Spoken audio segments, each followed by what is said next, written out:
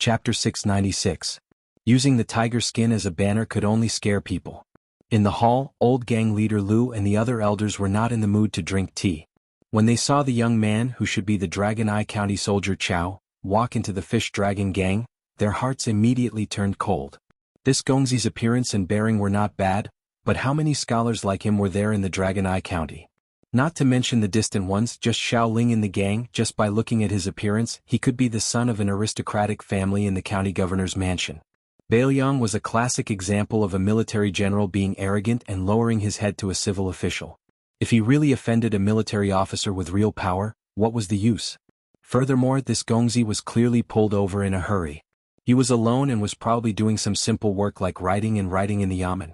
There were still ink stains on his hands that he did not have time to wash off. When the young soldier Chow saw young Master Su, who was calm and composed, he did not lower his head and slowly sat down. He smiled and asked for a cup of hot tea from the fish dragon gang to warm his stomach. Old gang leader Lu sighed in his heart. It seemed that the young and white-haired young Master Su was not a popular figure in Lingzhou. Otherwise, a small official of the Dragon Eye County would not be so negligent. Su Beiji and Su Fengyan sat to the side. He blew on the tea and frowned. "Can't you let me have some peace and quiet?" This time he took the initiative to come to Lingzhou's Dragon Eye County to be an official. There were very few people who knew about this. Not to mention the Lingzhou magistrate, even the administrator Li Gongda did not get any information. He only took the Shangguan family's ribbon seal, wrapped himself in his official robe, and single-handedly went straight to Longyan County. Longyan County's military yamen also did not raise any waves, mistakenly thinking that he was some unattainable general's descendant.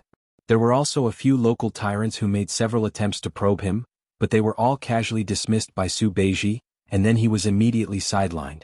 What he got was some labor work without meat or fish, without oil and water. When everybody saw Su Beiji enjoying himself, they treated him even less seriously. In addition, there were 1,000 elite cavalry secretly transferred into Longyan County without any warning sign, so that many powers were on tenterhooks. Who would still have the mind to get to the bottom of the matter with a soldier, Chao Xiangjuan? The cavalry's commanding general was surnamed Wang and his given name was Wang Ji. The deputy general was called Hong Shuwen. Both of their official positions were one rank higher than ordinary field officers. They could be considered important figures in the Bailiang army who were not well known but who suddenly held the commander's seal. This elite cavalry had never interfered with the local military and politics. The entire Longyan County was guessing back and forth. They only thought that the king of Bailiang attached great importance to great general Zhong Hongwu, who had taken off his armor and returned to his field. This was to show that the great general's favor had not diminished. Su Fengyan chuckled in a low voice. "Keep your complaints to yourself for now. Has Shi Liang told you about the general situation?" Su Beiji said calmly, "What's so strange about the collusion between the local powers? But you're also heartless. Are you trying to use me as bait to lure out the Zhong family? But aren't you worried about alerting the enemy? If you really provoke Zhong Hongwu, let's see how you're going to deal with it."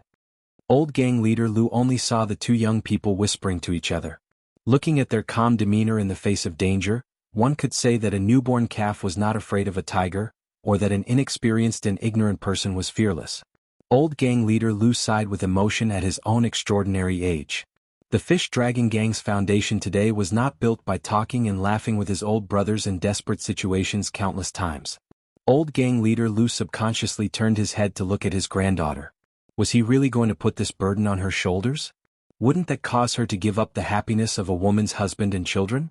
Old gang leader Lu was not a pedantic elder who favored boys over girls, but it was precisely because he loved his granddaughter from the bottom of his heart that he was unwilling to let Lu Nerong walk on the same path as him. As soon as one entered Jianghu, it was inevitable to make enemies and make enemies on all sides. How many people could really live until the day they washed their hands of gold in a basin? The teacup on the table began to tremble, and the tea swayed slightly. Old gang leader Lu and several old men who had been fighting for a long time became serious. The junior captain who had been kicked into the hall by the woman in green had been carried to the backyard for treatment. It was difficult to invite the devil in, but it was even more difficult to send him away. It seemed that today's disaster was inevitable. Earlier, old gang leader Lu had tried to evacuate the gang members, old and young, from the back door and go to their relatives' houses in the countryside to lie low. But as soon as they went out, they saw a group of strong men from the Flood Tiger sect blocking the entrance to the street. They were determined to catch all of them in one fell swoop and uproot the Fish Dragon Gang from Dragon Eye County. Old gang leader Lu was a veteran of Jianghu, so he always paid particular attention to not implicating the family members and would never cross the bottom line. This kind of unwritten Jianghu rule was more important than the national law to the old men. But nowadays the new gangs and sects were more ruthless than the previous one. They completely eliminated the root of the problem. In the past 5 years, there had been 5 or 6 massacres in Dragon Eye County. After the massacres, the government would investigate and send a few boxes of silver to the sons or concubines of the officials to close the case with a personal grudge. No matter how many dozens of murders you had committed, you only needed 1 or 2 scapegoats to pay with their lives. And those scapegoats whose families had received a large amount of compensation were regarded as heroes in Jianghu. Even before they were beheaded, they were still heroic, shouting that they were still a hero even after 18 years. This could arouse the passion of countless young Jianghu people around the execution ground. This made old gang leader Lu, who had scrupulously followed the rules for most of his life, feel strange and somewhat disheartened. More than 10 strong riders directly rode into the Fish Dragon Gang's dojo, followed by more than 100 elite soldiers in bright armor with swords. Chapter 697. Tang Zi, the lieutenant under Yi's command, sat high on his horse and looked down. He probably felt that he was qualified to look down on the world in this tiny Dragon Eye prefecture. With a sneer, he directly skipped over Lu Su and the other old guys and paused on the woman in green and the white-haired man for a while before looking straight at Lu Narong, who was standing gracefully at the door. His cold eyes hid the passion of a man looking at a beautiful woman. Tang Zi was not a repulsive person.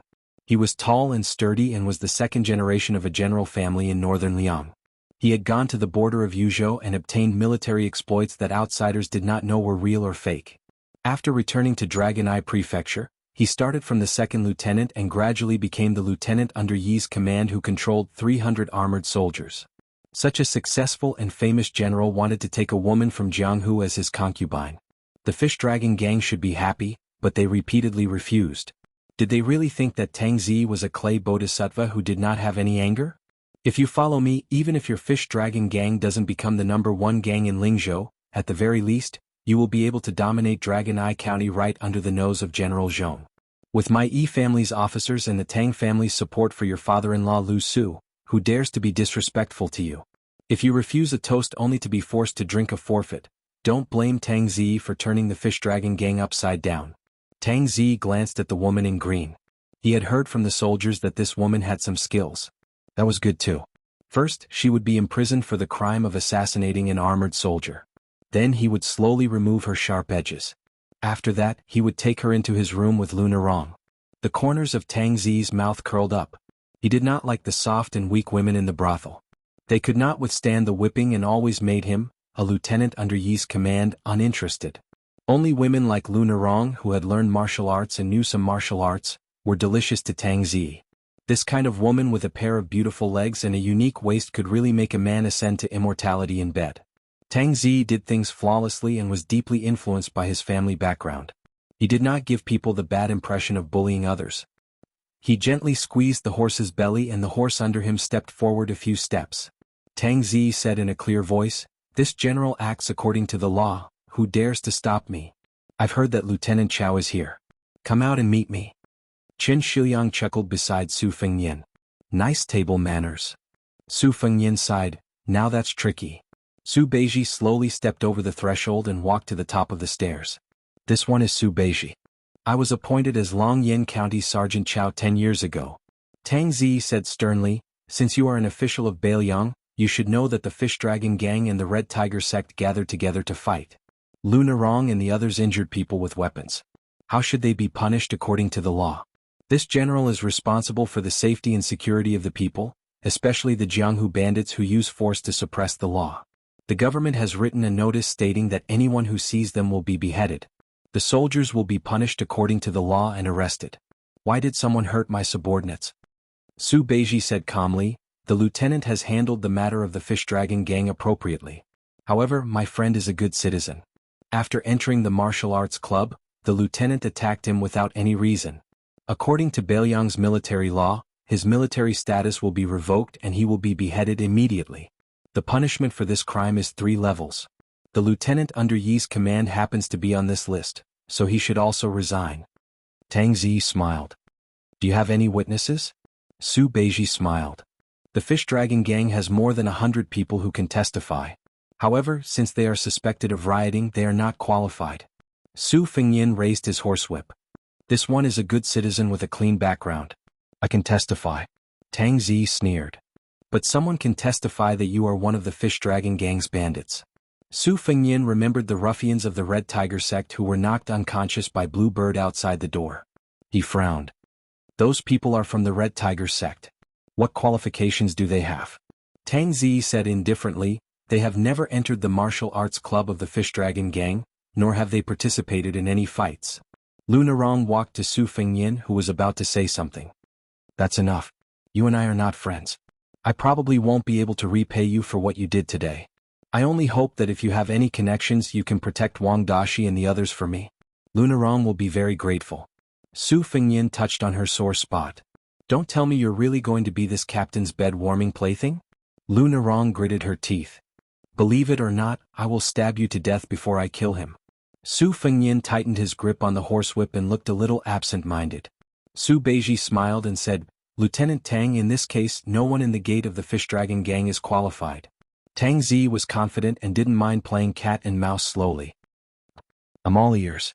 Su Beiji said calmly, I have evidence that Lieutenant Tang was involved in the massacre. During the massacre, 9 of your soldiers took off their armor and killed 17 people with swords. It's just that I didn't have time to present the evidence to the county governor.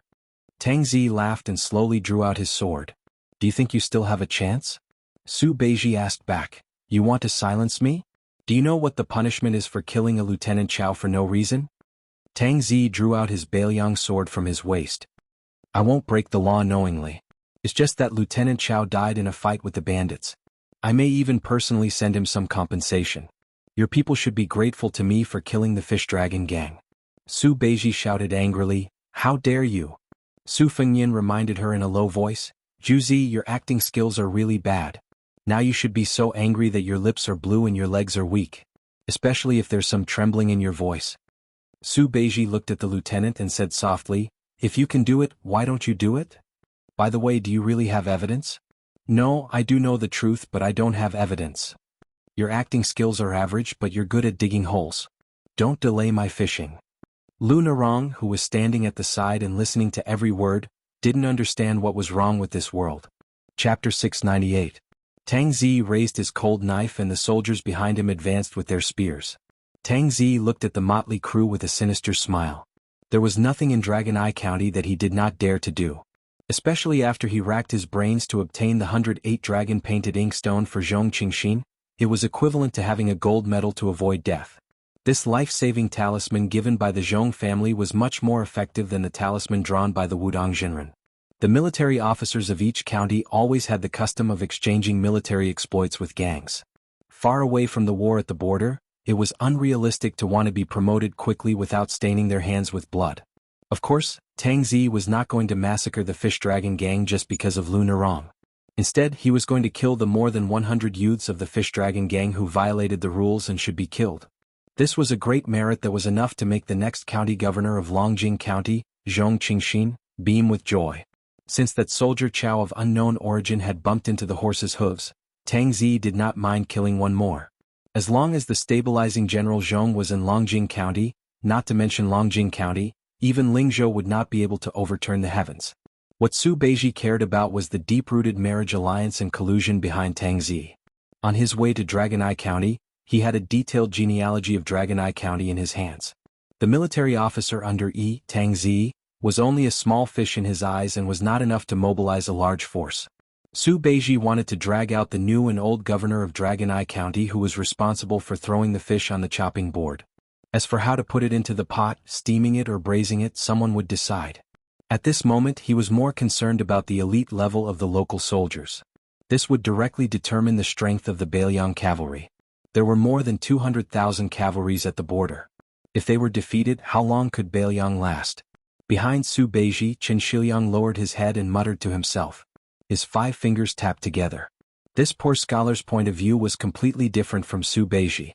Su Beiji traced upwards while Qin Shiliang deduced downwards. The citizens of Bailiang were divided into 5 classes based on the amount of land. How much resentment did the Fish Dragon Gang have accumulated over the past 20 years under the tyrannical military officers? Everyone knew that Bailiang was supported by the butcher Su Xiao alone.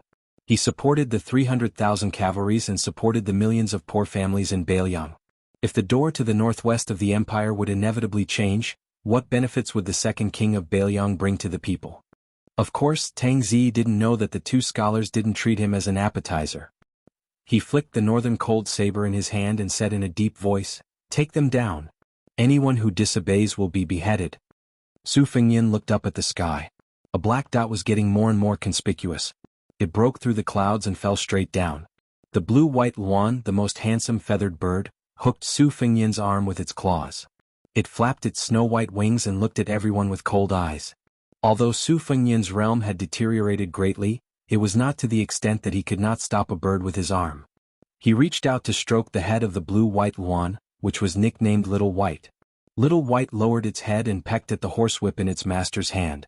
It was not difficult for a well-off young master to raise a falcon. However, the difference between a horse's quality and a falcon's quality was like the difference between heaven and earth. Tang Zi was born into a proper landowning household and was also the descendant of a general. His eyesight was not bad. He immediately became suspicious. However, he immediately pulled back the arrow he had shot.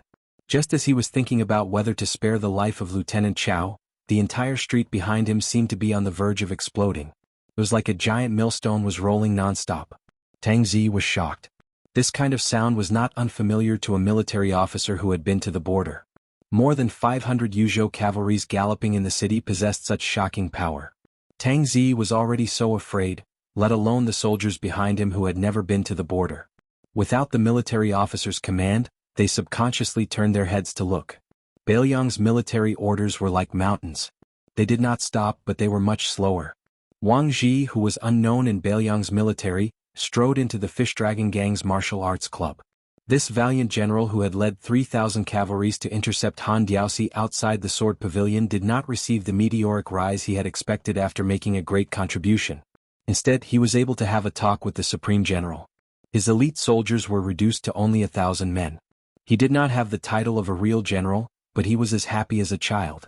Moreover, after he had personally fought against Han Diaoxi, who was the 10th most powerful person in the world, his aura had transformed and become more stable. He was less rough and more mellow. Perhaps he was not far off from the Supreme General Zhong Hongwu. As soon as he entered the martial arts club, except for Su Fengyan and the others who had the flying feather on their arms, the others immediately lost their arrogance. Even Tang Zi quickly sheathed his saber and jumped off his horse. He clasped his fists and said respectfully, "General Tang Zi greets General Wang." Wang Ji only glanced at Su Beiji intentionally or unintentionally. After their eyes met, he quietly looked away. As his gaze wandered, old gang leader Lu and the others who had been in Jianghu for most of their lives felt a little scared. This general was definitely not someone Tang Zi could compare to. The forces of Bailiang's Jianghu had always been weak and scattered. This was not because Bailiang's boorish men were not brave enough or not united enough. It was just that Bailiang's army was too fierce and good at fighting. Wang Ji did not recognize the white-haired Su Fengyan who was wearing a mask and holding a whip in his hand, nor did he recognize the humble scholar Qin Shiliang. He only recognized Su Beiji because according to Ren Tu, even if Wang Ji and his deputy general Hong Shuwen, as well as 1,000 riders, all died, this scholar was not allowed to die. Before leaving Liangzhou, Ren Tu had promised that within 3 years, there would be one of the 4 deputy commanders of Bailiang's cavalry, Wang Ji. It was easy to imagine how important this soldier named Su Beiji was to the entire Bailiang. If he did not know Su Beiji's shocking true identity, Wang Ji would have thought that this kid was the general's illegitimate son. "You mother****, you dare to kill Su Beiji who is related to my future? Even if the has-been Zhong Hongwu personally drew his saber, I, Wang Ji, would dare to kill you." After Hong Shuwen left the Phoenix Battalion, he could be said to have reached the sky in a single bound. In the Battle of Iron Gate Pass, he killed 6 people of the palace guards and 1 golden saber imperial bodyguard with 2 sabers. Although 2 of the heads were obtained by picking up scraps, it had always been a skill to survive in a hurried battle. Hong Shuwen's splendid battle record had almost overshadowed Lieutenant Yuan Meng's style. He could be said to be the most outstanding fierce man below the top masters. Other than Hong Shuwen, there were more than 40 other light cavalry soldiers from the Phoenix Battalion who had infiltrated the other armies.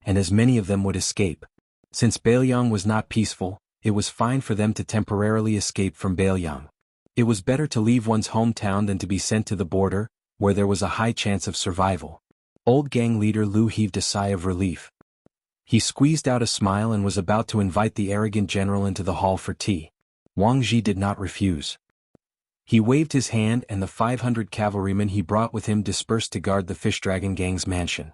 Only old gang leader Lu and his granddaughter Lu Narong were left in the hall. The rest of his trusted subordinates went to make arrangements for their escape. He prayed that the county city had not yet reached the dangerous situation of closing the door and martial law. Wang Ji sat down and drank a cup of tea in one gulp. Hong Shuwen originally wanted to stand beside Su Fengyan, but Su Fengyan pressed his hand and gestured him to sit down. Hong Shuwen then leisurely drank his tea. He was an uncultured barbarian and chewed his tea along with the tea leaves. Lu Narong saw that Wang Dashi was still standing beside Su Fengyan like a fool. She walked closer and scolded him softly, "Why aren't you leaving? Do you want to die?" In the past year, Wang Dashi's treatment in the Fish Dragon gang had improved. He was given stewed meat and rice, so he grew quickly. Finally, he was no longer shorter than Lu Narong. However, the inferiority and shyness accumulated over the years still made this increasingly strong young man blush out of habit. Trembling with fear, he plucked up his courage and said, "Miss, I have some martial arts skills. I'm not afraid of death." Lu Narong did not know whether to laugh or cry. "What can you do with your skills? Don't be impulsive. No one dares to die like you. Go." Being stared at by her, Wang Dashi was completely at a loss. He was not a thick-skinned person who could say heroic words. The young man was so anxious that his face turned red. He could only look at his great benefactor, young Master Su, who was smiling playfully. In the simple young man's heart, young Master Su was the only person in the world who could persuade Mississippi. Only young Master Su, who was outstanding in both literature and martial arts, was worthy of Mississippi. The young man did not have extravagant hopes to be a hero saving a beauty. He simply thought that if they could share trials and tribulations, then they would not have walked Jianghu together in vain. Su Fengyan stroked the blue and white Luan's feathers with one hand and tried to smooth things over. "Okay, it doesn't matter if Dashi stays." Lu Narong shook her head and said, "No." Su Fengyan laughed angrily. "Can you be in charge? If you can, the Fish Dragon gang will fight to the death with the lieutenant under Yi's command and the governor of the Dragon Eye County." Lu Narong's chest heaved up and down violently. One moment it was hills and the next moment it was mountains. The scenery was beautiful and gentle. Fortunately, Su Fengyan had something to think about and did not take advantage of her. Otherwise there might be internal strife. Soon after, the Zhong Mansion's aide dressed as a scholar came forward to act as a lobbyist. His official rank was not high, and he was only a middle-level official of the 7th rank in the Dragon Eye County. However, with the title of Xuanda Lang, he was very arrogant and was not afraid of Wang Ji at all. He acted arrogantly and ordered Wang Ji around. His words were nothing more than telling Wang Ji not to cross the line and cross the river. He reminded General Wang who was in charge here. This annoyed Wang Ji and he let the armored soldiers capture and beat him up on the spot. This was equivalent to completely falling out with both the military and the government of the Dragon Eye County. Su Beiji sat beside Su Fengyan and watched coldly. He drank a mouthful of tea and sighed softly. These things should have been delayed by 1 or 2 years. Su Fengyan shook his head and said, "There is a lack of time. Some stubborn diseases can be cured by scraping the bones and cutting the flesh. There is no need to treat them slowly. Can't you let me be a military officer for a few more days? Why do I have to be the governor on the bonfire so early? Capable people do more work. Next, the soldiers of the Dragon Eye County will rush over. Are we really going to have a war with carriages and horses? According to the military law, the great general of Huaihua has 800 bodyguards to protect him. He is the main character. I'm just afraid that these 800 elites won't come." Lu Narong listened to these two people's riddle-like conversation. She was confused and didn't think too much about it. As for the words Governor General, she was preoccupied and didn't pay attention. Including Tang Zi's troops, there were a total of more than 1,000 soldiers surrounding the Fish Dragon gang's dojo. A well-dressed aristocratic family's son held a Yixing clay teapot in his hand and walked into the dojo elegantly with only a few trusted subordinates. If it wasn't for his frivolous footsteps, he really would be able to make ordinary scholars clap their hands and applaud him. Without waiting for him to speak about sage principles, he was captured and tied up. This aristocratic family's son shouted that he was Zhong Qingxin, that he was the eldest son of the Zhong family's first wife. He didn't care about the famous teapot that was worth 100 taels of silver and smashed it on the ground. There was an uproar inside and outside the fish dragon gang. Wait a little longer. The sound of horse hooves finally came again. It was far louder than the clamor of the soldiers' footsteps. An old and sturdy general with a head full of white hair charged into the hall with a spear in one hand. He shouted angrily, "Which family's son of a bitch dares to behave atrociously in my territory?" Su Fengyan put down the horsewhip and waved away the green and white luan. He slowly stood up and smiled. He put his fingers near his temples and tore off the skin on his face bit by bit. "My surname is Su, the same as Su Shao. My name is Fengyan." Chapter 700. The fish dragon gang was on the decline these years and it was difficult for them to continue. The younger generation of the Honghu sect and Lujian sect opened up a path of wealth and became more prosperous day by day. Everyone in the fish dragon gang said that there was a problem with the feng shui. Old gang leader Lu had no choice but to find a few experts in Dragon Eye County who were good at feng shui to investigate. He spent a lot of money and did many remedial measures according to the experts, but there was still no improvement. Over time there was a private rumor that the yin and yang clashed. The spearhead was directed at Lu Narong, who was unwilling to get married. At that moment the fish dragon gang was almost exterminated. How could Lu Narong's self-reproach be light? Especially after they tied up Dragon Eye City's next parental official Zhong Qingxin, Lu Narong knew that this disaster definitely wouldn't end just like that. Old gang leader Lu also didn't have any extravagant hopes of establishing himself in Lingzhou. They did not know the details of General Wang Ji. This general just casually sat on the yellow rosewood armchair that was passed down from the old West Chu to Bailiang. He suppressed old gang leader Lu and the others to the point that they did not dare to breathe loudly. First, he detained the scholars of the Zhong family, which was shocking. Later, even the young master of the Zhong family was not spared. However, nearly 1,000 soldiers only dared to cower outside. It was not a good feeling to let the fish dragon gang hang by a thread and be half dead. When old gang leader Lu saw the Huaihua great general Zhong Hongwu stride over the threshold, the old man's heart immediately died and his hands and feet turned cold. He did not think that after provoking the ruthless General Zhong in Bailiang, who could save the fish dragon gang. If he counted with his fingers he could count them with one hand. Unfortunately they were all high and mighty figures. For example, the king of Bailiang, Su Shao, Chen Zhibao, who was conferred the title of king in Shu, the infamous Chu Lushan, and Yan Wenluan, who held the military power of Bailiang together with Zhong Hongwu. Old gang leader Lu had never seen them from afar in his life. With Zhong Hongwu's arrival, the situation was immediately reversed. Even the arrogant Wang Ji was obviously a bit nervous. After all, the old man in front of him was the nominal commander of the hundreds of thousands of cavalry in Bailiang. He was one of the few talented generals in the Bailiang army. He had followed the army for 30 years and had accumulated many outstanding military achievements in the Spring and Autumn War. Wang Ji put down the teacup and held his breath. He still did not stand up. Zhong Qingxin, one of the few scholars in Bailiang, was wild with joy. He had never suffered such a big loss in his life. He was casually thrown onto the cold floor like a dumpling by an arrogant soldier. He constantly reminded himself that a soldier would rather be killed than humiliate himself. With great difficulty he managed to hold back his tears and urine. However, Zhong Qingxin, who valued his reputation, could not resist Tang Zi's instigation. In addition, the eldest young master's brother-in-law, who indulged in debauchery, added fuel to the fire. He deliberately said that Wang Ji intended to use the Zhong residence to establish his power. As long as the Zhong residence took a step back and showed weakness, there would be no way back in the future. In the future, Wang Ji, a military ruffian who did not know the immensity of heaven and earth, would swagger over the Zhong family's head and pee. This hit the eldest young master's itchy ribs. He had always considered himself a scholarly general. Since childhood, he had envied Chao Changqing and Chen Zhibao's reputation for being proficient in both literature and martial arts. Zhong Qingxin usually cultivated in his residence. In addition to playing the zither, chess, calligraphy, and painting, he also practiced swordsmanship or discussed the art of war with people at banquets.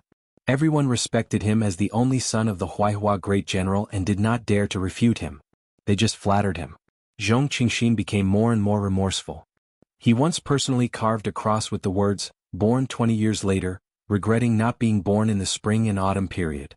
In the eyes of the scholar, this was just a light and funny private complaint. As an aide, he acted cautiously and was also good at acting. Since Zhong Qingxin insisted on having a taste of personally leading an army, He was happy to add fuel to the fire of the fish dragon gang. However, he did not expect Wang Ji to be so ruthless and directly capture him. He was surprised and secretly afraid, not because of Wang Ji's rude and unreasonable attitude, but because of the unreasonable calmness of the young people of the fish dragon gang. He looked down on the embroidered pillow Zhong Qingxin, but it did not mean that he looked down on all the disciples of the aristocratic families. Could it be that, as he had guessed, this was a meticulous premeditated scheme against the Zhong family? Was it Zhong Qingxin's position as the county chief of Longqing County? Or was it a bigger scheme? He originally thought that when the great general of Huaihua arrived with his spear, all the conspiracies would come to light. Then, like ice water, they would quickly melt under the great general's fiery power. Although Zhong Hongwu was angry with the king of Beiliang and resigned from his position as the commander of the cavalry, his salary was still there and his official rank was still there. Although his authority was somewhat damaged, he was not someone that ordinary people could provoke. He dared to assert that at this time, the old general who seemed to have fallen out of favor in front of the king of Beiliang was someone that even the military officer Yan Wenwan did not dare to openly criticize. The officialdom was just this interesting. Zhong Qingxin becoming the next county chief of Longyan County was a wake-up call to the entire officialdom of Beiliang. But the next scene was unforgettable for everyone in the hall. The white-haired young man slowly tore off the skin on his face, revealing a rarely seen handsome and feminine face with a pair of peach blossom eyes. But the young master's appearance was elegant, and he had a kind of heroic demeanor that Zhong Qingxin would never have in his life. Su Xiao is in Su Xiao. When Wang Ji heard these words, he suddenly tightened his grip on his teacup. There was no doubt that Wang Ji was an extremely daring and truly talented martial artist. Otherwise, he would not have been able to personally lead his elite cavalry into the western regions to suppress bandits. This was probably a unique, pleasing style of a brave general on the border. There were not many people that Wang Ji admired, much less those younger than him. But after that assassination, he had personally experienced Han Diaoxi's invincibility. In addition, after drinking wine with the king of Beiliang, Wang Ji, who had roughly 50 to 60% of the truth, was truly somewhat shocked and fearful of his royal highness. Wang Ji's 3,000 cavalry had only been able to kill Han Diaoxi alone. As for the 2,000 cavalry under the command of his colleague from the Sword Pavilion, He Yin, they had not been able to fight to the death. After Han Diaoxi had passed through the cavalry formation, Wang Ji and He Yin had tacitly agreed to withdraw from the battlefield. Neither of them had any intention of wasting their 10 to 20 years of effort in the western regions. But after the Battle of Iron Gate, as far as Wang Ji knew, the forces on the surface were Prince Zhao Kai's 200 imperial guards and a dozen golden saber imperial bodyguards who had been hiding their strength. They were also protected by a female bodhisattva who was a top-notch expert. Su Fengyin had actually led his personal guards to attack them directly. What if Zhao Kai and the imperial court had a backup plan? Wasn't Su Fengyin afraid that he would die in the battle? Afterwards, he would implicate the entire Beiliang and be labeled as a traitor. This did not seem like a young man who only wanted to be the king of Beiliang for 10 years. She was determined to fight with Chen Zhibao for Prince Liang's position and prevent the imperial court from interfering in the west. She was determined to do both. Wang Ji took a deep breath, put on his armor, and knelt down. His armor clanked loudly as he respectfully said, "General Wang Ji pays his respects to His Royal Highness." Old Chief Lu was at a complete loss. He was stunned on the spot. Lu Narong and Wang Dashi were even more incredulous. They did not believe that this young Master Su, who had nothing better to do than run to Beimang, was the Crown Prince of Beiliang. Chapter 701. Zhong Hongwu was indeed worthy of being the Huaihua great general who had followed Ren Tu for half of his life. When he suddenly saw the young heir after so many years, he was only a little surprised and did not have the slightest bit of fear. If he thought highly of or feared this young man, how could Zhong Hongwu scold the heir in front of Su Xiao for selling his official position? The old general smashed the iron spear in his hand into the ground and glanced at Wang Ji with a face full of disdain. Then he looked at Su Fengyin, who was secretly visiting Dragon Eye County, and sneered, "Oh? It's the heir who personally came to Lingzhou. Which girl have you taken a fancy to? I'll say the ugly words first. It's best if the heir spends money on the prostitutes in the brothel. If one is willing to beat and the other is willing to suffer, then it's fine. I'm too lazy to pay attention to them. But if they forcefully kidnap women in Dragon Eye County, not to mention Wang Ji's 1,000 cavalry, even if your highness White Horse is added, I won't let a single one go and will detain all of them." Lu Narong narrowed her eyes at the Huaihua great general who had accumulated a lot of power. Her hair stood on end. Su Fengnian handed the face that had taken root to Blue Bird. He looked at Zhong Hongwu, who was like a tiger that refused to fall. He smiled gently. Don't keep saying this, General. You're already an old man who has taken off your armor and returned to the fields. Just peacefully enjoy the rest of your life. The old general was furious. He already had a terrifying appearance. After he glared with his bell-like eyes, his aura was even more shocking. He shouted, "You dare! Others treat you as the great general's eldest son, but in my eyes, you're just a good-for-nothing. Look at your absurd actions for the past 10 years. Handing the Bailiang to you is like child's play. You're lucky that you're not my descendant. Otherwise I would have personally used a rod to break your limbs and not let you go out and do evil." Su Fengnian dismissed it with a smile. The identity of Bailiang's heir was set in stone. Lu Narong and Wang Dashi looked at each other in dismay. Zhong Qingxin was cowardly by nature. When he heard that it was the heir, Su Fengnian, even if Zhong Hongwu was overseeing things, he still quietly swallowed a mouthful of saliva. Although he relied on his identity as the son of the great general of Huaihua to get whatever he wanted in Longyan County, he still had many years of experience in the officialdom. In addition, there were experts in the Zhong residence who gave him pointers, so he was not unfamiliar with the ways of the world. He still understood the principle that the king of hell was easy to see, but the little ghosts were hard to deal with. In fact, Zhong Qingxin was secretly disgusted with his father for going against the king of Bailiang and resigning from his official post, incurring a grudge against the future king of Bailiang. He also did not understand. If Chen Zhibao had not taken the initiative to leave Bailiang, this white-clothed war saint would still have a firm grasp of victory. Zhong Qingxin could still agree with his father's attitude. Zhong Qingxin also read many pages of bloody history books. Among them, the change of dynasties was the best time for heads to roll. Zhong Qingxin did not want this kind of precedent to be set on the Zhong family. Taking a step back, his father, the great general of Huaihua, could go back to his hometown and enjoy life for 10 or 20 years. He himself still had more than half of his life to climb in the officialdom. When Su Fengnian became the king of Bailiang, even if he was not implicated, wouldn't he have to obediently die of old age in this mediocre position of the county chief of Longyan County?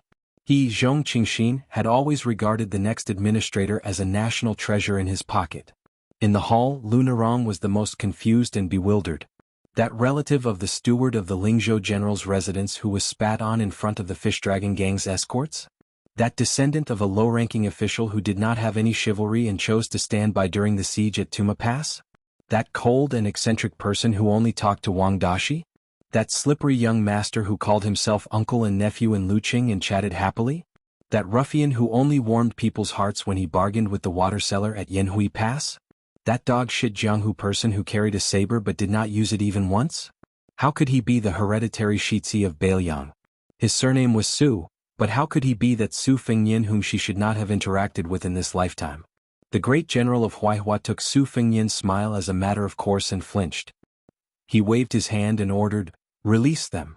Su Fengnian glanced at Zhong Qingxin and the Zhong family scribes, then turned back to look at Zhong Hongwu. "Why?" Zhong Hongwu was so angry that he laughed. "Who do you think you are? Even if the great general is here, I will make you obediently release them." Wang Ji, who had been kneeling on the ground, raised his head and said sternly, "Zhong Hongwu, don't take advantage of your seniority. This general can flatten the little Longyan County with 1,000 cavalry." Zhong Hongwu did not even look at Wang Ji. He only crossed his arms and said arrogantly, "Are you worthy of speaking to me? Brat surnamed Wang, you also paid Su Fengnian to buy your official title, didn't you? Do you dare to take a trip to the Liangmang border? Be careful, don't be so scared that your legs go soft when you see the Bailiang cavalry charging." Wang Ji was expressionless. He said coldly, "Zhong Hongwu, I respect that you and my father are colleagues. If you humiliate me again, I, Wang Ji, will definitely make you suffer in the future." Zhong Hongwu laughed loudly. "Your father? Surnamed Wang? Let this old man think about it." Zhong Hongwu restrained his smile and paused for a moment. He turned his head and said mockingly, "In the Bailiang army, there really hasn't been a general surnamed Wang who has caught my eye in these 30 years. Who does that useless father of yours think he is?" Wang Ji gritted his teeth and did not say anything. Su Fengnian looked coldly at Zhong Hongwu's domineering attitude. In the Bailiang army there were many small leaders. Zhong Hongwu had been the commander of the cavalry for nearly 10 years. Among the old generals of his generation, only Yan Wenwan could compare to him in terms of military achievements and prestige. Zhong Hongwu was fully deserving of the title of King of a Mountain. Together with Qin Jibao's line of youths, the three of them restrained each other. Apart from the Great Snow Dragon Cavalry and the Longxiang Army, most of the power in the Beiliang Army was divided among the three. Among the three of them, of course, the number one Beiliang Protector General Qin Jibao was the leader. Yan Wenwan followed closely behind. The power under old General Yan's command was slightly less than Zhong Hongwu's, but he was far better than Zhong Hongwu, who had a fiery personality.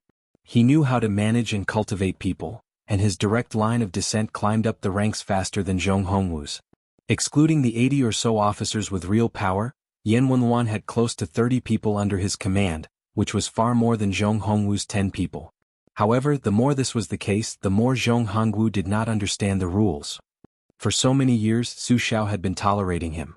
After Zhong Hongwu reprimanded Wang Ji, he turned to Su Fengnian and sneered, "Crown Prince, why don't you untie him yourself? Otherwise, I'll go to the prince's mansion and scold you in front of the Grand General." Su Fengnian, who had been smiling, heard this. His eyes were as cold as water. His tone was slightly surprised. "Oh?" Zhong Hongwu retorted, "What else do you think you're going to do? You're going to follow me to the prince's mansion to beg for forgiveness?" Su Fengnian gripped his horsewhip and said to old Chief Lu and the other outsiders, who were treading on thin ice, "I'll have to trouble old Chief Lu to leave for a moment." Zhong Hongwu laughed fiercely, "No need. You're the one who threw your face on the ground.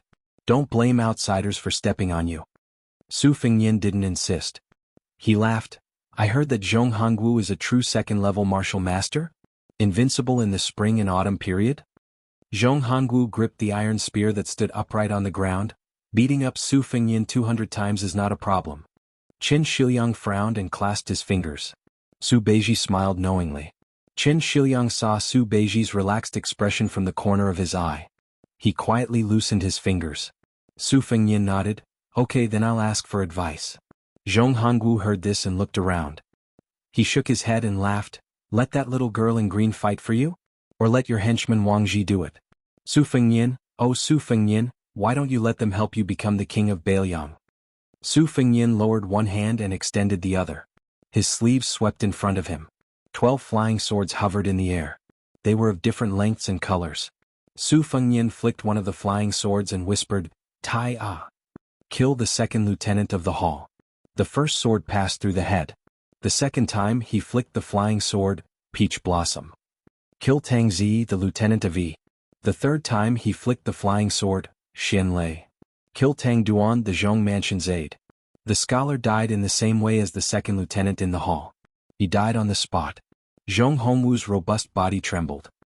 He let go of the iron spear and slowly lowered his head with great difficulty. He whispered, "Greetings to His Royal Highness." The fourth sword. Su Fengnian put his finger on the flying sword. "This sword is Huang Tong." He looked at the pale-faced Zhong Hongwu and asked, "Kill Zhong Qingxin?" Zhong Hongwu raised his head slightly. His eyes were mixed with many emotions, fury, malice, resentment. There was also a trace of reverence that he had never felt before. Su Fengnian said calmly, "With so many remaining swords, it should be enough to kill the disrespectful Zhong Hongwu." Huaihua Great General Zhong Hongwu knelt down heavily. Zhong Hongwu greets His Royal Highness. Chapter 702. The two chapters have a total of more than 9,000 words. There will be another chapter at around 12 o'clock to make up for yesterday's break. P.S. End of the second volume. Huaihua Great General's kneeling. It was simply kneeling heavily in the hearts of old gang leader Lu and Lu Nerong, who had just risen to power. Zhong Hongwu lowered his head to look at the ground. The old man was afraid of this young man's proficient flying sword technique, but what really scared him was this heir's absurdity. Zhong Hongwu clearly remembered that after the old emperor passed away, the young Su Fengnian sang and danced on Mount Qingliang to celebrate peace. The entire city could see the brightly lit lanterns and hear the brilliant spirit-suppressing song. Zhong Hongwu had lived a military life and respected Qin Jibao, but he was not afraid of the white-clothed war saint who never appeared in the world with plum wine. Zhong Hongwu had competed with Yan Wenwan for power for many years, so he was not afraid of this gloomy infantry commander. Because these people were all opponents who followed the rules. For example, Qin Jibao had used a horse to drag Jiang Baikui's wife and son to death in front of the battle, but he would never act so viciously towards his own people. Yan Wenwan would secretly dig a trap for Zhong Hongwu, but she would never tear off all pretense of cordiality. Even a bastard like Chu Lushan, when they met on the surface, he would always smile and appear harmless to humans and animals. But Su Fengyan was different. Zhong Hongwu simply did not know where his bottom line was. This was the most terrifying aspect. If this guy really rode his sword and killed his only son, Zhong Qingxin, or even killed Zhong Hongwu who was in the gutter, could the king of Beiliang kill his legitimate eldest son to pay for the Zhong family's life? Zhong Hongwu was regarded by the upper echelons of Beiliang's officialdom as ignorant of the ways of the world. His cultivation was not as good as Yan Wenwan's, but that was only relative. If Zhong Hongwu was just a military brute who relied on favor and arrogance, he would not have reached the high position of cavalry commander. But today's humiliation was the first time in his life he had seen such humiliation. Zhong Hongwu had already decided that after today, he would return to the Beiliang army, hold the tiger tally in his hand, and have a good fight with His Royal Highness again.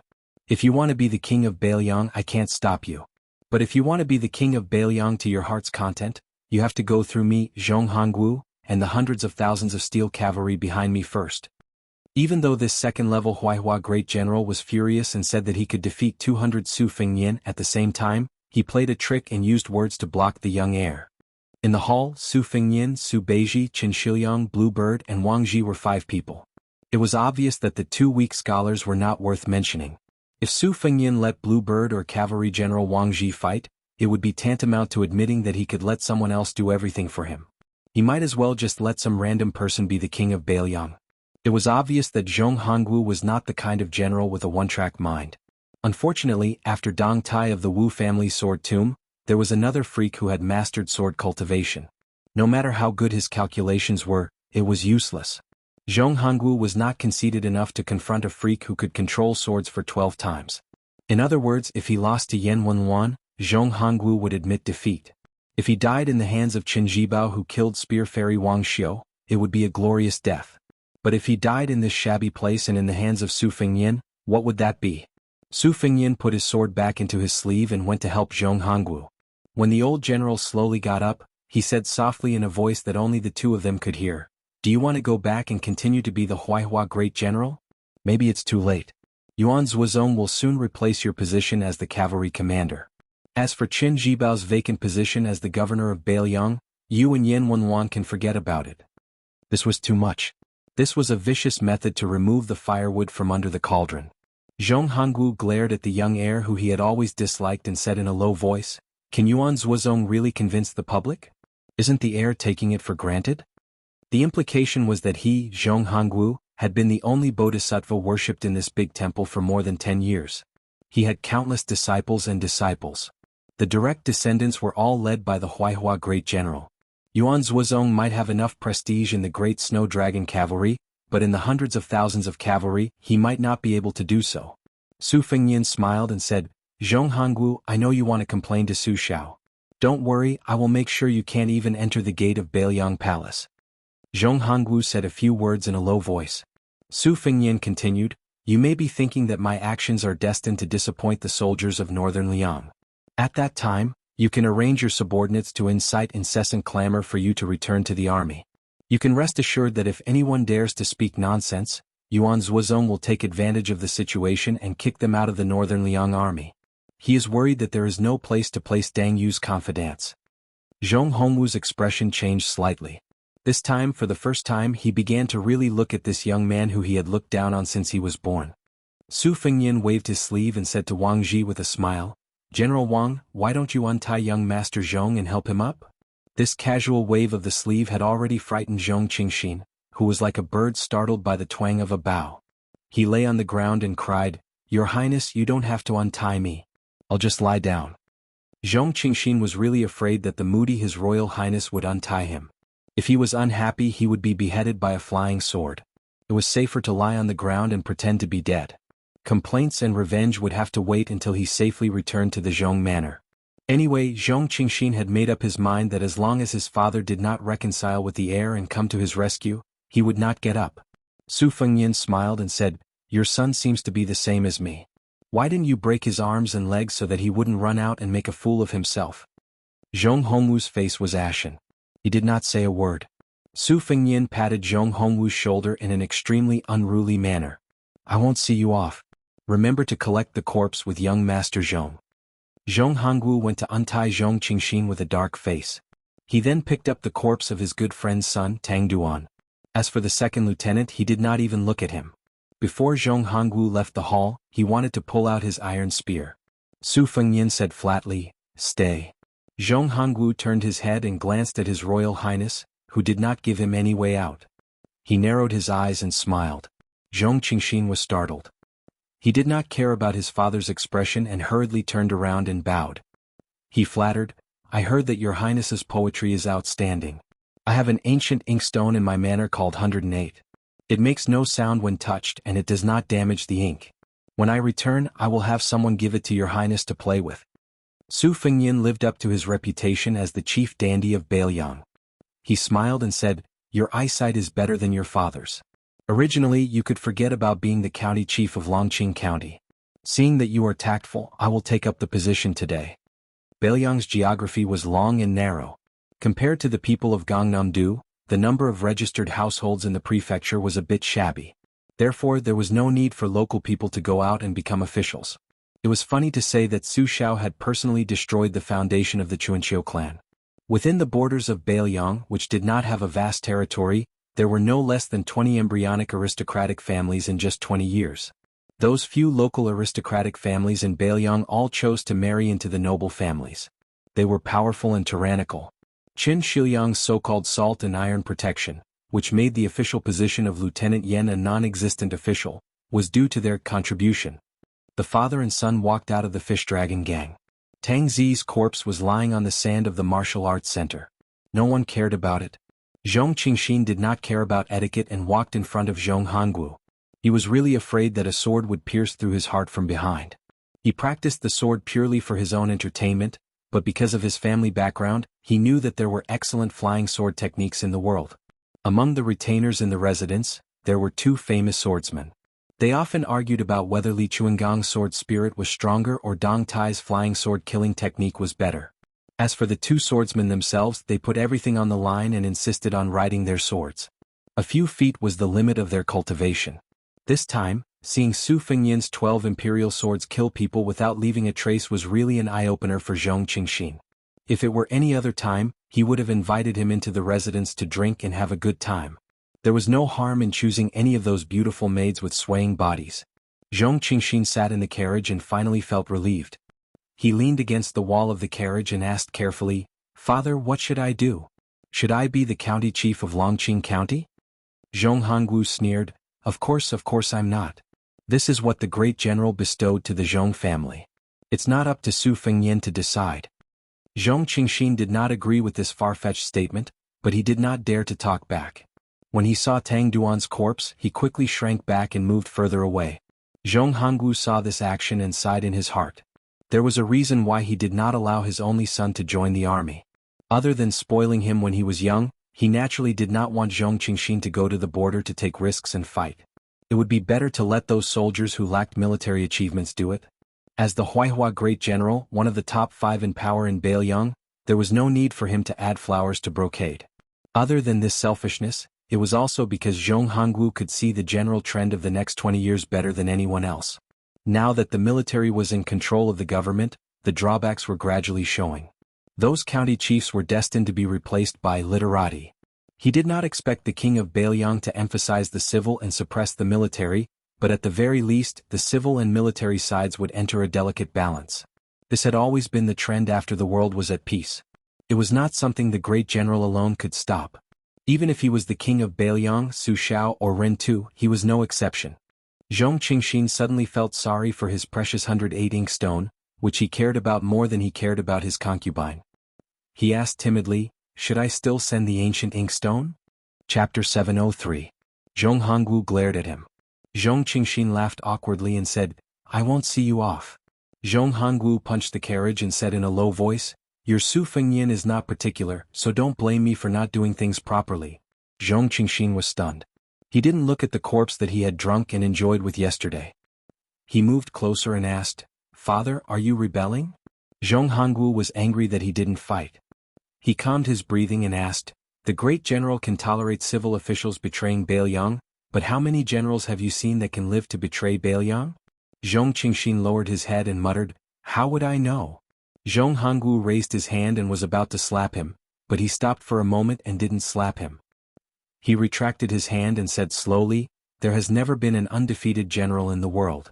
Jiang Baikue of the 13 armors of spring and autumn was one, but in the Battle of Western Fortress, his family was destroyed and his country was destroyed. He lost everything. This is the great general's strength. He can rise from a fall and can even climb back up. Zhong Hongwu lost this battle today because he was too careless. It's not a big deal." Zhong Qingxin's mind turned quickly. He had a flash of inspiration and exclaimed, "Father, are you going to join hands with Yan Wenwan, that old fox with a belly full of evil tricks?" Zhong Hongwu smiled in relief. He didn't nod or shake his head. It was enough for the father and son to know about this. The carriage suddenly stopped. Zhong Hongwu lifted the curtain. A horse galloped over. Wang Ji pointed his scabbard at the Huaihua great general who had been snubbed today. "Zhong Hongwu, remember this." Zhong Hongwu laughed it off. He was about to put down the curtain when he hesitated. "Who is your father?" Wang Ji sneered, "Wang Shirzhu." Then he rode away.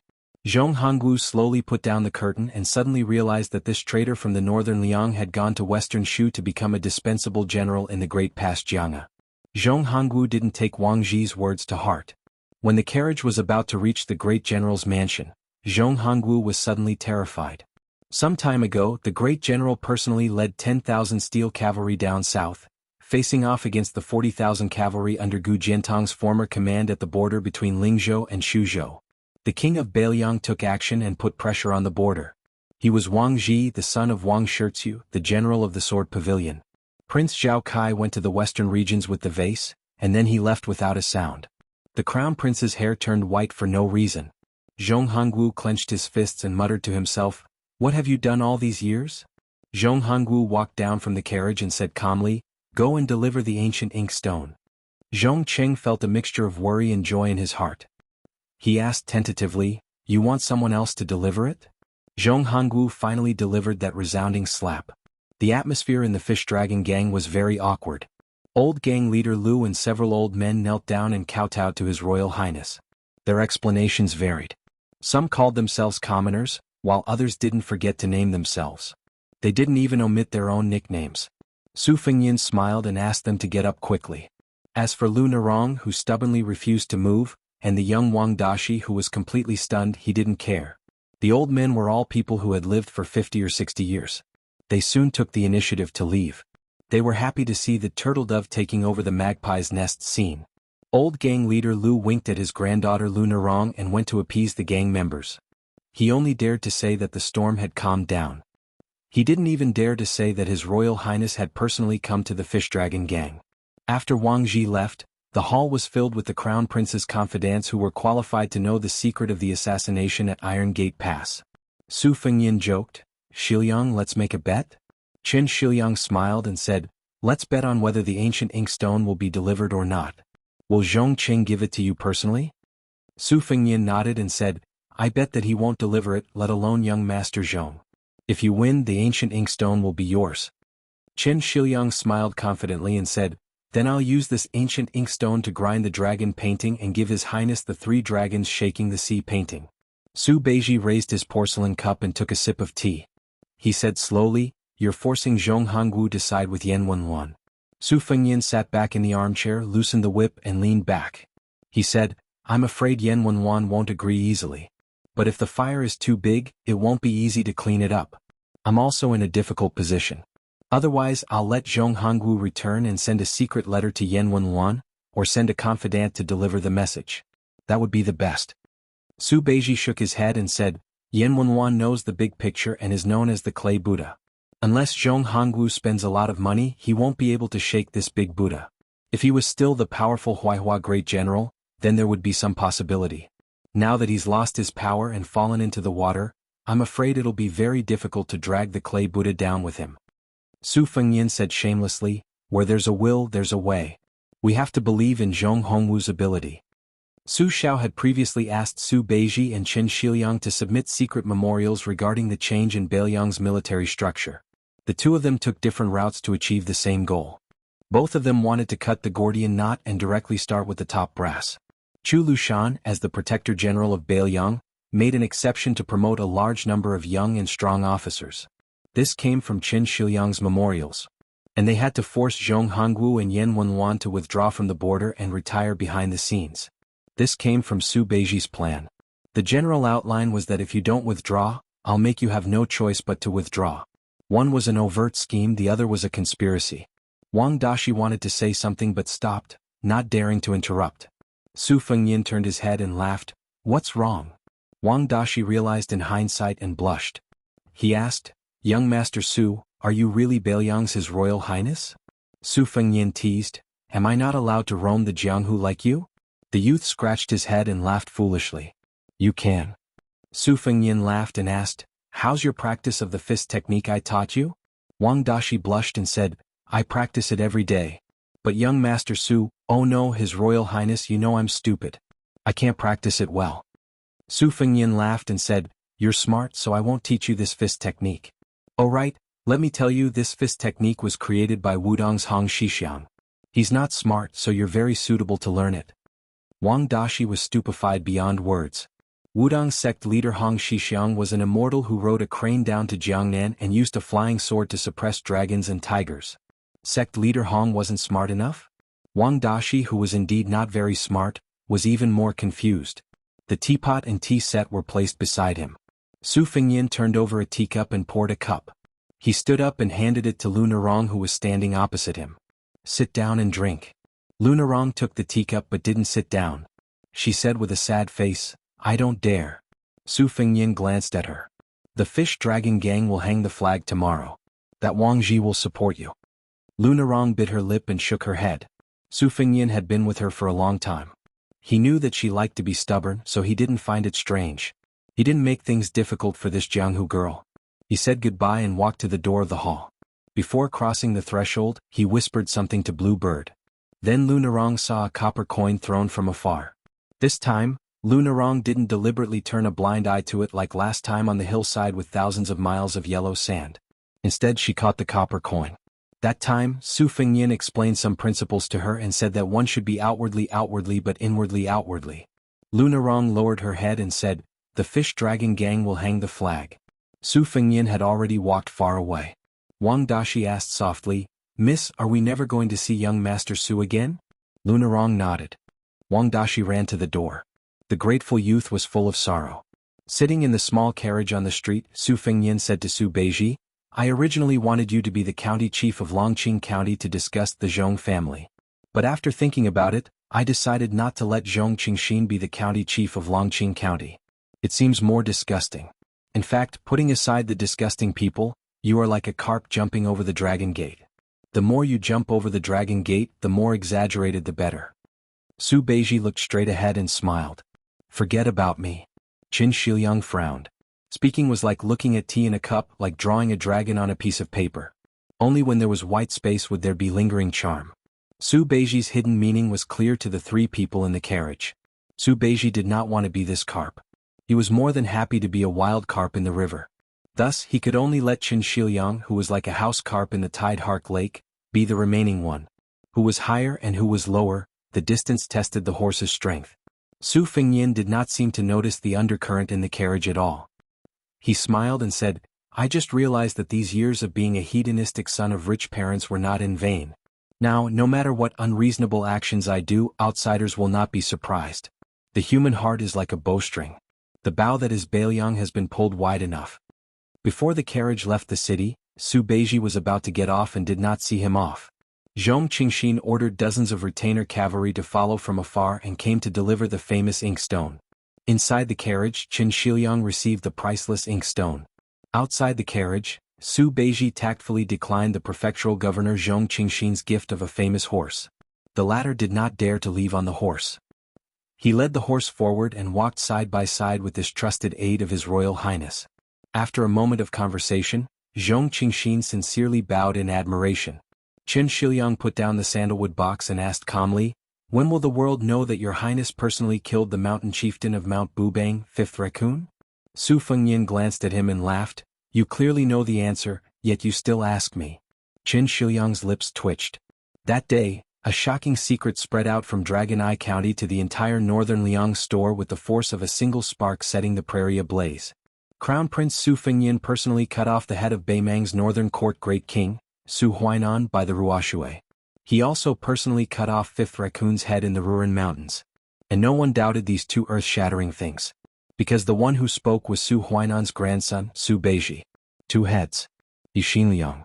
#Yixinliang. Chapter 704. This was an eventful period. But for the common people who were used to a peaceful life, it was just a few more things to talk about after a meal. They could not see the storm coming, so they would not be worried. After Su Fengyin returned from Beimang to Beiliang, he had first rushed to Iron Gate Pass to kill Zhao Kai. After returning to the Wangfu, he had to take care of Su Weisheng. Then he started to use Su Weisheng and Qin Changxing's strategies to pave the way. Today he finally carried a pot of green ant wine up the stairs. It was not that he could not squeeze out time to go to Tide Listening Pavilion earlier, but Su Fengyin did not dare to do so. When he was young his legs were weak, but he could climb up and down Tide Listening Pavilion quickly. Now, even though his cultivation had dropped, he still had second-level internal power, but he walked so slowly. The withered man who had sat on the top of the pavilion for almost 20 years did not smile. After the death of Beiliang's chief strategist Zhao Changling, he who had been suppressed should have been the time to rise up, become familiar with the Liang dynasty, improve further, and leave behind an important comment in history. But he remained in seclusion there. What? Wasn't it all for the sake of having a name that would go down in history after death for the sake of a wise ruler? Li Yishan died without a grave and without a stele. Su Xiao personally brought a jar of ashes to the border to scatter. According to Li Yishan, it was his fate to die without a grave. Also, he thought that since he would not see Su Xiao lead troops to Beimang in his lifetime, he wanted to quietly look north after death, and let that disciple he did not admit to complete it. Su Xiao did not tell Su Fengyin about this, but how could Su Fengyin not know? Su Fengyin pushed open the thin door of the pavilion. It was dark and gloomy. He placed the green ant wine on the desk and lit the copper oil lamp at the corner of the desk. There was an ordinary and lonely brush hanging from the brush holder. Unlike the messy books on the floor in the past, Su Xiao had probably organized them personally. But the room seemed even more empty and lonely. When he was young, Su Fengyin had been afraid of this place. He had to study history with this man who was half a master and play chess with him. If he did not like it, he would be beaten up. Most importantly, he could not complain to anyone. He had to watch him drink and listen to his coughs as though he would die of drunkenness in the next moment.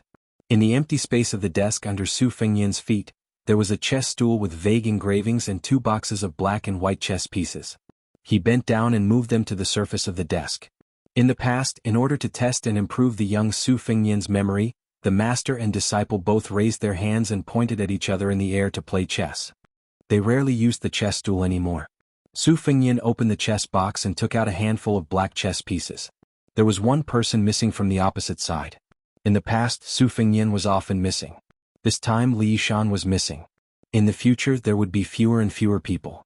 Su Fengyin said softly, Qin Jibao went to Western Shu alone without a single soldier. I have made such an enemy. I have made master worry. Qin Jibao left without any attachments. But his trusted subordinates who were willing to die for him, almost 100 of them left. I told Su Xiao not to stop them. If you want to scold them, then scold them. In the future, if by any chance he lost, there would be unofficial history saying that the second muddle-headed king of Beiliang let the tiger return to the mountain, let 100 riders enter Shu. Su Fengyin was indeed unable to bear such a big responsibility. Qin Jibao's talent in generals is only inferior to Su Xiao's. His talent in generals and soldiers is unrivaled in the world. When he arrived at Western Shu and became the king of Western Shu, I am afraid in a few years he would have several tens of thousands of elite troops ready to fight and defend. However, I think that since I am destined to fight him, I might as well fight him fair and square. I don't want to use those low-class crafty plots and machinations. Nangong Push, who was in closed-door training with you in the pavilion, has already come out to intercept and kill Han Diaosi. I don't know if it's because Quan Castrator is one of White Fox's 4 enemies. Before I killed Raccoon Diwu in Beimang, I thought that in this life I could catch up to his realm in one go. I did not think that after the Battle of Iron Gate Pass, I would be beaten back to my original state. It seems that Master has never rejected letting me practice martial arts. In the 9 rounds of listening to the tide, there was one round where you and Su Xiao bet on whether I could enter first rank. I entered first rank and then fell out. Now, I don't know if I have disappointed you. According to your arrangements, Murong Tong Huang brought an enigmatic face and hid in the Beimang court. Xu Xiu also went to Xiangfan City. She used 10 years of her life to exchange for the glory and wealth she dreamed of. She is not a Wang Fei, but she is better than one. As to whether Murong Tonghuang can take root, and whether Xu Xiu can succeed, Zhao Sun and that Lu Su who brushed past me, you said that man proposes, God disposes. I can wait. Su Beiji and Qin Shiliang each have their own merits. It is hard to say who is like you and who is like Qin Shiliang. I left Su Huainan's head by the Rua Shui. As expected, Su Beiji willingly told the truth. He is an extremely magnanimous counselor. He does not stick to the back of the curtain and he comes up with many stratagems. He is also very familiar with politics, and his gift of foresight is even more outstanding. If nothing unexpected happens, I will make him the first choice for the next administrator. Qin Shiliang was born a poor scholar, but he is first class in recognizing strategy in literature. You once commented that strategists should plan for themselves, for others, for the army, for the country, and for the world. They should advance step by step, and only when they have achieved their own peace can they help others devise strategies. You said that strategist talent in military strategy is something that can only be discovered but not sought. You yourself are a scholar, but you do not recommend that scholars give advice on how to conquer an army. You can skip this realm, but you must have the vision to plan for the country. You even said that Northern Liang's chess game is a helpless game of governing an orphan. You can only seek victory amidst danger. Strategists do not have to deliberately seek to rule the world. If they use this as their goal, they will have to destroy the wealth that Northern Liang has painstakingly accumulated over the past 20 years. Beiliang can only lose once, but Beimeng and Liang can lose many times. I don't mind being a man with my tail between my legs. After all, after so many years, I have already become accustomed to it. My heir Jier is probably qualified for the important task of strategizing. I will make Wutong'an into a strategic location similar to Guangling Wang Zhaoyi's spring snow building. Who said that women are like that Longquan kiln, which has never been passed down from generation to generation. Su Fengyan rambled on like this. He was originally not a long-winded person. He was like this when he killed the enemy. During the Qingming festival, he killed Tao Qianji, the devil Xialing, Tuoba Chunsen's retainer, and the fifth raccoon of Mount Tibing. Su Fengyan lowered his head and said, You once used your Go skill to evaluate several strategists in the world. Among them, Huang Longshi won first place, obtaining 76 pieces. Yuan Binshi, who has always been hiding behind the emperor, came in second, obtaining 67 pieces. Today I will be bold enough to give master the final verdict. During the spring and autumn period, you helped Su Xiao, which was tantamount to helping the Zhao family's son of heaven to seek the world and unify the Central Plains. The Liang dynasty's territory was vast, no less than the great Emperor Qin's kingdom 800 years ago. 10 pieces, 10 pieces. Su Fengyan placed 10 pieces on the Go board.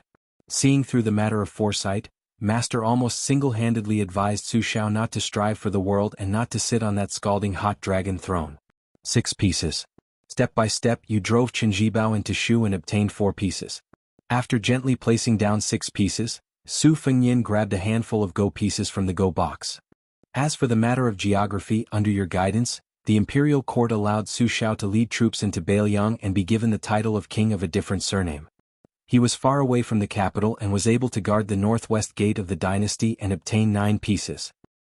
You liked to personally plan troops, but you single-handedly facilitated the battle of the imperial concubine's tomb and Chu Lushan's 1,000-man cavalry to open Shu. After pacifying western Shu, you even used the strategy of exterminating the family. After entering Beiliang, you created no less than 100,000 refugees and sinners to form an army that could fight. Once I became the king of Beiliang, I would issue an amnesty and have 100,000 troops. 8 pieces. As for diplomacy, Su Xiao followed your arrangements and mediated with the imperial court, Zhang Julu, and Gu Jiantang for more than 10 years. He did not fall behind and was far better than the king of Yan's strategists. He was fully deserving of the title of #1 expert in the world. 9 pieces. As for astronomy, you did not believe in ghosts and gods, so you did not get a piece. As for the appreciation of people, Su Zhao 6 pieces, Yuan Zuozong, Chu Lushan, and Qi Dengua all came from your unique insight and obtained 6 pieces. Yao Jian and Yi Shizhen took 4 pieces. After that, you personally wrote down the carving method for Su Beiji and Qin Shiliang, adding 4 pieces for now. Northern Liang is a desolate place. It only has 3 provinces in its hands. Even under your meticulous planning and management, Northern Mang still doesn't dare to make a single move. Moreover, you've successfully obtained the hereditary title for Su Xiao, giving an idiot like me the chance to become the Northern Liang king and obtain 8 sons. There were a full 60 pieces on the chessboard. Then there were the relatively idle 6 pieces. 11 pieces slowly appeared on the chessboard. Su Fengnian looked at the chessboard in a daze. A strategist must first plan for himself. Huang Longshi, who single-handedly created the chaos of the spring and autumn period, is still free and unfettered. Yuan Binshi, who is invincible behind the scenes in the Zhao family, is also safe and sound hiding in the imperial court. The king of Yan's chief strategist is above tens of thousands of people in Nanjiang, enjoying the riches and honor of the mortal world. Master, what about you? He lifted a pot of green ant wine. He poured the wine on the chessboard. After pouring out all the green ants in the pot, Su Fengnian, who was alone in the room, had tears streaming down his face. He choked and said, Master, who do you want me to bring wine to in the future? Chapter 705. There are 2 more chapters to make up for yesterday's update. The sky gradually turned dark. Su Fengnian walked out of Su Weisheng's room that was filled with the smell of medicine. Cucumber, the maid, had been sticking to the crown prince, whom she hadn't seen in a long time. She sniffed at the door and wanted to take off the sachet at her waist and hang it on the crown prince to wash away the smell of medicine. However, Su Fengnian shook his head and walked into the courtyard with her. Seeing Su Xiao dozing off on the stone bench, Cucumber covered her mouth and smiled. She tiptoed out of the courtyard so as not to disturb the king of Bailiang and his royal highness time together. Before leaving, she looked back and saw the crown prince's white hair, which made her worried. The moment Su Fengnian sat down, the dozing off Su Xiao woke up. He rubbed his cheeks and said self-mockingly, I get sleepy when I'm old. I remember when I was young, whether it was killing enemies or running for my life, I didn't sleep for 3 days and 3 nights. I didn't see any fatigue. As long as I had a good night's sleep, I could eat 4 to 5 kilograms of cooked meat when I woke up. I really have to admit that I'm old. Su Fengnian smiled. A real man doesn't talk about his past glory.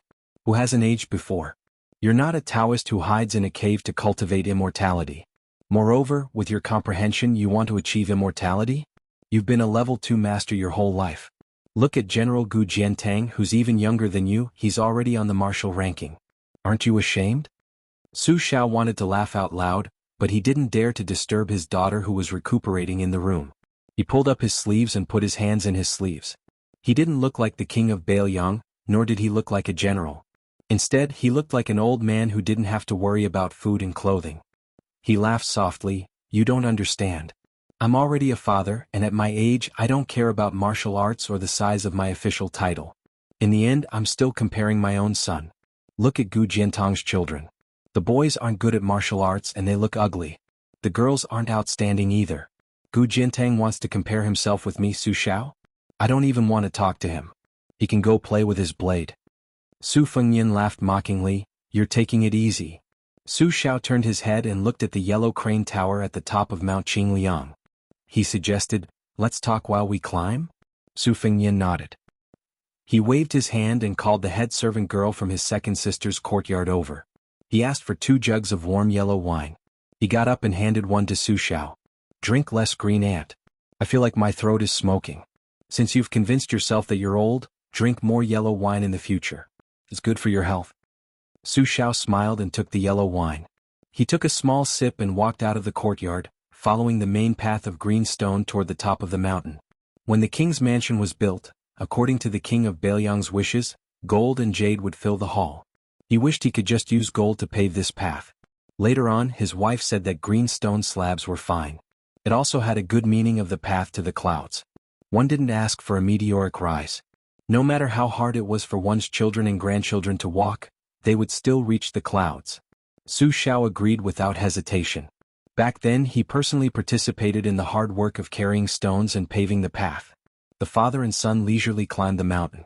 Su Fengnian said, Chu Lushan has gone to Bailiang to be the protector general of Bailiang. He will be promoted to general of hussars. Because Qin Shiliang is preparing to organize the ranks of the Bailiang army, many of the miscellaneous titles will be abolished. There will only be 8 or 9 left. The title of captain will be more valuable than before. Let's start with the title of General of Hussars without the word da. Yuan Zuozong replaced Zhong Hongwu as the commander of Hussars and promoted him to General of Hussars. Qi Dangua and Ning Amei will be the Iron Buddha's main and deputy general respectively. Huang Manor will lead the new Longxiang army. The three of them will not be promoted to general for the time being. Gui Commandant Huang Fuxiu will be promoted by one rank. As for whether he will be promoted to general of Yuzhou or something else, I will have to wait for Qin Shiliang's report. Xinyuan Qingfeng sent Mount Huaishan's guest, Hong Yu, who does have the talent to lead troops. I am still considering whether he will replace Huang Fuxiu as Gui Commandant. When second sister wakes up, she will be the commander of your 30,000-strong Great Snow Dragon Cavalry. Do you have any objections? Su Xiao laughed. Since I can comfortably be a hands-off shopkeeper, why would I have any objections? An old cucumber pretending to be young is too untactful. Su Fengyan widened his eyes and said, "It sounds like there's a lot of resentment?" Su Xiao quickly waved his hand. "Not at all." Su Fengyan sighed and said, "The Beiliang army has been turned upside down. There have been many changes from the top to the bottom.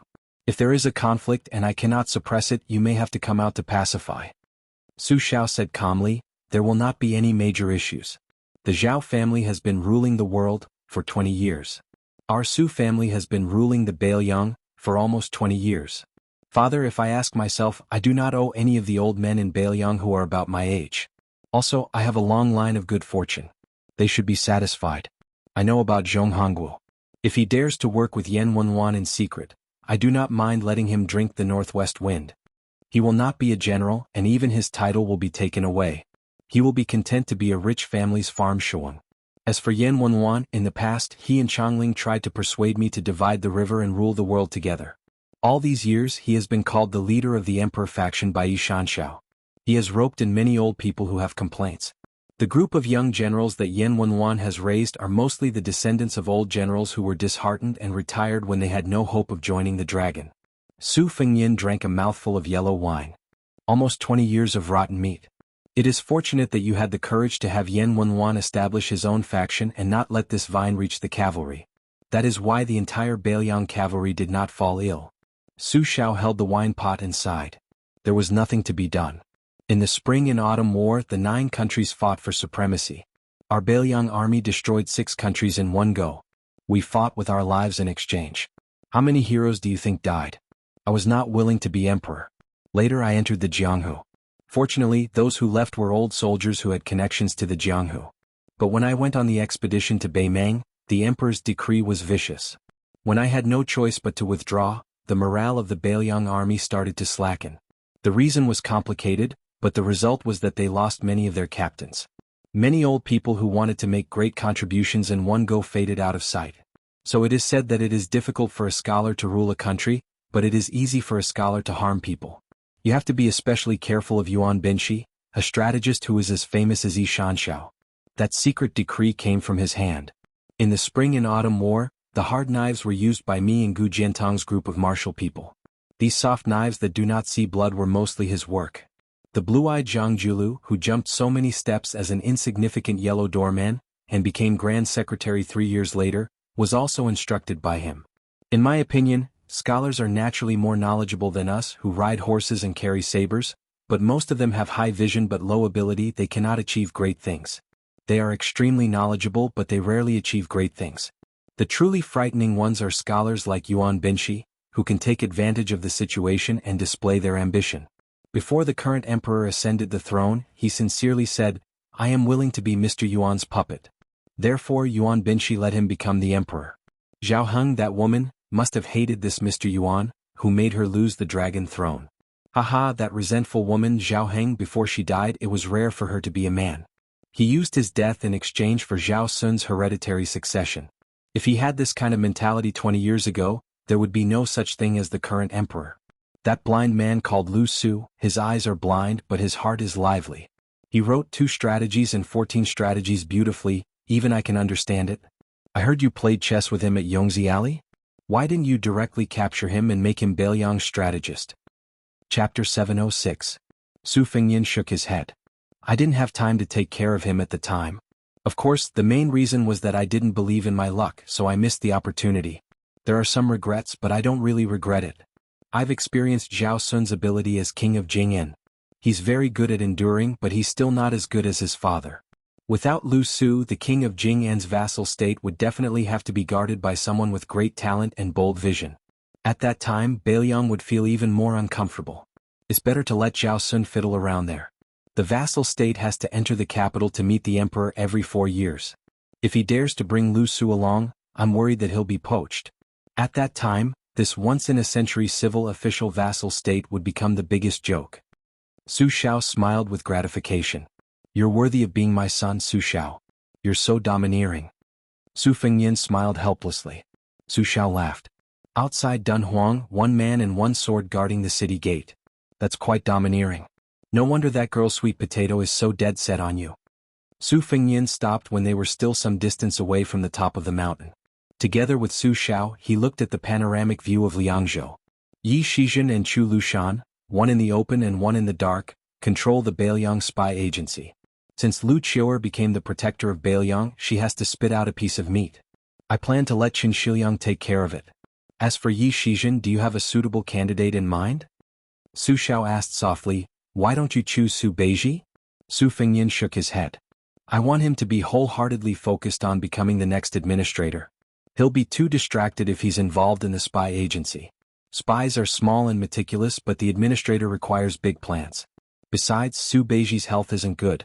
I don't want him to follow in my master's footsteps.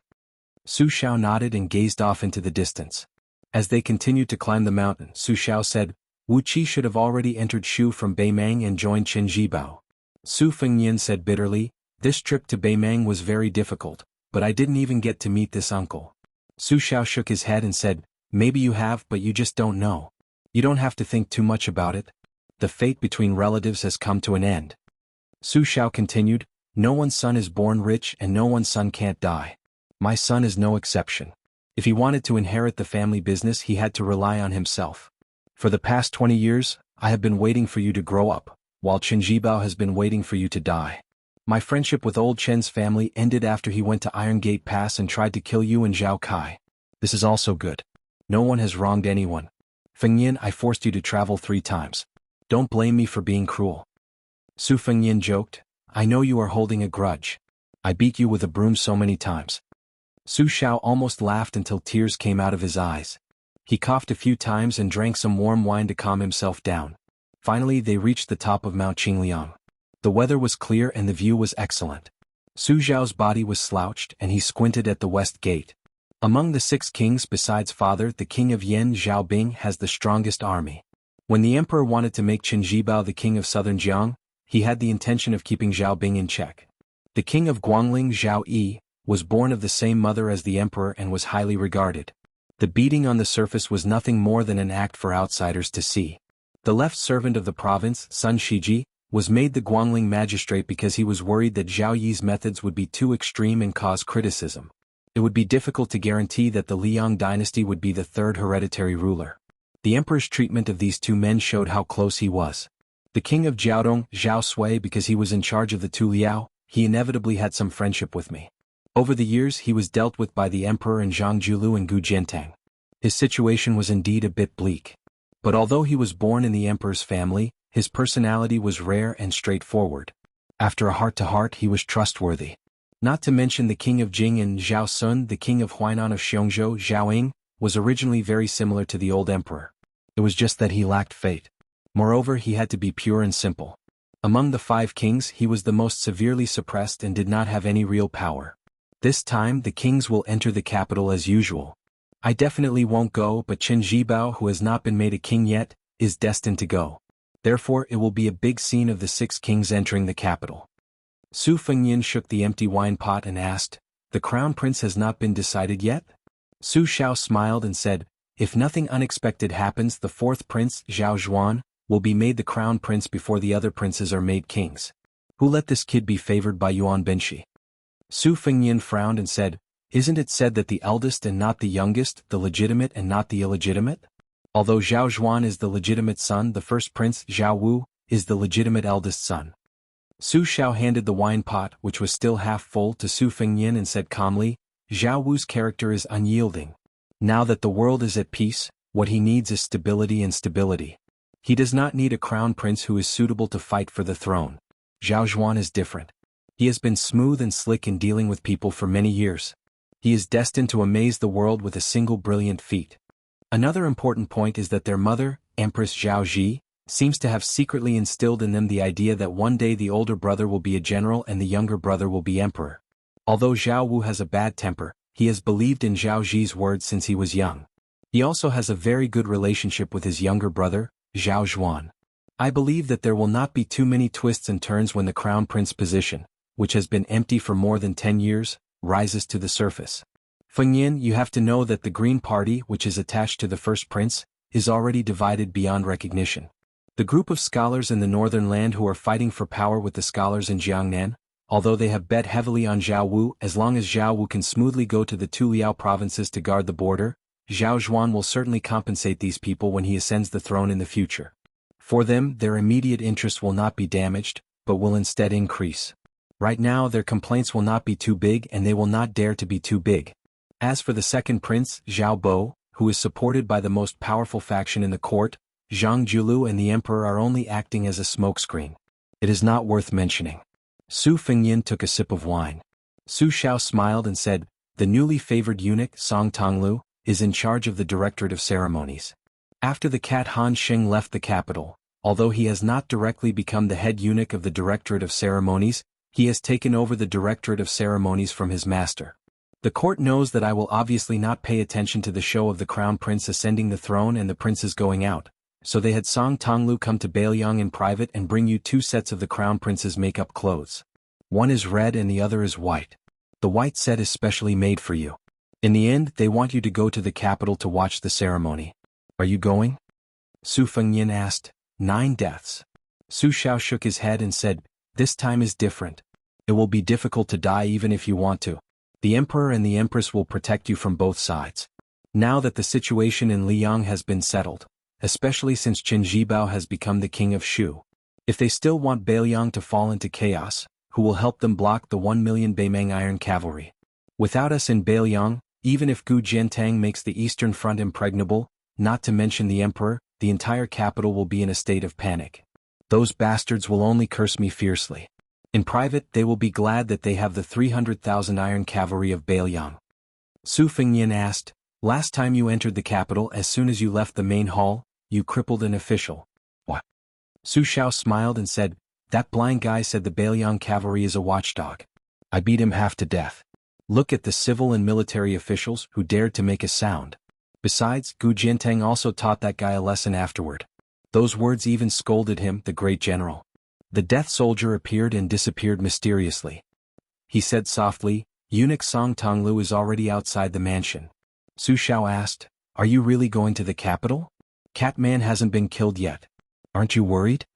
Su Fengyin shook his head and said, I'm waiting for him to come to my door. Su Xiao wanted to say something but hesitated. Su Fengyin suddenly said, I killed Yang Taisui. Do you blame me?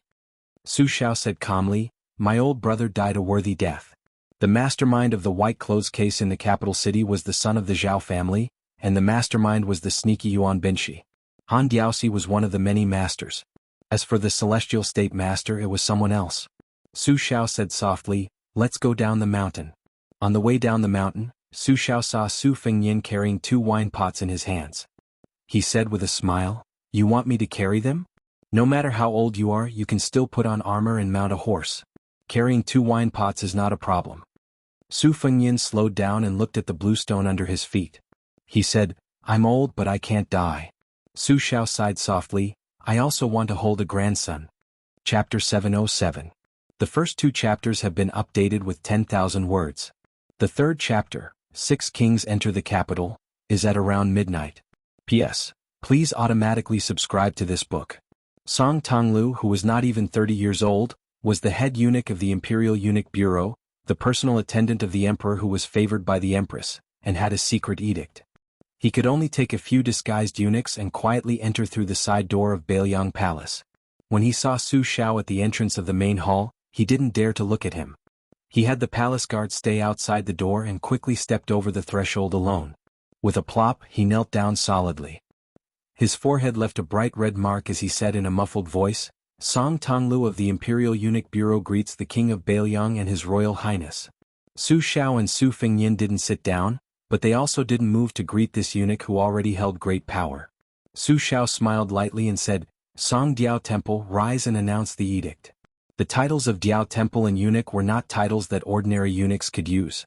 In the imperial palace of Great City, there were only a handful of them.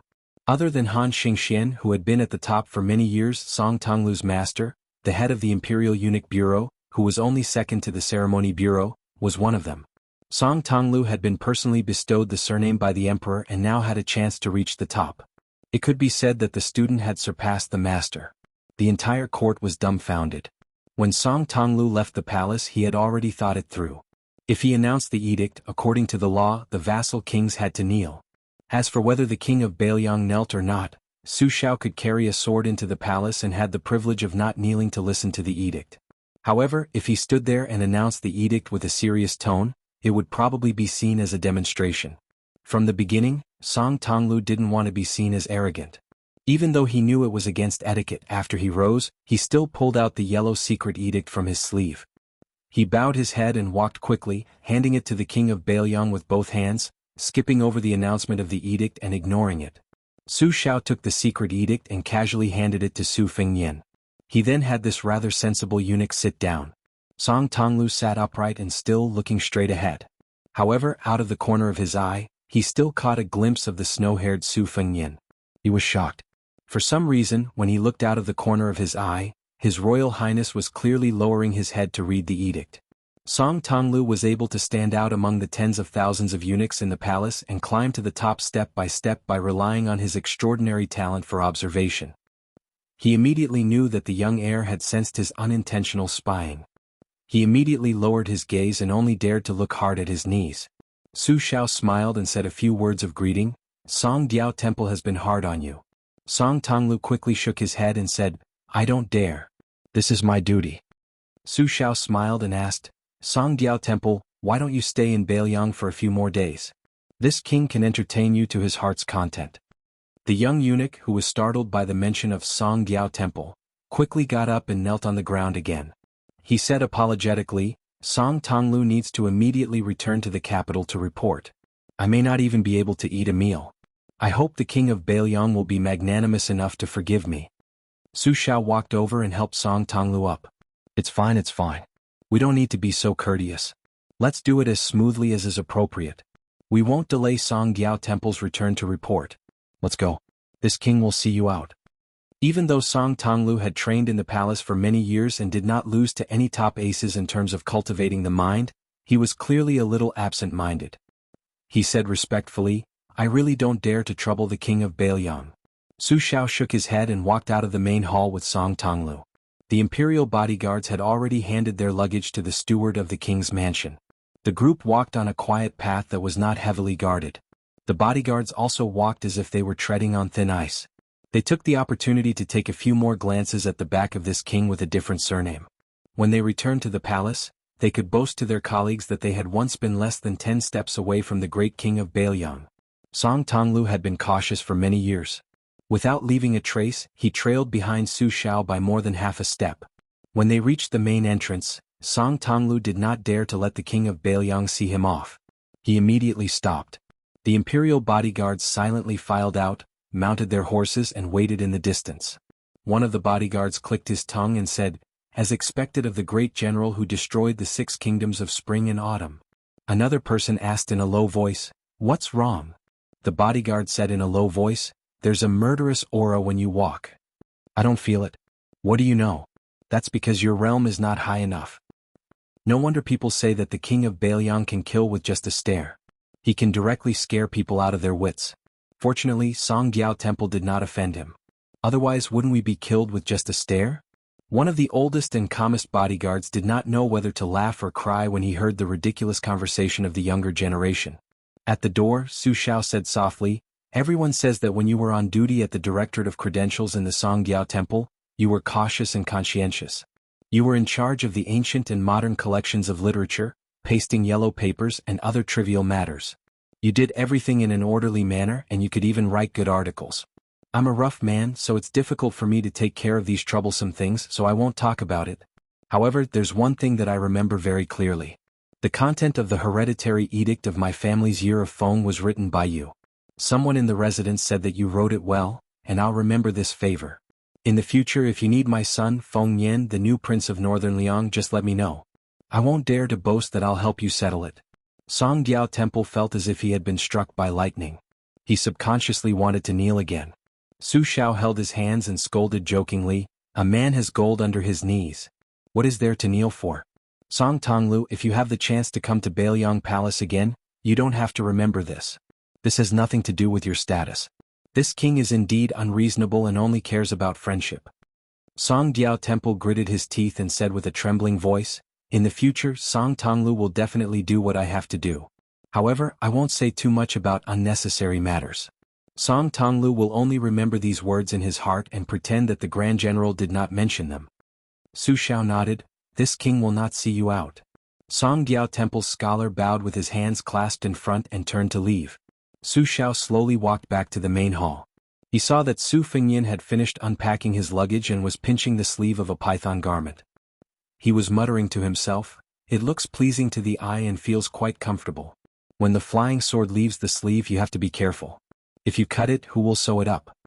Su Xiao joked, "Are you afraid that you won't be able to find someone to sew it up? There are 2 groups of refugees from the spring and autumn period that are heading north. I have intercepted many of them." The head of the Bailiang Weaving Bureau was the one who made clothes for the southern Tang imperial family. However, this time, the specific task of sewing your royal robe was given to a few clever and skillful women. That person is just drawing the pattern. He is old and his eyesight is not very good. He is afraid that he will be beheaded at the wrong time. Su Fengyin furrowed his brows and said, "Your python robe is not good?" Su Xiao laughed angrily, "How can a new king wear old clothes? Our Su family is not that poor." Su Fengyin put down the python robe in his hands and hesitated before saying, "I originally wanted to go to the northwest and capture the 100,000 refugees. Since I am going to the capital to observe the ceremony, I will put it aside and go to Great Peace City first." Su Xiao asked, "When do we move? How many cavalry do we need?" Su Fengyin laughed, "Tomorrow? What cavalry? I am not a vassal king. I don't need to pay attention to ostentation when I go to the capital. Besides, if someone like the king of Yen brings 1,000 cavalry, Han Diaoxi will probably have to hide his head and tail. This time, I will open the door to the thief and let the cat kill to its heart's content." Su Xiao nodded and said, "Apart from your own arrangements, I will also secretly hand Yin and Cho over to you." Su Fengyin asked, "Then what about you? What if Han Diaoxi doesn't kill me but you?" Su Xiao laughed and asked, "Do you know why the sword god Li Chungang was suppressed in the Tide Listening Hall for 20 years? Do you know who cut off one of his arms when he left the mountain on the Dragon Tiger demon slaying platform?"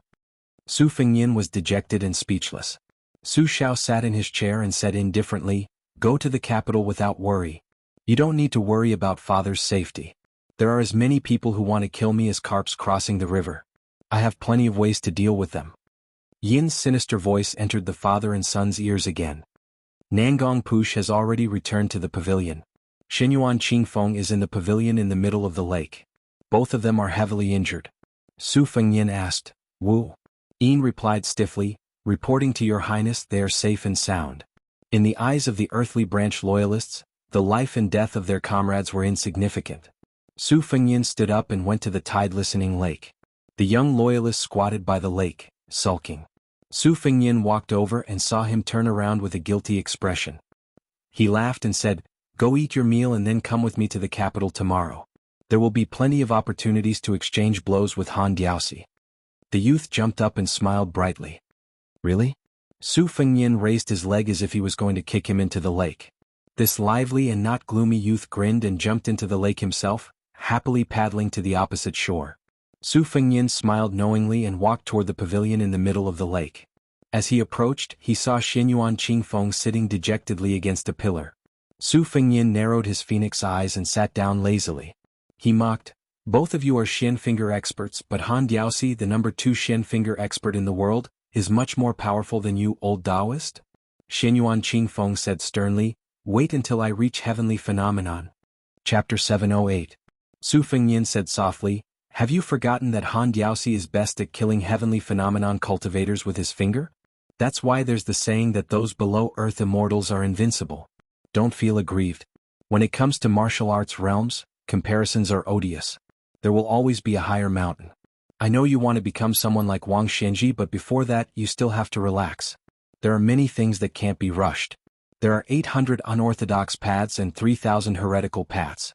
You've chosen an extremely steep and narrow path, so you have to cherish your life even more. As for me, I've briefly entered pseudo-heavenly phenomenon.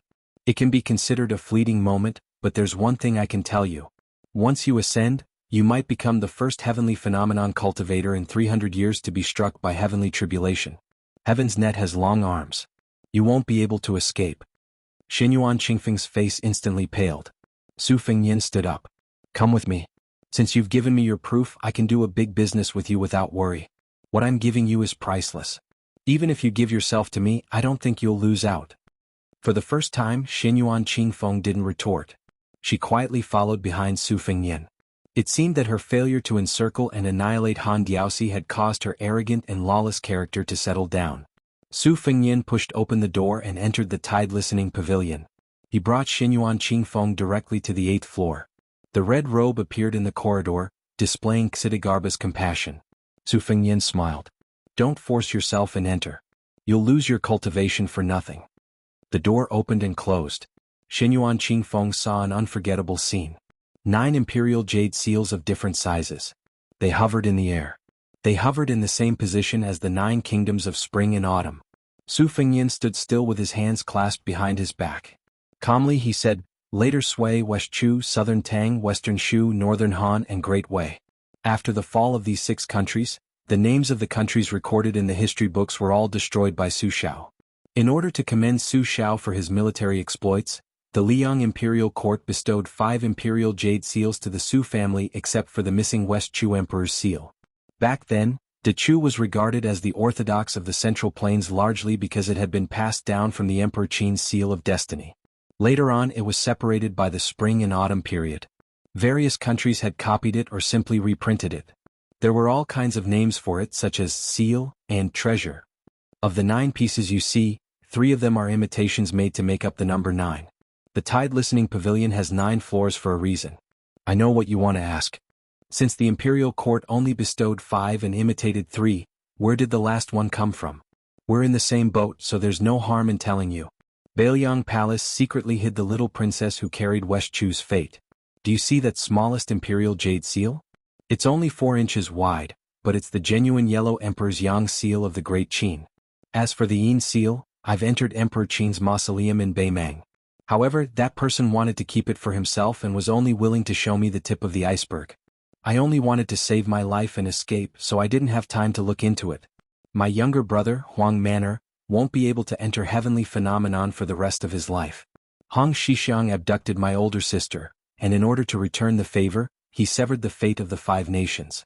Bailiang didn't have a single bit of it on the surface, but it split into 3 portions and flowed into Liang and West Chu's pillars of fate. Su Fengyin ignored Xinyuan Qingfeng's dumbstruck expression and pointed at West Chu's national seal. It was completely colorless before and looked no different from ordinary jade. However, after the bull-riding flying sword severed the fate, it shone brightly. Apart from the fact that it still can't compare to the Liang imitations, it's already far more brilliant than the 7 imperial seals. This talisman formation is an item that steals the fate of the world. Chao Changqing is already preparing to revive his nation, and I estimate that he'll take back West Chu's national seal in a few years. Rather than letting him take it away for nothing, I'd rather sell it to you. You can carry it with you for the next 2 years and slowly absorb it.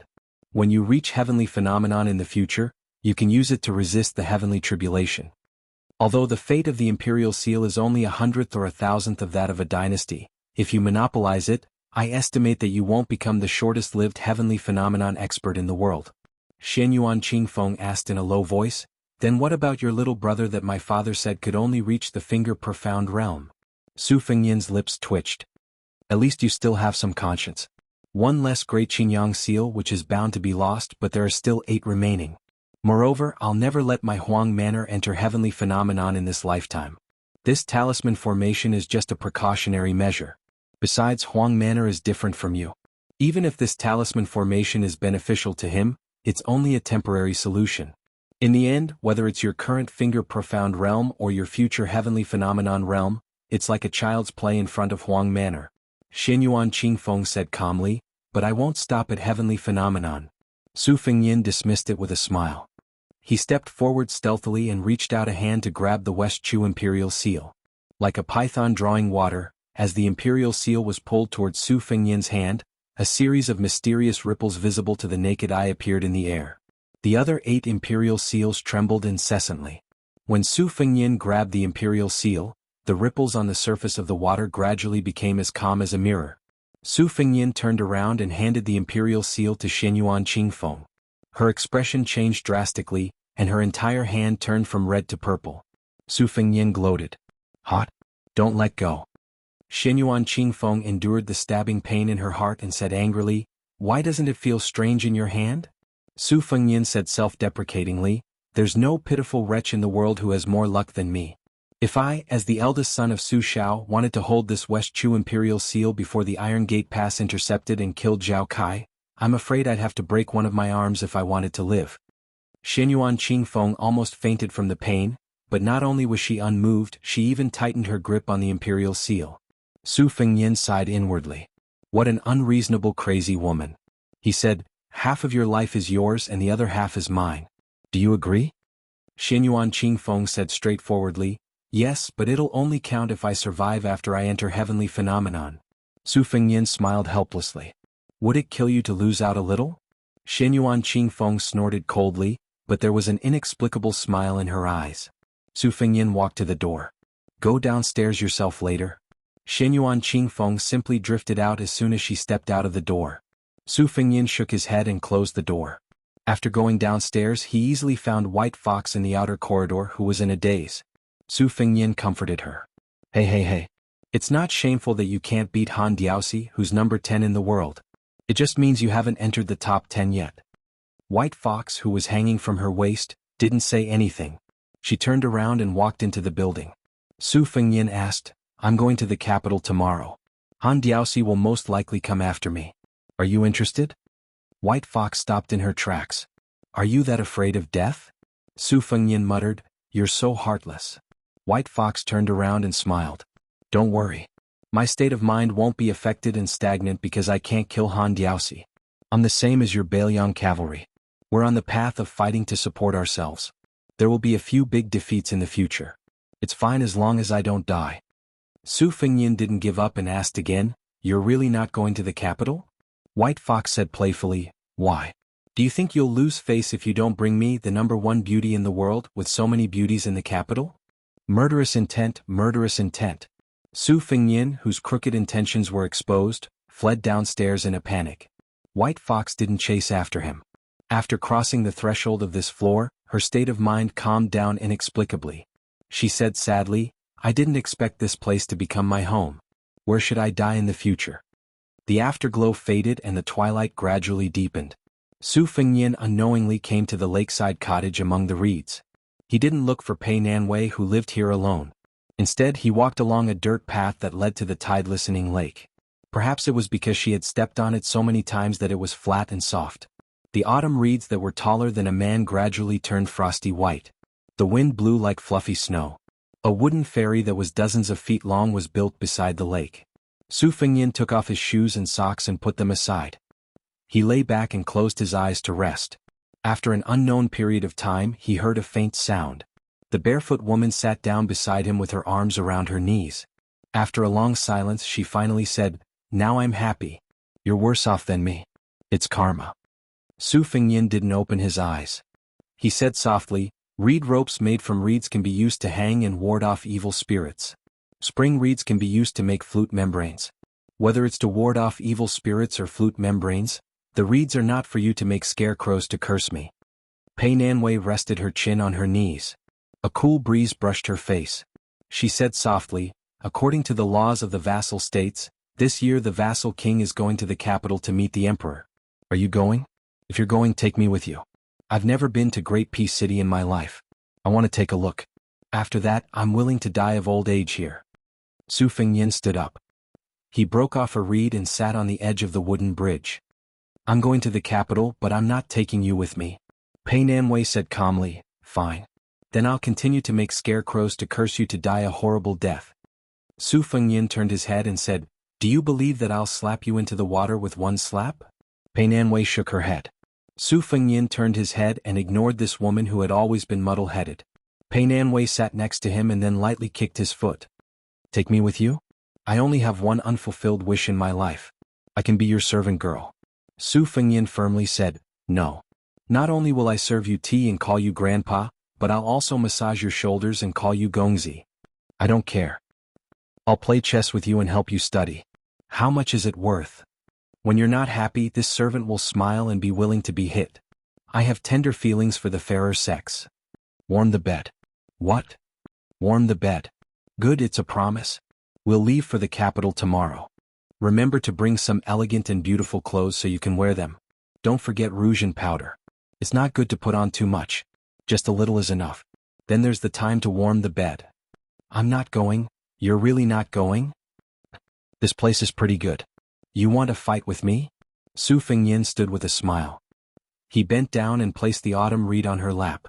Then he picked up his boots and socks and left the reed marsh. Chapter 709.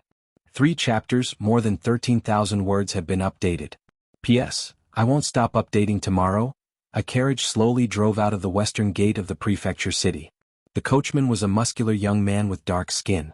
Beside him sat a woman in green who was teaching him how to drive the horse. Fortunately, the horse was a good one chosen from the best of the best. Otherwise, it would have swerved and bumped into many pedestrians before it left the city. There was only a man and a woman in the carriage. They were both young. The woman was dressed in purple and had an eerie air about her. The young man had white hair and a white python robe. Perhaps it was because of his identity, but he was much more imposing than the woman. This was the only python robe in the entire Liang dynasty. If one didn't look closely, it was no different from a rich white robe made of silk. But if one looked closely, it was extremely exquisite. The 9 pythons spat out pearls, vivid and lifelike. Su Fengyin simply went to Great City. It was better than the first time he went out, but much worse than the second time he went out with 100 riders. Princess Jing, in Pei Nanwei, didn't have the face to show up. She couldn't go to the capital to take a look. She would probably have to kill a few more people to vent her anger. Fortunately, there was a large patch of reeds in the middle of chaos and there was no lack of reeds throughout the year. Su Fengyin went to the capital for the first time in his life. He brought 2 famous inkstones. Baiba City had already given them to Chen Xilyang, so of course they weren't included. One of them was unique to Liangzhou. It was a frozen iron inkstone that was fished out from the bottom of the river. It was said that the brush was as sharp as an awl. It was in line with the valiant customs of Beiliang. The other was Xinyuan Qingfeng's Shiil Yellowstone Rui Vase inkstone. It was a specialty near Mount Hui.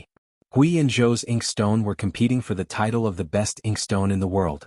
There was a saying that Hui was like an official and Zhou was like a beautiful woman. Su Fengyin took advantage of the opportunity and said, "You and Hui are close to each other. Give some to me later, the more the better." The scholars of Beiliang liked this kind of thing. They were very willing to spend a lot of money for this. In Beiliang, other than salt and iron, we don't have any other means to make a profit. If you give me those secret manuals, I can't just set up a stall and sell each book for a few thousand taels of silver. It's much simpler to sell famous inkstones and it's also more elegant. Moreover, in the future, Beiliang's civil officials will become more powerful. If you send the ancient inkstone over, you can even give it away. Every penny I can help Su Shao save is a penny. Xinyuan Qingfeng sneered. Are you still His Royal Highness who spent money like water in brothels? I heard that even if you bump into a ranger, they'll chase after you and give you money. Su Fengyin smiled calmly and said, you don't know how expensive food is until you're in charge of the household. Besides, you can do whatever you want. After all, there are many things that you can't do as you wish. It's not only you Jianghu people who have no choice. Xinyuan Qingfeng stared at him for a long time. Su Fengyin acted as if he didn't see it. He continued, think about whether there are any side doors that can bring Beiliang rolling in wealth. The biggest pishio in the world is the military. Beiliang cavalry has 300,000 men. To outsiders, it's a miracle that they haven't lost any men after so many years and can still fight. However, I'm not going to tell you about the hardships involved. You're a rich young lady who's been holding a bag of gold, bullets, and birds since you were young. You won't understand even if I tell you. Xinyuan Qingfeng sneered. Isn't it also not easy for me to be in charge of Mount Hui? Su Fengyin said sarcastically, in any case you only want to raise your cultivation level. You don't care about the Xinyuan family at all. How can you call your method of being in charge of a household that drains the pond to catch fish? You spendthrift woman, you might as well just break the pot. Xinyuan Qingfeng faintly looked angry. Su Fengyin waved his hand and said, "There's no point in chatting with me. Think about serious matters. I'm not joking about making money." Xinyuan Qingfeng sneered but didn't say anything. After a while, Su Fengyin frowned and asked, "You farted?" Xinyuan Qingfeng was furious, and his killing intent overflowed and filled the entire carriage. Su Fengyin held his belly and laughed. "I'm just teasing you. It's very fun." Xinyuan Qingfeng restrained his killing intent and said stiffly, "I should have killed you in the lantern market back then and ended everything." Su Fengyin rested his chin on one hand and stared at this woman who had become friends after a fight. His smile was intoxicating. Xinyuan Qingfeng turned her head away and meditated quietly. Her uncommon martial path seemed like a shortcut, but it was actually a complicated path. One had to know that her memory wasn't inferior to Su Fengyin's. She had browsed through the books in the Great Bull Gang library since she was young. She also had Xinyuan Jingqing, who had entered the Saint Realm earlier than Chao Changqing, left behind detailed insights. When it came to opportunities, everyone had their own fortune. Wooden Sword Wenhua was like this when he met Huang Sanjia, and so was Yuan Tingshan, who became more courageous with every setback. As for those peak figures who had been famous for a long time, there was no exception. Su Fengyin suddenly said, "If you happen to fancy a suitable man one day, remember to invite me to your wedding." Xinyuan Qingfeng sneered and said, "One more thing and I'll pull out your thing and let you become a eunuch in the palace." Su Fengyin rolled his eyes and said, "With your morals, don't even think about getting married in this lifetime." 1,000 elite cavalry headed north from the southern border of the dynasty. Chapter 710. In the middle of the cavalry, there was a luxurious carriage. Purple smoke rose from the incense burner in the carriage. A middle-aged elegant man with a red sandalwood flower hairpin in his hair was gently patting the refreshing fragrance of the dragon's saliva. He looked at the smoke swirling around his palm and enjoyed it. Occasionally he would write in the air and murmur to himself. Logically speaking, there were 1,000 king's cavalrymen outside the carriage. He should be the king of Yanji Zhaobing since he occupied the carriage alone.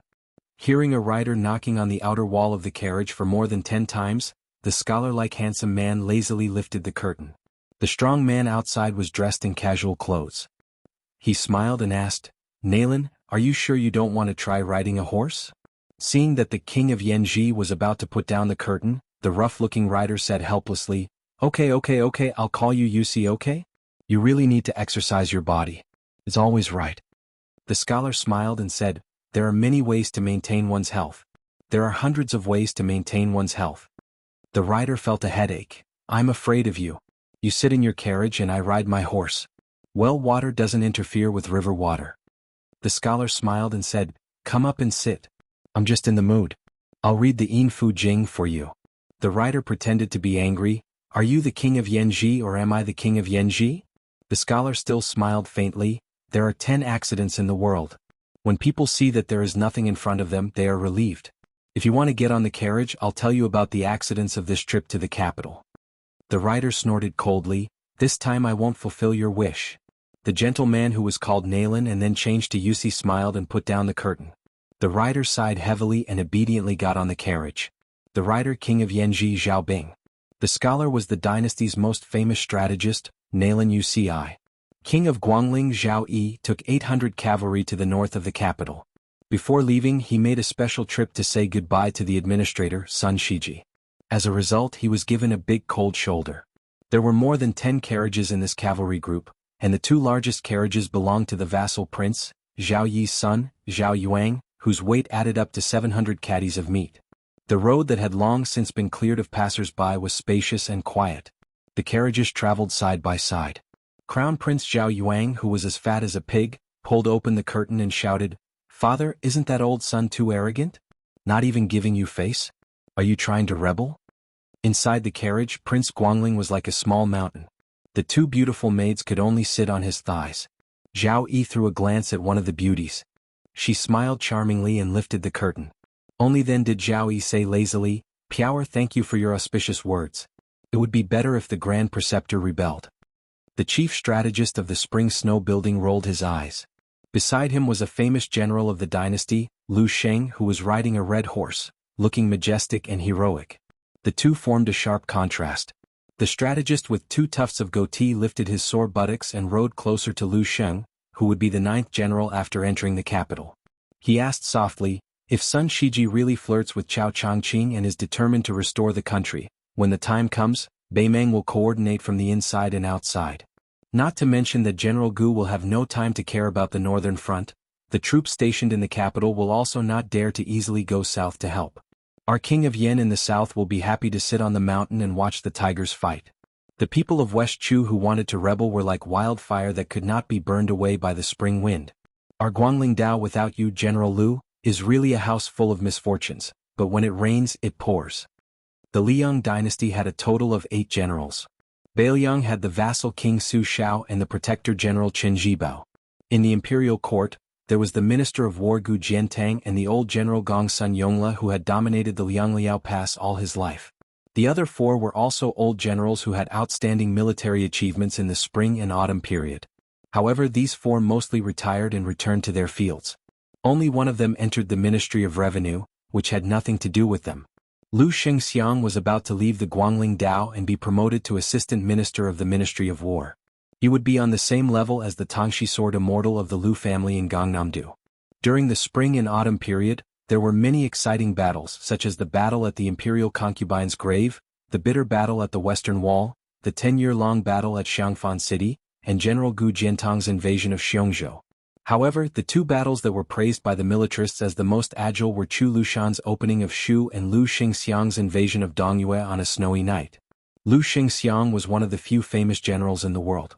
Without a doubt, he went to the capital to enter the Ministry of War that Gu Jiantang had gradually left. It was more natural than Lu Baijie who had no achievements. Lu Xingxiang laughed coldly, if Sun Shiji dares to rebel, I dare to kill him myself. The advisor with the goatee who was known as the Lord of the Spring Snow Building laughed. The king of Jiaodong, Zhao Sui, led 500 cavalrymen down south. He was the only vassal king who went down south to meet the emperor. Zhao Sui's face was dry and solemn. He sat in a simple carriage and was deeply worried. His son, Zhao Yi, blended into the cavalrymen and was exactly the same as the ordinary cavalryman. Because of his good relationship with Su Shao in the early years, he had been troubled by him for so many years. That year he fell into a trap set up by the capital. More than 30 of his elite subordinates were demoted or sent away. People's hearts were shaken and their vitality was greatly damaged. They had not recovered yet. Zhao Sui put down a military book in his hand and smiled bitterly, Lame Su will definitely not be willing to come. I don't know if the notorious nephew has the courage. 300 cavalrymen set off from Xiangfan City. It was the same as the relationship between the king of Yen and Nailan Yusi. The one who rode the carriage was not the king of Jing and Zhao Sun, but the blind advisor. Zhao Sun felt refreshed. With Lu Su's strategy, the Song family, which was supposed to dominate the literary world for 3 generations, collapsed like a paper tiger. This old man Song vomited blood on the sickbed and died of anger. The king of Huainan, Zhao Ying, who was recognized as the most cowardly person in the dynasty, only brought a few dozen cavalrymen to the capital. He was drunk in the carriage. Looking at the many jars of wine at his feet, he was probably drunk more than sober. When he was sleeping, a lone cavalryman brushed past his pitiful cavalryman. It was the white-clothes plum wine of Shishu. Chapter 7:11. When Hua, who was still carrying a wooden sword, felt aggrieved the entire way. With great difficulty he finally managed to escape from northern Mang to Liang's borders. Originally, he wanted to make a trip to northern Liang first and present the entire set of erotic paintings that he had painstakingly bought to little Nian. In the end, old man Huang refused, saying that he wanted to send him on his way.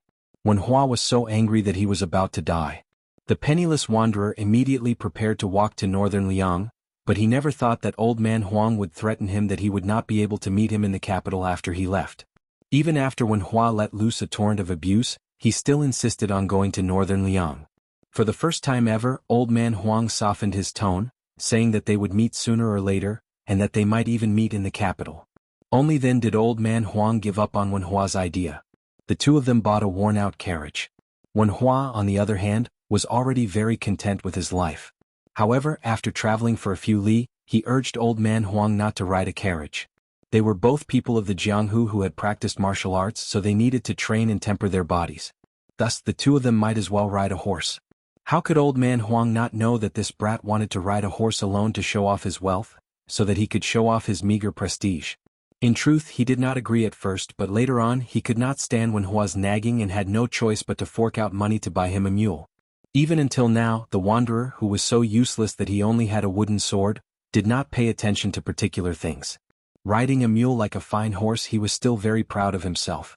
With the mule under his buttocks, Wen Hua, who has the world in his hands, asked with a mischievous grin, "When we arrive at the capital, who should I find to compete with? Let me say this first, when I fought in the arena to steal a bride and was beaten down, Xiaoyan would carry me away. When the time comes, don't leave me to die." Old man Huang, who was driving the horse, said indifferently, "Dongyue sword pools by Jiangshan." Wen Hua gasped and laughed mischievously. "Dongyue sword pool? I've heard that they're extremely powerful. Can you change to another one? It's not that I'm afraid of them, but when experts exchange blows, they should at least let me warm up first, right?" Old man Huang sneered. "Sure, Chijiajia." Wen Hua asked cautiously, "What do you do? Among the 18 martial arts, which one do you practice?" Old man Huang said unhappily, "The #1 swordsman in the capital." Wen Hua smiled apologetically. "Old man Huang, didn't I ask you to find an expert who's slightly inferior? His reputation is so great it's not suitable." Old man Huang asked, "Find someone with a smaller reputation?" Wen Hua shamelessly nodded with all his might. "Let's do it slowly, step by step. You won't become a fatty in one bite, right?" Old man Huang nodded. "Then find a woman called Tsua Hua, the maid of a swordsman. Is that okay?"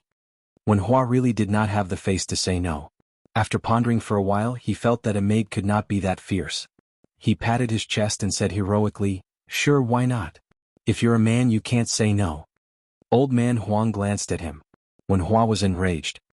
He said angrily, "I'm just a fledgling who hasn't tasted meat, so what? Why don't you find me a woman with a thin waist, a bun, and a big butt?" Old man Huang said calmly, "Okay, I'll find you one." Wen Hua asked probingly, "You're not bluffing me? Don't paint a picture on paper. At that time, I'll hate you for the rest of my life." Old man Huang simply couldn't be bothered to speak. Wen Hua was amused for a moment, and then he asked with slight melancholy, "Old man Huang, what realm am I at exactly? You only taught me 2 moves and I started practicing the sword late. Can I really defeat others? Tell me if I'm at the 3rd rank or not." Old man Huang chuckled. 3rd rank. When Wen Hua heard the word chuckle, he instantly shuddered. Besides feeling lingering fear, he slightly missed the young woman who was unable to leave the small tea house for some unknown reason. Her temper was slightly bad, but she didn't speak much. For a woman, this was not easy.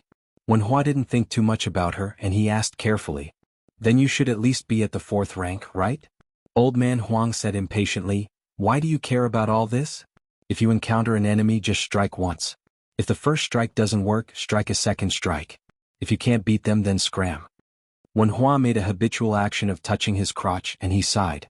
"Motherfucker, I chatted with little Nian for half a day before I came up with a few domineering titles like the #1 sword in the Central Plains. Looks like when the time comes, even if I become famous in the capital, I'll definitely be called 2 Swordsman." Old man Huang smiled and asked, 2 Swordsman doesn't sound good? Then how about 2 Swordsman? 2 Swordsman is fine too." Wen Hua fumed with anger and cursed. 2 Swordsman, Hua your ass." Old man Huang sighed. 2 strikes aren't enough? There are many. If Li Chungang hadn't been delayed by the 2-sleeved azure snake all those years ago, he would have entered the great realm of sword immortals that open the gates of heaven with a single strike. How would he have been in such a miserable state later on? Now that Dong Tai has headed to the Eastern Sea, isn't it because he wants to return 10,000 swords to 1? Wen Hua was displeased when he heard this. "Old man Huang, it's really unkind of you to point fingers at these 2 old and new sword gods like this." The old man smiled lightheartedly and paid no attention to him. He glanced at the carefree wanderer who was new to the world. 2 strikes to 1 strike, that's the difference between heaven and man. Kid, can you really pass that hurdle I've set up for you? When the time comes, will you choose to be a sword immortal of the land, or will you choose to be a pipe dream? The late Emperor Li Yang had once said that all outstanding talents would enter his trap. Chapter 7:12. Outside the east wall of the palace, the area where the 6 ministries and other government offices were located was known by the people of the capital as Zhao family's garden. Every morning and evening, the officials of the capital would enter and leave the government offices, and the carriages and horses would carry carts big and small that had jumped through 1 or more dragon gates. The fact that the Hanlin Academy could occupy an area in Zhao family's garden, where even 1,000 gold couldn't buy an inch of land, and had connections between the 6 ministries, showed how noble and extraordinary the Huang men were. The Grand Secretary Zhang Julu came from this place, and had been unknown for a whole 20 years before he gained the upper hand. This made the 40 or so Huang men very confident. Moreover, Jean Lanting came from this place which had produced many famous officials, and became a close official of the emperor, which made people envious. Unfortunately, not everyone could enter this place. However, most of the Huang men could survive for a few years and enter the 6 ministries to take up important positions. There were also some who sat here for decades and didn't make any progress. Of course, they were knowledgeable, but they didn't have the ability to exchange their reputation for a real official rank and real money. At most, they secretly earned some money. What made people not know whether to laugh or cry was that this kind of income was made from silk cloth or white rice, and the writer didn't use his hands to write anything. One could imagine how much these pedantic Huang men cherished their reputation. Jean Lanting was once an exception. After he left the Hanlin Academy to take up the position, a small Huang man from an aristocratic family used countless favors from his family to be promoted. The position of the small Huang men was still empty, which made those outstanding officials in the imperial court feel embarrassed. It was said that the assistant minister of the Ministry of Personnel almost got into a fight with General Qing Che after leaving the palace. However, for the Huang men who were already in the position of Huang men, these were all idle gossip. The only one who couldn't laugh was Song Kelly. This old man Song was so angry that he couldn't keep his integrity in his old age. The second master Song had to take the blame and resign from the right chancellor of the Imperial College. He closed the door and refused to receive any guests. He finally won a little in the open and covert competition with the left chancellor Lu Daolin, but suddenly he was defeated and disappeared. As for the young phoenix of the Song family, she wasn't affected, but in the Hanlin Academy she was on the verge of collapse. Those who seemed to be close friends with gentlemen were gradually getting closer to her, and her face was even more fickle than a woman's. There was only one person who was the laughingstock of the Hanlin Academy. He was originally just a nodding acquaintance with Song Kelly, but now that the phoenix was in trouble, he took the initiative to get closer to Song Kelly. Today he brought a pot of apricot wine to Song Kelly to learn from each other. In the Liang Imperial Court, only the Hanlin Academy allowed drinking during the day. As long as it didn't affect official business, it didn't matter if they were sleeping or snoring. His Majesty once visited the Hanlin Academy without warning in winter a few years ago. When he saw a drunken Huangman who was still reciting poems in his sleep, everyone was scared silent. Unexpectedly, the emperor, who was known for his diligence, just smiled and put a fox fur coat on that guy. He said to the other Huangmen, "I won't allow myself to be lazy, I won't allow other officials to be lazy, but I will allow you to be arrogant because of your talents." This became a popular story in the imperial court. Song Kelly, who had nothing to do, was immersed in reading a book that he had read many times. The Huangmin, who was said to be in his 50s but looked like he was in his 40s, sat down with a smile and put the wine pot on the desk. Song Kelly looked at this senior from the Hanlin Academy who did not know how to curry favor with him and could not help but sigh in his heart. He did not feel grateful but rather helpless. It was true that there were unforeseen events, but he did not expect that his own family would experience good fortune and misfortune. This made Song Kelly, who was born with a smooth life, feel very confused. His future was bleak and uncertain, so he was not in the mood to drink. However, this old man was not very tactful. Every few days he would come to drink with him. Fortunately, he did not speak much. Song Kelly knew that he could not speak clearly, but his handwriting was unique and blunt. It was the complete opposite of his father's official song style that was once popular in the imperial court. When he was given a hard job in the Hanlin Academy, his colleagues liked to pass it on to him. This strange man, whose surname was Yuan and name was Pu, was easy to talk to and did not refuse anyone who came to him. It was rumored that he had no children and was not like the other Huangmen who often gave themselves titles like Sir or Mountain Man.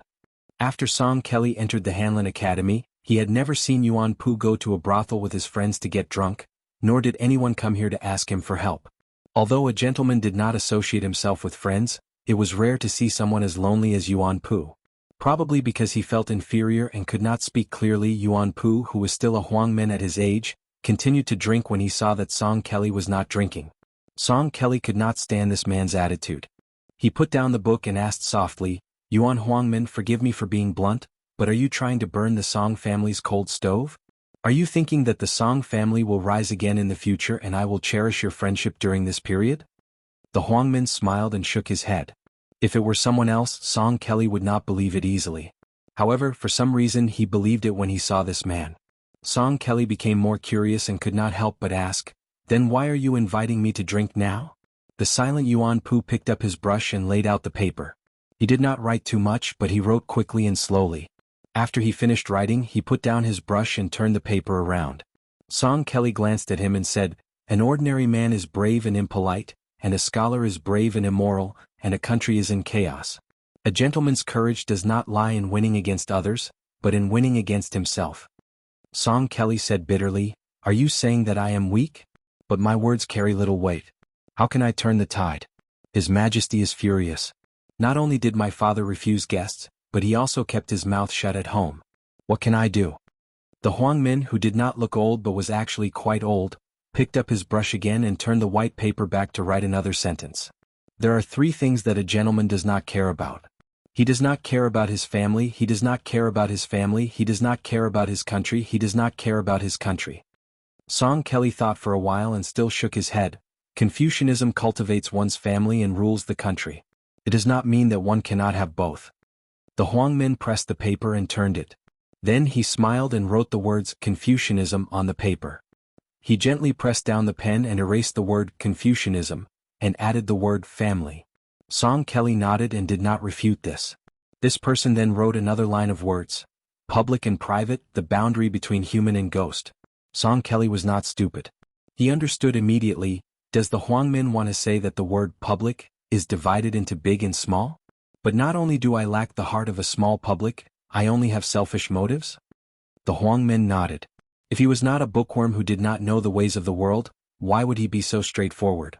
Scholars valued reputation and face. It was so 1,000 years ago and it was destined to be so 1,000 years later. Song Kelly was poked where it hurt. He smiled sadly. This time he really wanted to get drunk and not think about anything else. He took the wine pot and poured himself a cup of wine. He raised his head and drank it all. The Huangmin patiently wrote a sentence. The human heart is cold, it is not the fault of the world. Then he pointed the tip of the brush at his head and then at his heart. Song Kelly asked softly, "The Huangmin sect taught me to remember and let go of my worries." The Huangmin sect nodded and was about to put down the brush. He thought for a while and slowly wrote the 4th sentence. The fall of all the countries in the world cannot escape from accumulation. The rise of all the countries in the world cannot be separated from the contributions of accumulation. Thank you for teaching me, Mr. Yuan. Song Kelly will never forget it. Song Kelly stood up and bowed deeply with tears in his eyes. Yuan Pu didn't say anything. He just took a sip of wine, lowered his head and gently blew on the ink. After it dried, he flipped the page over and switched to a hard brush. Then he wrote in tiny characters. "Do you know who killed the Song family?" After Song Kelly sat down, he turned around and wiped his tears with his sleeve. He took a deep breath and said calmly, "The mountain is the mountain and the water is the water. It must be that king of Jing and Zhao Sun." The 2 young Huangmen, who had a huge age gap, spoke in a strange way. "If you gain power and control of the country, will you take revenge and resolve your hatred by harming both public and private interests?" "No." "If you become the pillar of the imperial court, will you take revenge and resolve your hatred by harming both public and private interests?" "Everything is decided by the situation. I will do whatever is beneficial to the country and the people. I, Song Kelly, am willing to rule the world even if Mr. Yuan sees me as someone with great ambition but little talent. These are my words from the bottom of my heart. Are you still shaking your head at this moment? I won't do it again." The Huangmin sect put down the brush and rubbed the ink on his fingertips. Finally he said in a hoarse voice, "Song Kelly, you know the truth because you are very smart and can understand many things easily. But I still want to ask you one more thing. Can you bear the humiliation and live a nameless life for 10 or 20 years? Song Kelly said without hesitation, "If Grand Secretary Zhang can do it, why can't I?" The Huangmin sect spoke with great difficulty and his words were as slow as an old turtle. "Your father will return to his hometown and never become an official again." Song Kelly's face turned pale. The Yuan Huang sect remained expressionless as they slowly stabbed a knife into Song Chufeng's heart. Zhang Julu can still lay low in the Hanlin Academy and accumulate power. In the end, the old Grand Secretary will grant him a shadowy attack. But you can't even be a small Huang sect. Song Kelly's mind went blank. He knew that there was only a slight possibility of such a tragedy and that the Huangmin sect member in front of him could not make it come true. But in his ears, it was like thunder rolling in the sky. The Huangmin sect stood up and said sarcastically, "Which scholar doesn't know how to write a few beautiful essays? Who doesn't understand a few great principles? Who doesn't claim to be unrecognized? You, Song Kelly, should get out of the Hanlin Academy." He came with wine and left with a wave of his sleeves. Song Kelly stood up slowly and said softly to the Huangmin sect member who crossed the threshold, "Thank you again for teaching me." That day the Huangmin sect, who had been treated as a joke by countless colleagues of the Hanlin Academy, knocked on the bronze ring on a side door after the Imperial Palace's curfew. The old eunuch, who had just retired from the Imperial Palace, opened the door and bent down with his hands almost touching the ground. He did not say anything and did not accompany the Huangmin sect member. Perhaps even the old eunuchs who had been on duty for decades did not know that there was a side door that led directly to the emperor's residence. There was no one on the way. The Huangmin sect walked to the emperor's residence casually. Even when they saw the emperor of the Zhao family who hurriedly put on his clothes and walked down the stairs, no one showed up. The emperor of the Liang dynasty saw the half-mute Huangmin sect and bowed with a smile. "Greetings, sir." Who in the world could accept the emperor's bow? The emperor took a few steps forward and asked softly, "Have you found a candidate?" The Huangmin sect member who had cut off half of his tongue nodded and said flatly and vaguely, "Song Kelly." The emperor of the Zhao family was relieved and did not ask why. Because the man in front of him was regarded as a confidant and a great enemy by Sun Ping at the same time. In the end, Sun Ping was cooked and killed. The 8 dragons fought for the throne and supported the current emperor, Zhao Heng, to sit on the throne. The old king of Jing and Zhao Heng hated him for the rest of his life. The mastermind of the white clothes case. Promoted Zhang Julu. A secret edict to expel the king of Beiliang. Framed the king of Jiaodong Zhao Sui. Jian Yin took the crown prince of Beiliang as the emperor's son-in-law. Imprisoned Gu Jiantang as the minister of war for 18 years. Lured this old man Song to hide a copy of the memorial. Proposed that the prince Zhao Kai go to the western regions with a bottle. Inside he used both Confucianism and Dharma. On the surface he worshipped Taoism and rebuked Buddhism. He made the emperor call himself a puppet. The emperor of Beiliang, Li Yishan, placed 67 pieces. Only Yuan Binshi. Chapter 7:13. 30 li outside of Liangzhou's capital, there was a pavilion called Turning Back Pavilion, meaning to turn back after sending someone off. Since early in the morning, old people had arrived one after another. By noon the pavilion was already covered in frost. As dusk approached, there were at least 500 to 600 people inside and outside the pavilion. They came from all walks of life.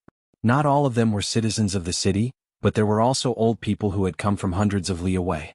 Some of them were familiar with each other and traveled together. Then they would occasionally see old brothers they hadn't seen for many years at Turning Back Pavilion. They had mixed feelings and couldn't help but confide in each other about worldly affairs. There were even more people who didn't know each other at first, but when they got closer they couldn't help but chat with each other and found out that they were all from different camps. Gradually the scene at Turning Back Pavilion became very strange. There were old people in brocade clothes kneeling and worshipping poor and simple old farmers. There were old people who brought good wine but still drank cheap green ant wine. There were two sides arguing until their faces turned red, and there were also old people sitting alone with crutches. There were many people coming and going on the post house road. There was no lack of fancy clothes, fine horses and luxurious carriages. When the young people who didn't know about the past saw this group of old fellows, they all wondered if this group of old fellows had taken the wrong medicine or something. In the afternoon, a one-armed old man who came by an ox cart was about to get off the cart to lead the ox down the post house road. Unfortunately, he still blocked the path of a carriage. The coachman was a strong man who was probably a fox masquerading as a tiger. He was used to having a bad temper and a rough voice, but the old ox had a bad temper.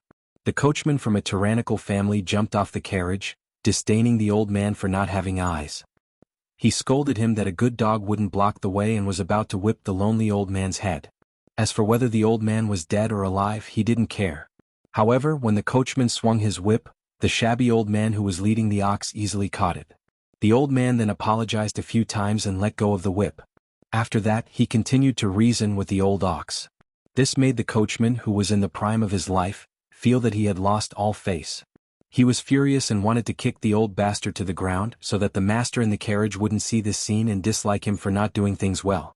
However, he didn't expect that his fierce kick would cause the old man to stagger and dodge as if he was drunk. His only arm lightly pushed the coachman's chest, and his whole body floated back 3 to 4 zhang away, but he didn't fall to the ground. The coachman stood where he was and was shocked. Did he think that he had met a master? When the elders at the pavilion and the two sides of the post house saw this scene, they loudly applauded and cheered. With the coachman being thwarted, the 5 or 6 retainers at the back of the carriage could not bear to watch any longer. Just as they were about to charge, an old man dressed in luxurious Sichuan brocade roared out from outside the pavilion. Almost at the same time, no less than 10 voices sounded out to stop them. These relatively well-dressed elders walked through the crowd and smiled at each other. Afterwards they cupped their fists and gave a simple greeting. The Sichuan brocade elder faced the cavalry and angrily said, "Which one of you dares to charge?" A fat, big-eared rich merchant walked down from the luxurious carriage.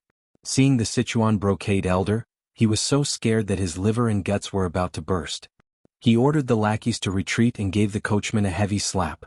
Only then did he kneel and say with a trembling voice, "Subordinate Song Long greets Yuzhou General." The Sichuan brocade elder said expressionlessly, "You know Laozi, but Laozi doesn't know you. Who do you think you are?" Scram. Song Long was a 6th-rank civil official in Liangzhou. He had once seen this General Zhou at a banquet at the end of the table. Although Elder Zhou had just retired from the prestigious position of Yuzhou General, he still had countless disciples. Even great generals like Zhong Hongwu and Yan Wenwan had to be courteous when they saw this person. How could a mere 6th-rank civil official like him go against him? The Beiliang circuit only governed 3 provinces. Other than the 1st-rank generals in the border army that guarded the border, the generals of Liangzhou, Yuzhou, and Lingzhou held great authority. Liangzhou was adjacent to Beimang and was far from being comparable to the Lingzhou general. The title of general of the 3 provinces was not just a general without a tiger tally. Even if Song Long was given 10 times the courage of a bear, he would not dare to provoke Elder Zhou. A tall old man walked out at the same time as the former Yuzhou general Zhou Kong. Compared to Zhou Kong, he was slightly younger and more robust. Looking at the one-armed old man who came on the ox cart, his eyes filled with tears. He immediately knelt on the road and sobbed, "Lotus Seed Camp's old soldier Yuan Nanting greets General Lin." Song Long, who was just thinking about how to appease Elder General Zhou, felt his heart tremble when he heard this. Yuan Nanting, the White Feather Cavalry, the #1 archer in the Beiliang army, had been split into 3. After one of the Beiliang's 4 fangs, Wei Fuqing, rushed to western Shu, General Yuan Nanting monopolized 2 of them. He truly held great power in his hands. But that was not all.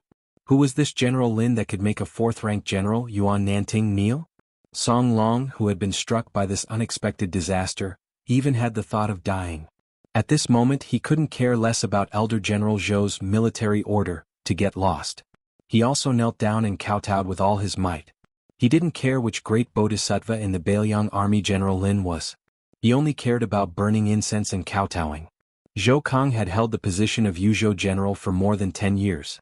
Naturally he recognized Yuan Nanting, who held the #1 archer in the Beiliang army, the #1 archer in the White Feather Cavalry, but they weren't very close. The Beiliang army's invincible iron cavalry was formed in the 2 Liao provinces.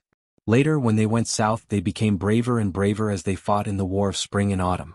They continued to grow stronger and stronger, which made their composition extremely complicated. Zhou Kong and Yuan Nanting came from different factions. However, when Yuan Nanting knelt down and called him General Lin, Zhou Kong immediately knew who the one-armed old man who was more than 10 years older than him was. He was the first leader of the Lotus Seed Camp, the 18th headquarters, Lin Dofeng. In order to save the great general, one of his arms was chopped off. The great general once personally said that if Brother Dofeng had a daughter or granddaughter, they would be Su Zhao's daughter-in-law in the future. However, after the great general was bestowed the title of king, there was no longer any news about old General Lin. Fortunately, Zhou Kong was able to meet this person. Even the arrogant and conceited Zhou Kong was completely convinced. He cupped his fists and respectfully said, "Zhou Kong pays his respects to old General Lin." Chapter 7:14. The one-armed old man led the ox down the road and walked back to the roadside. After nodding to Zhou Kong, he helped Song Long up and said calmly, "It wasn't easy for the great general to train an elite troop that can dominate the world. It's not for you to show off your power to the common people. Alright Sir Song, stop kneeling. Go about your business. You don't have to worry about me more than the common people." Song Long didn't even dare to wipe off the sweat on his forehead. He quickly nodded in agreement, afraid that he would be an eyesore and run away. This group of old men didn't take the clown song long seriously. Zhou Kang smiled and asked, "Why is old General Lin here?" The one-armed Lin Dofang wasn't the kind of official who was deliberately mystifying. When the Beiliang army should have been rewarded, he retreated at the top of the tide, and lived as a common person for almost 20 years. He looked at the road and sighed softly, "You're still not waiting for the crown prince to enter the capital?" As an old soldier of the Lotus Seed Camp, Yuan Nanting was still respectful to his old superior even though he had become a general. He cupped his fists and said, "Reporting to General Lin, Yuan Nanting has been waiting with my old brothers for a whole day, but we still haven't seen any cavalry or carriages passing by turning back pavilion." Lin Dofang nodded and said with a smile, "On the way here, I heard that he went to Beimang and took 2 heads. Do you believe it?" Zhou Kang said with a heavy voice, "The matter of Northern Courtyard's great king Su Huainan and Mount Tibing's 5th raccoon has already spread throughout northern Mang. Paper cannot wrap fire, and there is no doubt that their heads were forcibly cut off by someone. If it is only Su Huainan's death, this Zhou can treat it as the northern Mang Empress method of cooking the hound after the rabbit has been caught. However, 5th raccoon's sudden death also cannot be explained by internal strife in northern Mang. Now, there's intermittent news that Tao Qinji's death was also caused by the crown prince. There's also news that the Beimang devil Xialing was also killed. Later on, the crown prince met Tuoba's youngest son Tuoba Chunsun. One of the 2 famous devils under his command was killed by the crown prince alone. Zhou Kang privately drew a route of the crown prince's trip to Beimang in his mansion. It was completely consistent with the time of death of these formidable characters. It should be true. All these years we old fellows have really lost our sight. Lin Duofang smiled and said indifferently, "Regardless of whether these frightening rumors are true or not, I don't really care. This time, I came to Turning Back Pavilion before I died because I heard about the fish dragon camp's Su Yongguan. After his leg was broken, a young man who saved him often bought him wine before he died. The young man also promised to carry his coffin after he died. If your highness didn't carry the general's coffin on his behalf, I'm afraid Su Yongguan would never know who that young man was. As for me, I'm stubborn. Anyway, I admit to this matter. I feel that it's not sullen that we followed the general on horseback for decades and then had such a young man take over Beiliang. At that time I was angry with the general and went to farm. A few years ago, I heard about this young man's absurd behavior and even scolded the general in my mind from afar. I scolded the general for raising such a bastard. Fortunately, I, Lin Duofang, don't have a daughter or granddaughter. Otherwise, wouldn't I regret it?" Zhou Kang, Yuan Nanting, and the group of old men around them all laughed knowingly. Lin Duofang also laughed and said, "In the end, I regret it even more now. If I had known, I would have married the princess of southern Tang. She was so beautiful. It's a pity that I was too proud and hesitated and missed the opportunity. Otherwise, I would have a large nest of children and grandchildren now." Yuan Nanting, who was as serious as the god of death in the army, was now like a naughty child. He licked his lips and said, "General Lin, you still have such a wonderful thing with the princess of southern Tang? Tell me about it." Lin Duofang glared at him and Yuan Nanting immediately looked down and showed concern. Lin Duofang slapped his old subordinate's head and scolded, "You were quite decent when you were a pawn. Now that you're a general, why are you acting like a rascal? I'll be frank first. I heard that you're in charge of half of the White Feather Guards. Don't be blinded by greed and only care about making money. If I hear about it in the future, I'll break your 3 legs. If I don't have the chance, I'll have to trouble General Zhou to do it for me. If this kid dares to fight back, General Zhou, you can reason with the general." Zhou Kang laughed heartily. Zhou Kang will remember these words. "General Yuan, the few times we've met over the years, you've always glared at me. Now that I have old General Lin's imperial edict, won't you bring chicken, duck, and fish to my residence every now and then to curry favor with me?" Yuan Nanting went straight to the point. "General Zhou, I didn't see eye to eye with you in the past. It's inevitable that the border army and the local army of Yuzhou have some conflicts. It's not that I have a problem with you. To be honest, since I can meet you here today, I've decided that you can be my old brother. It's a pity that you don't continue to be the general of Yuzhou. I'll talk to the general later.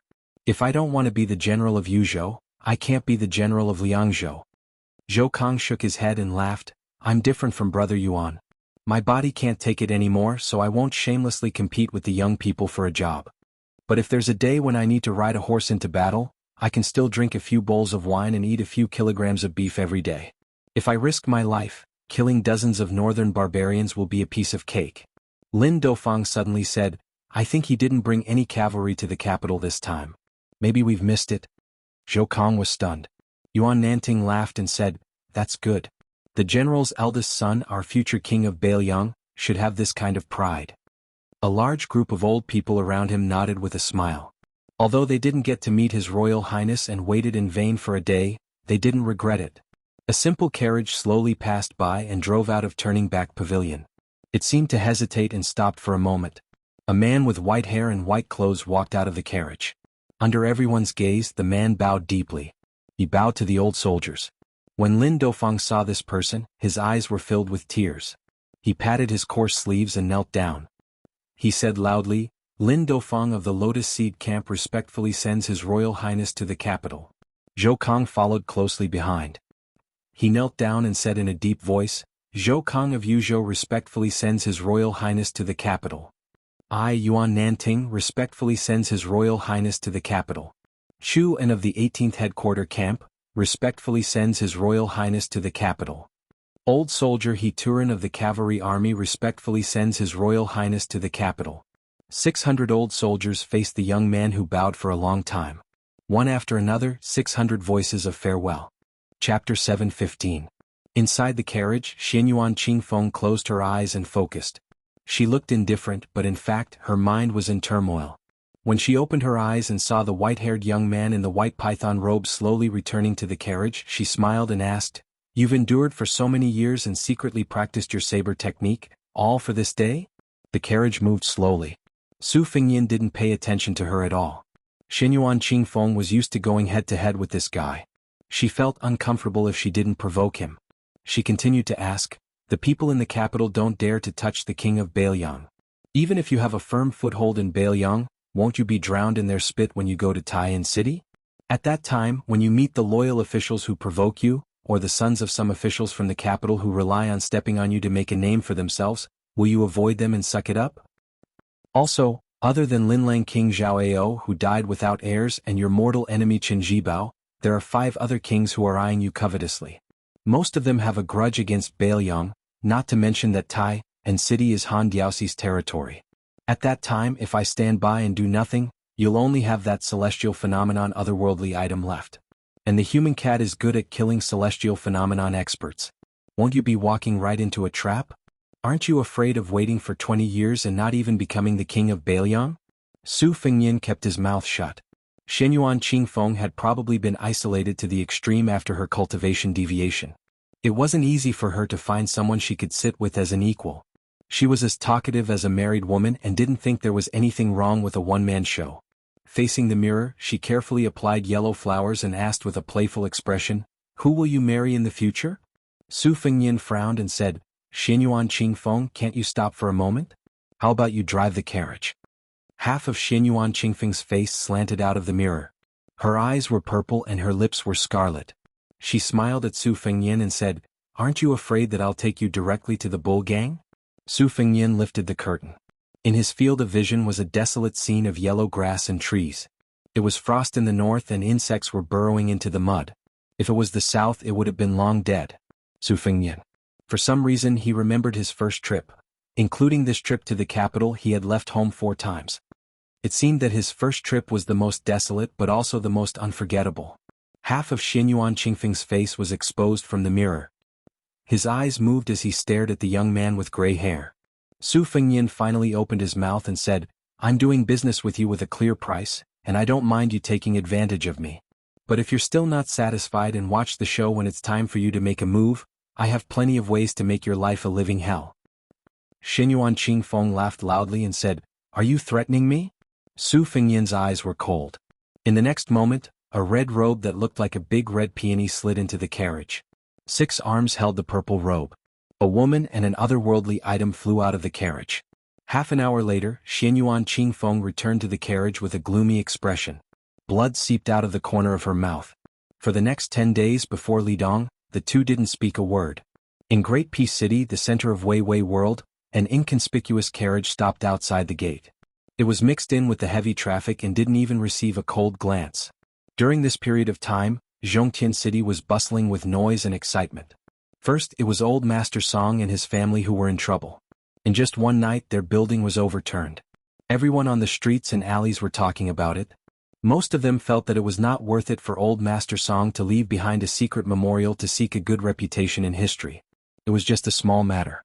Not only was it infuriating, even old Master Song and Little Phoenix were implicated. The whole family, old and young, packed up their belongings and left the capital. At that time, the people who saw them off were officials from the 3 provinces and 6 ministries, scholars from the Imperial College, and many other members of the royal family who were not involved in power. After the Song family lost power, it was time for the 5 princes to enter the capital. The Prince of Jiaodong, Zhao Sui, entered the capital first, followed by the Prince of Huainan, Zhao Yi, followed by the Prince of Guangling, Zhao Sun, the King of Jing'an and Zhao Bing, the Prince of Yanqi. This made the imperial vassal office, as well as the Minister of Rights and the Assistant Minister of Rights, very busy. They probably lost a few pounds of weight. But the biggest sensation was the white-robed Qin Zhibao of Western Shu. When he rode into the city, it was the first time since the white-robed monk Li Dongxin that the streets were empty. It was the first time that the streets were empty since the white-robed monk Li Dongxin. That day was the Frost Festival. This war sage was dressed in white, riding a white horse and drinking plum wine. Even the old enemies of northern Liang, who had only heard of his name and never seen him before, were deeply impressed by his unparalleled scholarly bearing after seeing him with their own eyes. Not to mention who knew how many women on both sides of the main street screamed and went crazy. The shrewd flower peddlers made a lot of money. They didn't care whether they recognized the white-robed man or not. They just closed their eyes and flattered him as much as they could. It was guaranteed that they would be able to swindle money from the noble ladies and daughters of rich families. When Su Fengyan lifted the curtain and looked up at the majestic city wall, he said calmly, "I didn't want to get off the pavilion of turning back, because I was afraid that I would let down their expectations. Your situation in Mount Huishan is different from mine in Bailiang. Sometimes I vent my anger on you. You're a heroine who aspires to reach the peak of martial arts. Don't lower yourself to the level of a common person like me who isn't an expert." Xianyuan Qingfeng, who had originally planned not to say another word to him on this trip to the capital, suddenly said softly, "Why don't you just become the emperor? Before I can enter the heavenly phenomenon stage, I'll work for you." Su Fengyan smiled. "I suddenly thought of a good way for you to get back at me. After you get off the carriage, you start shouting that the crown prince of Bailiang is going to rebel and become the emperor. You'll definitely make me suffer." Without waiting for Xianyuan Qingfeng to speak, Su Fengyan waved his hand behind him and said, "Don't take it seriously." Su Fengyan said to Bluebird, "Let's go to the Demoyai post house." Putting down the curtain, Xianyuan Qingfeng frowned. "You're not going to let the officials of the Ministry of Rights make a big fuss?" Su Fengyan smiled. "The Minister of Rights, Lu Daolin, is related to the Su family by marriage. When the time comes, I'll just pay them a visit." Xianyuan Qingfeng smiled. "It's true that national laws are inferior to family laws." Su Fengyan said helplessly, "Don't open a dye house just because I give you some color." Xianyuan Qingfeng suddenly asked, "Have you not spoken sweet words to a woman for many years?" Su Fengyan closed his eyes. "I'm so hungry that I don't have the energy to think." After handing over their residence certificates, the carriage slowly entered the main city gate of Great Peace City. The main road, which could accommodate 10 carriages side by side, led directly to the palace. It was bustling with activity. Xianyuan Qingfeng lifted the curtain and looked inside. After a few glances, he put it down. "It's just like that." Chapter 7:16. Su Fengyan laughed lightly and said, "If you read history books and record a person, a matter, or a battle in just a few dozen words, you would also feel that it is just that. Only when you are personally in the situation do you understand the ups and downs and the disgrace. For example, if I had died in any place before, the history books would only record that the Bailiang heir Su Fengyan had no virtue or talent. But sitting next to you, along the way, how many times have you involuntarily wanted to kill me?" Xianyuan Qingfeng slanted his eyes and said mockingly, "Oh, you know how to reason now." Su Fengyan smiled knowingly and said, "You are wronging me. Back when I was chased and beaten by your servants in the lantern market with Wenhua, did I not reason enough? I almost talked myself hoarse, but I still could not avoid a beating." The corners of Xianyuan Qingfeng's mouth rose slightly. Great Peace City was truly large. They had not even crossed half of the city from the main city gate of Great Peace City to the Xiamawi relay station, but it felt like they had already made several trips to any city in Bailiang. Tong Ziliang, the head of the Demoyai courier station, hadn't had a good night's sleep in the past half a day, afraid that he would miss the arrival of His Highness the Crown Prince. He was a former member of Northern Liang. Before he retired from the army, he wasn't considered a soldier and couldn't be called a general. Now that he was in charge of the courier station, he was like a fish in water. He had settled down in the capital, where every inch of land was worth its weight in gold. He was even more extravagant than many of the capital's old officials who couldn't afford to buy a mansion in their lifetime. He had bought a small residence in the southwest corner of the city, and his grandson had been studying for many years. Tong Ziliyang hoped that the child would have some success in the imperial examinations, so he didn't have any greater wishes. His only regret was that the relay station had been replaced by new people.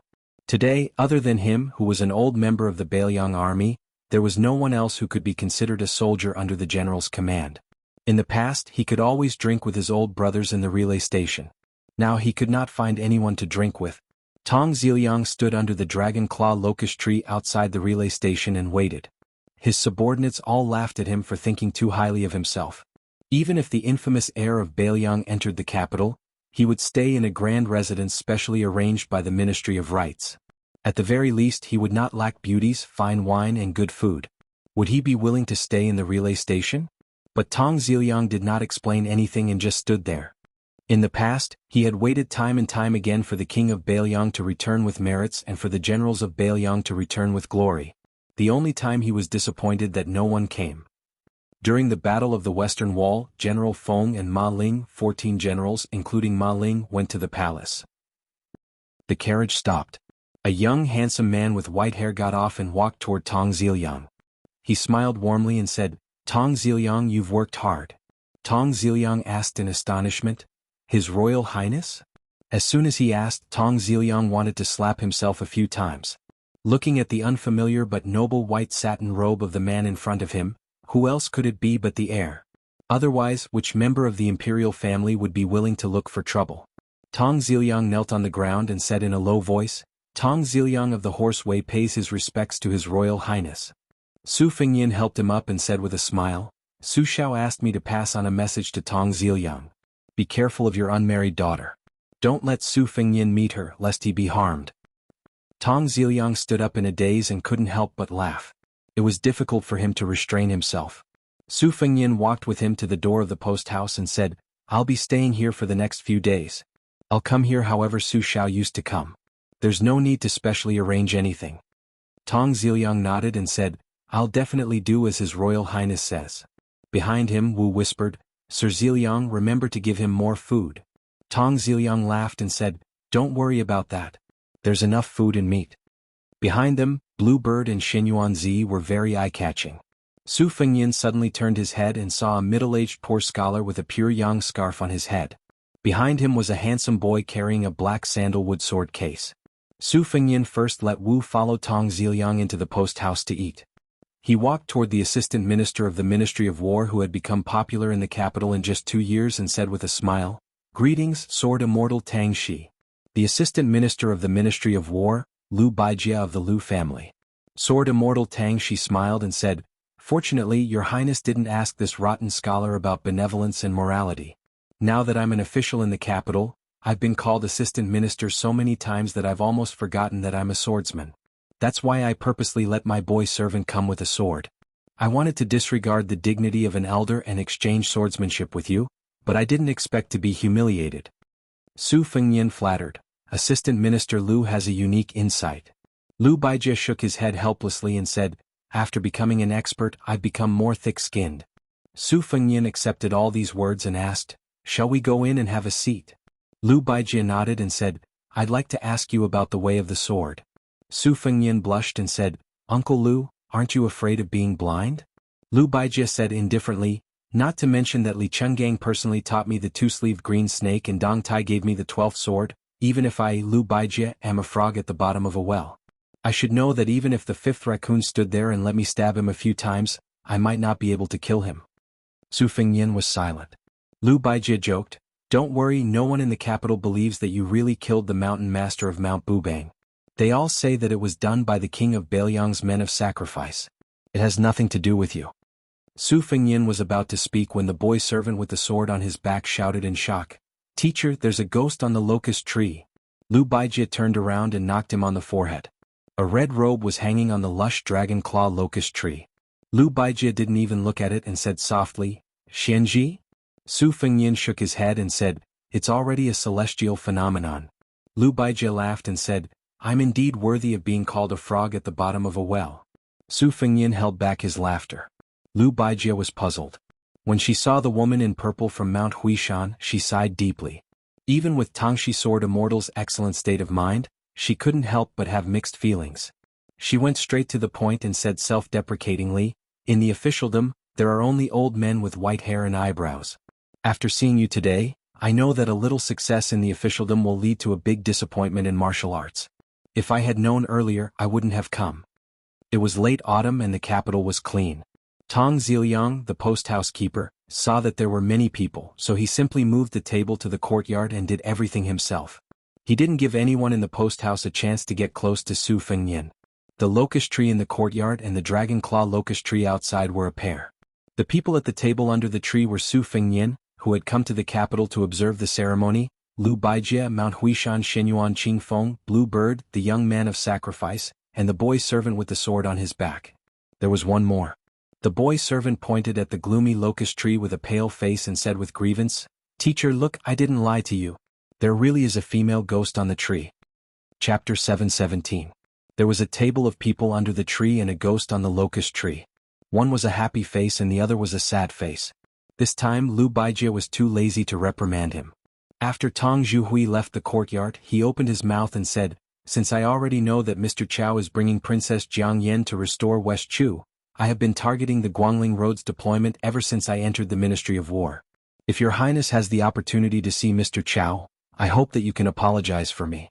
This is indeed my duty, I cannot watch with folded arms." Su Fengyin smiled casually and said, "I saw Chao Qingyi once outside the Iron Gate Pass. I'm afraid I won't have the chance to see him again in the next few years. Besides, he may not care about this." Lu Baijie heard the words Iron Gate Pass and remained calm. She finished her meal in the dusk and put down her chopsticks. She said softly, "Q sword." Su Fengyin sat where he was and nodded. Shenyuan Qingfeng and Blue Bird were sitting at the table with their hands behind their backs. Only Wu was still eating. After the servant took off the red sandalwood sword case and respectfully handed it to Tang Shi, he ran to the door of the courtyard furthest away from the dragon claw locust tree. On one hand, he was annoyed at how arrogant and unreasonable the white-haired crown prince of Beiliang was. On the other hand, he was horrified that he had provoked an unclean otherworldly item. Why did it seem like he was the only one who had seen the red-robed female ghost? Lu Baijie stood with the case horizontally and slapped the end of the sandalwood case with one hand. The sword case and scabbard flew to the servant, leaving behind the last legendary sword made by the Tangshi sword furnace, Bashio. Before Lu Baijie could hold the Bashio ancient sword, she heard the sound of metal clanging. The long sword was dented from the middle of the blade for no reason. Tang Shi was not surprised but happy. She smiled and held the twisted hilt of the ancient sword. She gently shook her wrist and the sword chi rippled. The sword swept through the army. The white sword chi split the air and pushed towards Su Fengyin at the table. However, the sword chi dissipated as soon as it was born. Su Fengyin knocked on the table. Lu Baijie leaned back and swung the Bashio sword in a semicircle. The sword chi was as brilliant as a crescent moon. However, before the crescent sword chi surged out, Lu Baijie took the initiative to return her gang chi to the sword. She slapped the ground with her palm and spun. The tip of the Bashio sword in her hand twisted like a snake. The leaves in the courtyard kept falling and drifted between the two. The tip of the sword was alive, but it was not a straight line. There were 3 leaves on this line, and only the one in the center was crushed into powder. Clearly this was a superior sword technique. Su Fengyin drew a line on the table with his finger. The flying sword and the sword chi collided, and a cloud of mist spread out.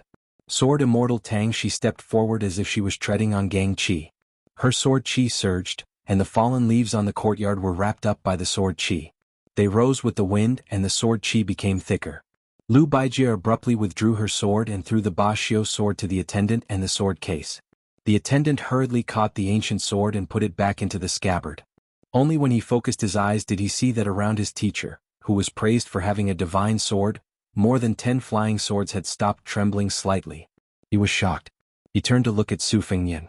Could it be that this guy had been controlling his swords from the beginning to the end? Lu Baijie sat back down at the table and frowned. Compared to Gangnam-do, why didn't your inner chi improve when we first met? How did you learn the 12 flying swords? Su Fengyin said frankly, The Wu family sword tomb nurtured swords in a different way.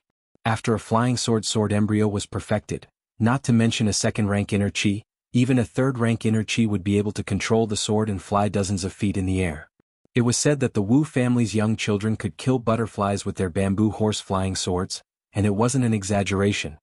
Lu Baijie smiled and asked, "But how did you manage to nurture 12 flying swords with sword embryos at your disposal in just 1 year? Was there a shortcut to success?" Su Fengyin shook his head and said, "There were a few coincidences, but I mostly relied on the most clumsy method of grinding. 12 swords. I nurtured them once every 2 hours and I persisted for more than half a year." Lu Baijie sighed and said, "Only through hardship can one rise above others. The ancients didn't lie to me." Su Fengyin said bitterly, "I once reached the Vajra realm but I've entered the false realm twice. I don't think I'll have any more achievements in the first-rank realm in this lifetime." Lu Baijie asked, "2 false Shen fingers?" Su Fengyin smiled and said, "1 false Shen finger and 1 celestial phenomenon. So even if I can make a breakthrough I'll have to go straight from Vajra realm to Earth Immortal. But I'm not that Buddha." This time, even Lu Baijie's expression changed dramatically. She slapped the table and sighed, "What a pity, what a pity." Su Fengyin said, "In the future I won't be able to focus solely on martial arts. I'll just take it as pushing the boat with the current and finding a way out." Chapter 7:18. Lu Baijie shook her head. "At first I didn't believe that Huang Longshi had transferred his fate to Jianghu. But now the younger generation has sprung up like bamboo shoots after a spring rain. Whether it's innate talent or fate, they're far better than they were in the past 60 years. It wouldn't be an exaggeration to say that they're the most outstanding in the past 500 years. I had to believe it. I had high hopes for you, hoping that one day you'd be one of the top 10 in the world. This time, I asked you for the sword because if you didn't disappoint me after you answered the sword, I'd pass on my master Yang Yuzhang's sword and the Ba Xiu sword to you. Alas, how could I have known this would happen?" Tang Shi Sword Immortal looked sad. She raised her head to look at the dragon claw old locust tree and muttered to herself, "The ancient books say that the old locust tree is dark and gloomy. The shade of the locust tree in spring and summer is greenish-black. Fengyin, why do you have an otherworldly item by your side? Aren't you afraid of losing your fate?" Su Fengyin calmly said, "I don't have any fate left to lose. Now that it hasn't left me, I'm grateful to the point of tears. As for whether it's grateful because it has just gained intelligence, or whether it thinks I'm still a rare commodity, it doesn't matter to me. With this celestial protective talisman, I'll feel more at ease when I enter the capital." Lu Baijie nodded and suddenly smiled. "Do you know who the most eye-catching swordsman in the capital is?" Su Fengyin asked, "Isn't it Qi Jiajie and Bai Jiangshan, the famous old foes of Great Peace City? I remember that Qi Jiajie blocked your path with his sword when you entered the capital." Lu Baijie shook her head and said, "Not these two, but a previously unknown wanderer who challenged the current sword champion of the Wu clan, Wu Luding. It seemed like he was picking up a soft persimmon, so he bypassed Wu Luding and challenged his female sword attendant. Unexpectedly, both of them became famous in a single battle. The woman named Cui Hua actually used the two-sleeve green snake that became a legend after the death of the god of swords, Li Chungang. As for the wanderer, he was also quite good.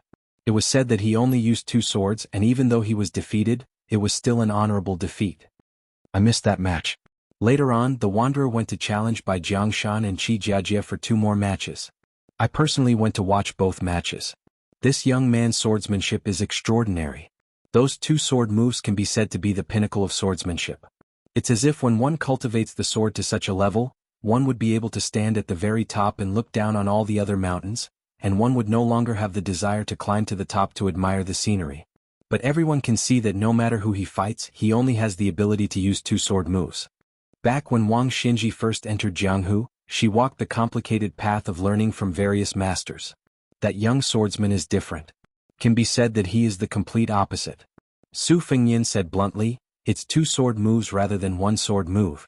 He has skipped a large part of the path that most swordsmen would probably never reach the end of in their lifetime. It's obvious that he has the guidance of a top master, otherwise he would not be so conceited. If he is really left with only 1 sword move, I'm afraid it will be a big unreasonable hand.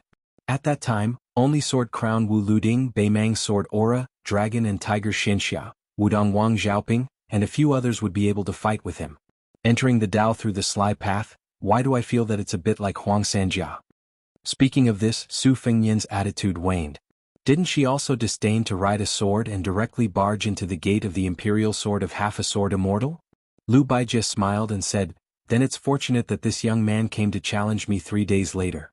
Otherwise, wouldn't I have lost without a doubt? Su Fengyan was stunned and said, that guy came to you? Sword Fairy Tangxi smiled and said, I just wanted to give you the sword so that I could find an excuse to hide. In order to watch his 2 sword moves during the day, the imperial censor has already flown into the palace like snowflakes. It can't be done more than 3 times. Su Fengyan whispered, you wanted me to replace you in the sword fight? Lu Baijie nodded and said calmly, didn't the millions of people in the capital not believe that you could kill the 5th raccoon? Su Fengyan said helplessly, I'm sorry to disappoint you, Uncle Lu. Lu Baijie did not say anything to comfort him. Instead, she added fuel to the fire and said, that's why it's better for me to personally participate in this sword fight. Take it as a farewell to your hopeless swordsmanship. You can forget about the tyrannical Xiu sword. As for my master Yang Yuzhang's swordsmanship, as long as you don't cause any trouble before the Lidong observance ceremony, I can still consider it. Su Fengyan whispered, the tree wants to be still but the wind will not stop. With a sigh, Lu Baijie got up and left. The little attendant did not dare to underestimate the white-haired young man like before. He hurriedly followed his teacher out of the yard, feeling wronged and suspicious. He lowered his voice and said softly, teacher. Sword Fairy Tangxi gave him another chestnut. If you have a clear conscience, there are no ghosts. The young man with the sword case lowered his head and muttered, but that red-robed ghost hanged on the old pagoda tree like a hanged ghost. It's really scary. Go back and reflect on your mistakes. Copy books. Teacher, why does the heir have white hair? Why don't you ask him yourself? I don't dare. He already knows how to use a flying sword. I didn't treat him well in Gangnam-do either. What if he's narrow-minded and comes to take my head with his sword? Who's going to carry your sword for you in the future? Didn't you also not believe that he killed the master of troop raising mountain? You even made a bet with Xiao Chu in private. How much did you lose?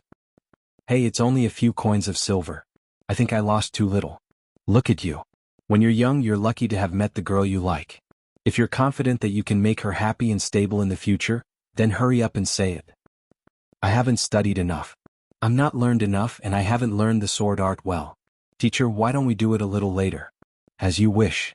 Lu Baijie nodded and said goodbye to Tong Ziliang, who was guarding outside the yard. She walked out of the post house and turned to look at the dragon-clawed pagoda tree. In the medicine book there was a budding pagoda tree. When boiled in boiling water, it could make people live forever without turning white. But what was the use? The children of the Su family realized that the one who suffered the most was Su Fengyan. Chapter 719. Under the shade of the old pagoda tree, Xinyuan Qingfeng asked tentatively, is the person visiting Horse Wei your Uncle Lu, or the assistant minister of the Ministry of War, Lu Baijie? Su Fengyan said softly, it's all right.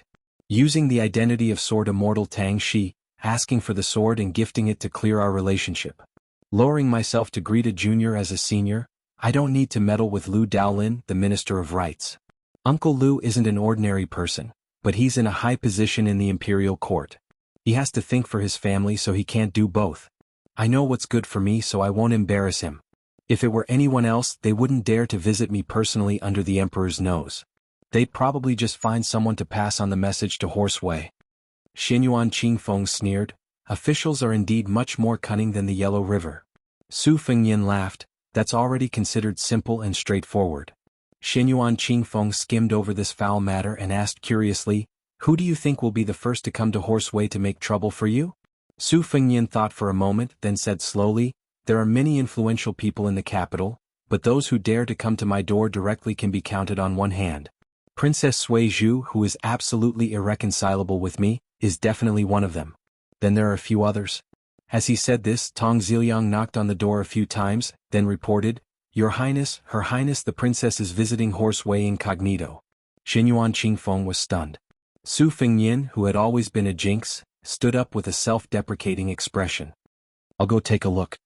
Princess Sui Zhu Zhaofengya had already arrived at the outer courtyard. Her retainer was still that noble from Dongyue Zhang Huan, who carried the twin sabers at his waist. He had gone to Sun Diao Temple, one of Wudong's 12 supervisors. After returning to the palace, he quickly lost his power and faded out of sight.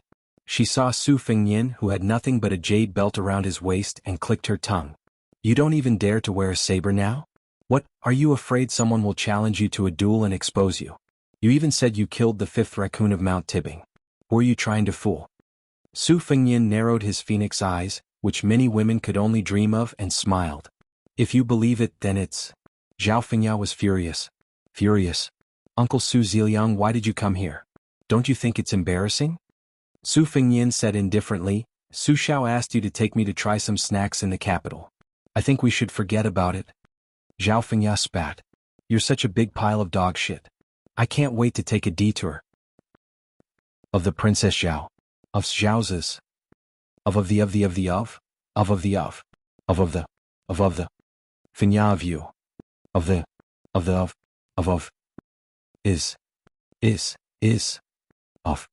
Xinyuan Qingfeng stood behind Su Fengyin with a smirk.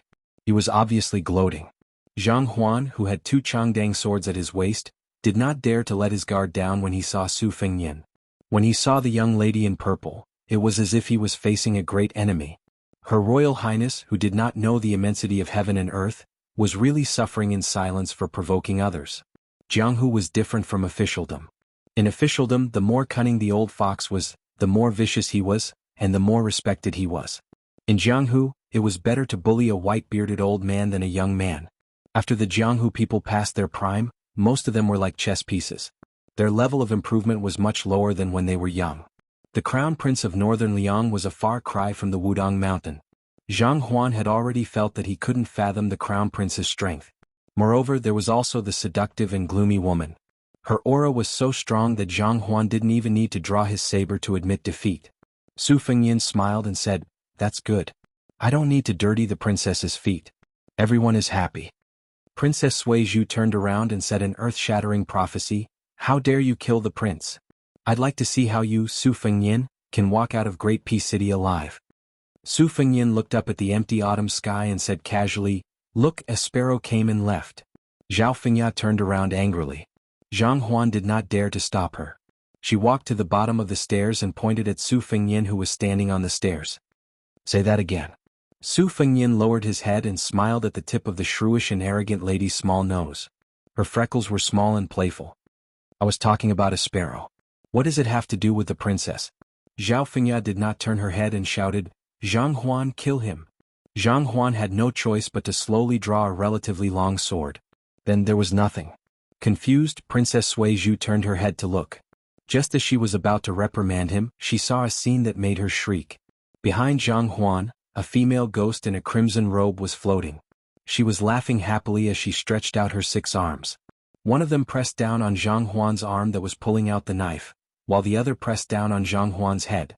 Like most women in the royal family, Zhao Fengya believed in Huang Lao Tzu and immortals. She was so frightened that she retreated on the spot. She knocked against the stairs and fell backward. She subconsciously closed her eyes to wait for the pain, but she fell into a warm embrace. When she opened her eyes, she saw a face that she had never seen so close. A strand of white hair fell to the tip of her nose. It was soft and ticklish. Chapter 720. It was the end of autumn in the 6th year of Yonghang's reign. Today's court assembly was the last grand court assembly before the beginning of winter. Other than the 6 kings entering the capital, almost all of the officials outside the court rolled into the capital. Among them was the General Gu Jiantang, who was rumored to hand over the position of Minister of War. The famous general of the spring and autumn period, Lu Xingxiang. The rest of the generals who were still alive all put on their court uniforms and followed the flood as the sky darkened. They entered the imperial road from the mansions in all directions and slowly flowed to the outside of the imperial palace. Great Peace City was the center of the world. It became the imperial road for the bride's waist. It was 16 miles long and was without a doubt the most majestic central axis in history. The 9 meridians and 9 latitudes led to the front of the court and the back of the market. The buildings on the central axis were thicker and more majestic than those of previous dynasties. The Xiamawi post house was located between the inner and outer city. It was less than half a mile away from the Yong and Gate Bridge on the central axis. The river under the bridge was called the Dragon Whisker Ditch. The people said that the water in the capital formed the Dragon Whisker here. However, Chonghua of the Liang dynasty used a bridge to subdue the water dragon. An inconspicuous carriage followed the imperial road and slowly drove to the Zhao family urn outside the main gate of the imperial palace. Outside the first gate of the imperial palace, there were 2 archways named Fu Wenjin Wu. The Ministry of War, Ministry of Justice, and other Yamen offices were named Fu Wenzhenwu. The Ministry of Rights, Ministry of Revenue, and Hanlin Academy were named Fu Wenzhenwu. They were named Fu Wenzhenwu on the right. This old man of the Song dynasty used to write Fu Wenzhenwu. Today's morning court assembly was very grand. There was almost no place to stand near the Zhao family urn. It was filled with all kinds of carriages and servants. The Liang dynasty had been peaceful for 20 years. There were many unwritten rules regarding the morning court assembly. The higher the carriage was, the closer it was to the walls of the imperial palace, while the lower the carriage was further away. Many civil and military officials who were neither high nor low were familiar with the situation of the court assembly. They just walked to the court assembly to avoid hurting the harmony. They did not have to fight with others for seats. It was not easy to be an official in the capital under the emperor's feet. There were no less than 1,000 people in the grand lineup. Among them, there were old men in their 60s who had gray hair but had never been able to cross the threshold of the 5th rank. There were old men in their 30s who had a bright future and were already 4th rank officials. There were even some in their 40s who were favored by God and held power in their hands. There were nobles with high social status. And there were also royal relatives who wore embroidered robes. Some people joked that if there was an immortal on the earth who could randomly slaughter people in every morning court session, the Liang dynasty would suffer a great loss. There were also some who joked that if they could take the jade pendants of these officials into their pockets, it would be a huge fortune. As for the joke, once you get to know the hundreds of faces outside the city gate, you will have figured out the background of the Liang dynasty. The blue-eyed Zhang Julu led the Zhang clique, the Gu clique led by the great general Gu Jiantang, the legacy clique without a leader after Sun Shiji left the capital, and the green clique that collapsed with a bang. These were only the rough divisions on the surface. Internally, there was a tangled mess of various princes' cliques, foreign relatives' cliques, Hanlin Huangmen cliques, imperial college cliques, imperial censors' cliques, Anyan cliques, and new scholars' cliques. Some were deep-rooted and enduring for a long time, while others were declining and losing power. No one dared to say that they could make ends meet left and right in this big muddy pond where fish and dragons mix together. Even Grand Secretary Zhang Julu did not dare to say so. The city gate was closed and had not been opened yet. More than 1,000 people who were qualified to enter the imperial court stood in their positions one after another. There was no lack of slippery people who were still mingling in various circles and talking. But most of the officials felt the atmosphere of a storm in the city. They held their breath and concentrated their mind, being exceptionally quiet. Occasionally they had some enlightenment and whispered to each other, but they were very careful and only whispered to the cliques around them. The carriage that got off the horse steed came a little late, so it was extremely difficult to find any gaps. It could only stop far away, and a man in white who was suspected of violating the etiquette walked down. A dozen or so officials who were afraid of missing the court meeting hurriedly ran past, not even having the time to take a look. A middle-aged, dark-skinned fat man was having a particularly hard time, panting heavily. Just as he brushed past the white-haired man, he bent over with his hands on his knees, sweating profusely. Looking at the patch on his court robe, he was a 5th-rank chancellor of heavenly strategy. He could be considered a high-ranking official in the directorate of the Qingshui Yamen. After all, the left chancellor, Huan Wen, was only a 3rd-rank chancellor. However, the fat man's bulging buttocks were so swollen that his court robe was about to burst open. It really couldn't be considered elegant. He lowered his head and panted like a cow. Out of the corner of his eye, he caught a glimpse of the man beside him slowly walking forward. There was an uncommon jade belt around his waist. This made the dark-skinned fat man, who had no talent for currying favor in officialdom but had a pair of fiery golden eyes, strange. Could it be that he was a distant descendant of one of the branches of the Zhao family? If it wasn't for the fact that the Zhao family had an extremely distant relationship with the previous emperor's branch, they wouldn't have settled down here and walked to court. The dark-skinned fat man hurriedly looked up and became even more puzzled. It was a young man with gray hair. Although the dark-skinned fat man's appearance was shabby, he was a warm-hearted man. He gritted his teeth and walked forward, whispering, "Sir, allow me to say one more thing. I've never heard of your embroidered robe before. Please don't use it rashly.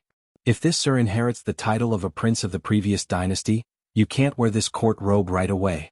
There will be many imperial censors and eunuchs staring at you if you walk a few steps forward." The fatty's words were too careless. It was no wonder that he could only work in the imperial college, where it was extremely difficult for him to make a name for himself. The white-haired man turned his head to look at him and dismissed it with a smile. Perhaps the dark-skinned fatty had a stubborn personality as he nagged endlessly, "Sir, you really shouldn't be so careless.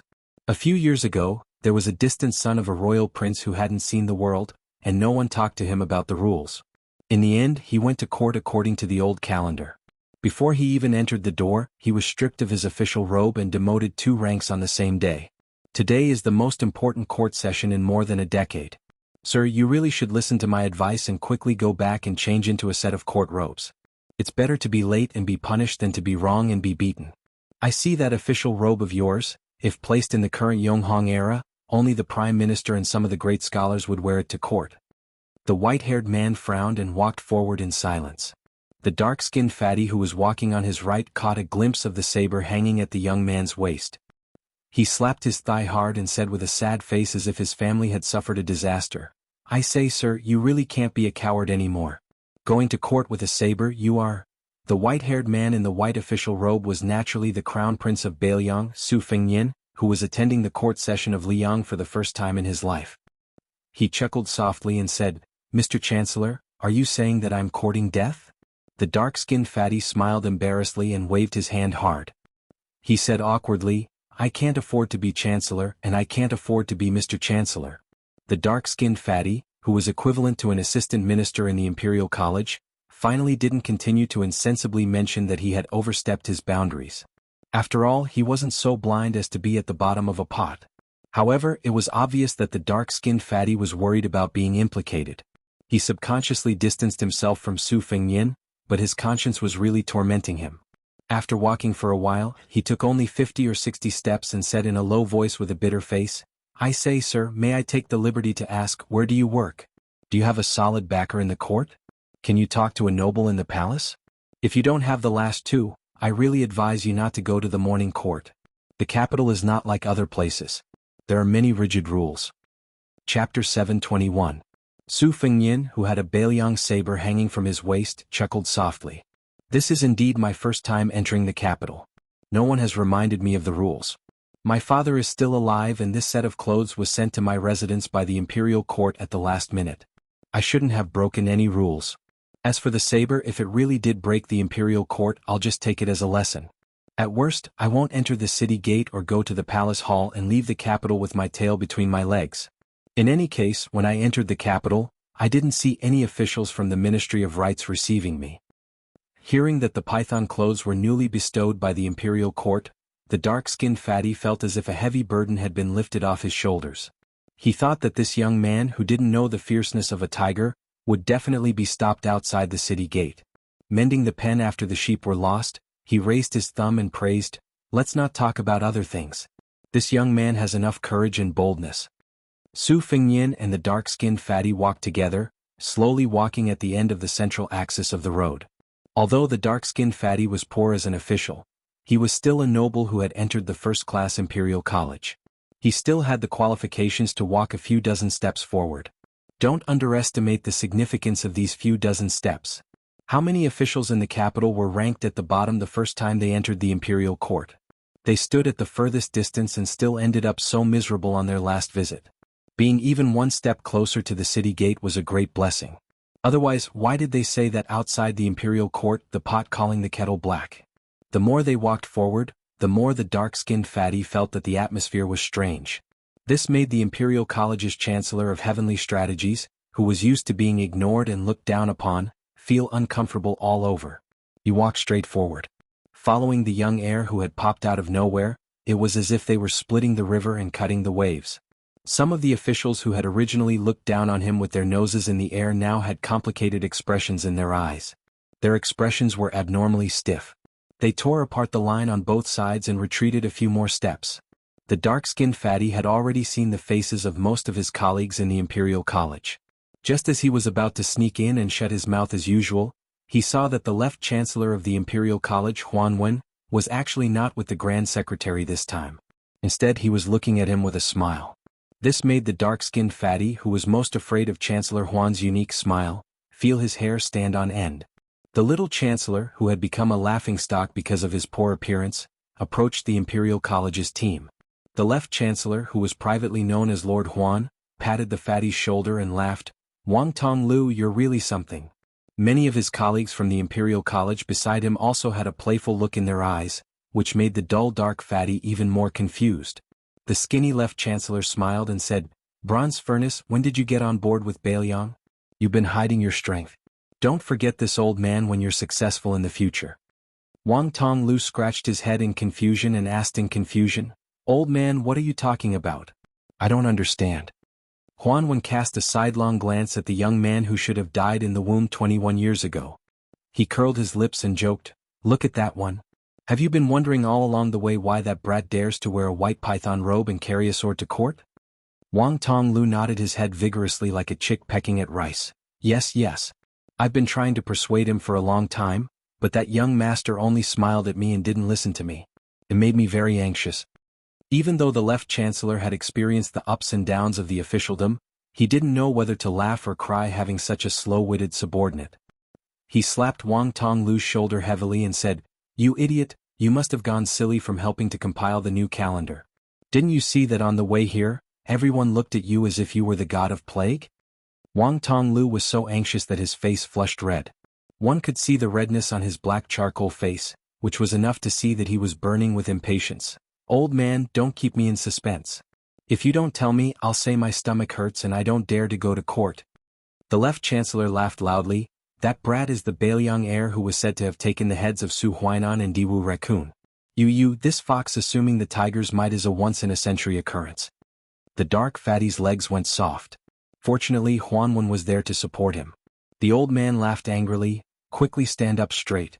I'm already so old I can't support your 200 pounds of autumn fat." Wang Tonglu stretched his neck to look at that snow-white back and said as if he was mourning for a loved one, "Old man, my stomach really does hurt." The left chancellor Huan Wen had always been known to be protective of his calf among the important officials of the capital. He scolded jokingly, "What a disgrace. To think that your body of talent and your body of flesh are of the same weight. In a moment you'll follow behind me." Wang Tonglu's legs swayed and he said dejectedly, "Oh." A fan-shaped scene appeared outside the main gate of the imperial city. It was led by Grand Secretary Zhang Julu and General Gu Jiantang. There was also the king of Yanqi Zhao Yi, the king of Guangling Zhao Sui, the king of Jiaodong Zhao Ying, the king of Huainan, and Zhao Heng, the king of Jing'an. There was also Qin Jibao, who had changed into a brand new bright red python robe. The gap behind the young man wearing the white python robe disappeared and he was surrounded in the middle, isolated and without help. It was the same situation as Bailiang and the 300,000 steel cavalry. Su Fengyan was expressionless. He said in his heart, "Su Shao, this time I'll go for you." ##### things at the end of the month. At the beginning of the month, he wrote 1, 2, 3, 45. At the end of the month he also finished what he had started. In June, at the beginning of the month, he said that he would guarantee 5,000 words a day and that he would rest for 4 days a month. At the end of the month, he would update around 140,000 words. Perhaps to many writers, this was a very insincere amount of updates. However, to me this kind of promise still made me a bit nervous. At the beginning he said that other than the guaranteed monthly votes he could hold on to it. If he didn't give enough in the middle of the month, he wouldn't give it to me even if I begged him for votes. As a result, as of yesterday on the 26th, he had already written close to 165,000 words. That's why he said, 6, 7, 8, 9. If you have any free monthly votes you can vote for him. As for the monthly votes, there's no need for that. This month everyone worked very hard. Even if my updates exceeded expectations in my own opinion, it was far from what you all paid for it. The matter of asking for votes is that everyone still has the remaining monthly votes. In this month's monthly votes battle, old readers came back one after another. New readers continued to stay strong. The two sides were divided, but they complemented each other. It was very exciting. I know that at the beginning, Snow wasn't a very likable work. Xuanhuan wasn't Xuanhuan, Wuxia wasn't Wuxia, it was all in one pot. However, I was very happy when I wrote Snow. I was happy that I didn't encounter any major bottlenecks. I was happy that I silently picked up my character. I was happy that many new readers joined in. I was happy that new readers occasionally didn't understand my updates. I was happy that you all argued or explained things for the sake of the story. For me, as long as my life was stable, I didn't mind earning less money and having more readers. Of course, if I could have both, that would be the best. I was lucky to have debuted in the golden age of online literature. At that time, I never thought that I would be where I am today. I was lucky to have met you all. In the 8th, Snow will start pre-selling on Dang Dang tomorrow, which is Wednesday. Toad will probably be published in October. However, compared to Snow, Toad is still a long way off. Thus, Snow became my first published simplified Chinese book. I hope that everyone can support it within their abilities. I also sincerely hope that Snow will be a physical book that can maintain its value and increase in value. I always felt that the book in Snow would be better if it was read slowly on paper. I reckon that one of my hardcore readers at the publishing house, the beautiful girl who planned the publication of Snow, was completely speechless by my laziness. I thank her here. It was because of her stubbornness that everyone was able to see the physical book in Snow so quickly. In the 9th, next month, which is September, we will still fight for first place in the monthly votes. However, as Xiao Yi, who I have known for many years, said, we are all persevering. That is enough. I suddenly remembered a sentence from Li Yufu. I see Jianghu sees me. I work hard to write the book, you quietly read the book. Chapter 722. Auspicious Opening Forbidden Purple. Su Fengyan finally saw the main hall in front of him. It had a yellow roof and red walls. The two wings of yellow glazed roof gradually fell. The main hall was built on a white sumuru base. On the left and right of the central axis of his feet were the seawall tiles. Su Fengyan knew a little about geomancy. He knew that the central axis behind him was not only 16 miles of imperial road, but also a long earth axis that extended to the south of the empire. Mount Fengchan, the mountains in Huaizhong, and the many mountain ranges in Jiangnan formed three majestic mountains. The emperor of the Zhao family in the capital was sitting on the dragon throne in the main hall, listening to the world from the south. The head of the civil officials, Zhang Julu, walked to the right. The head of the military, Gu Jiantang, walked to the left.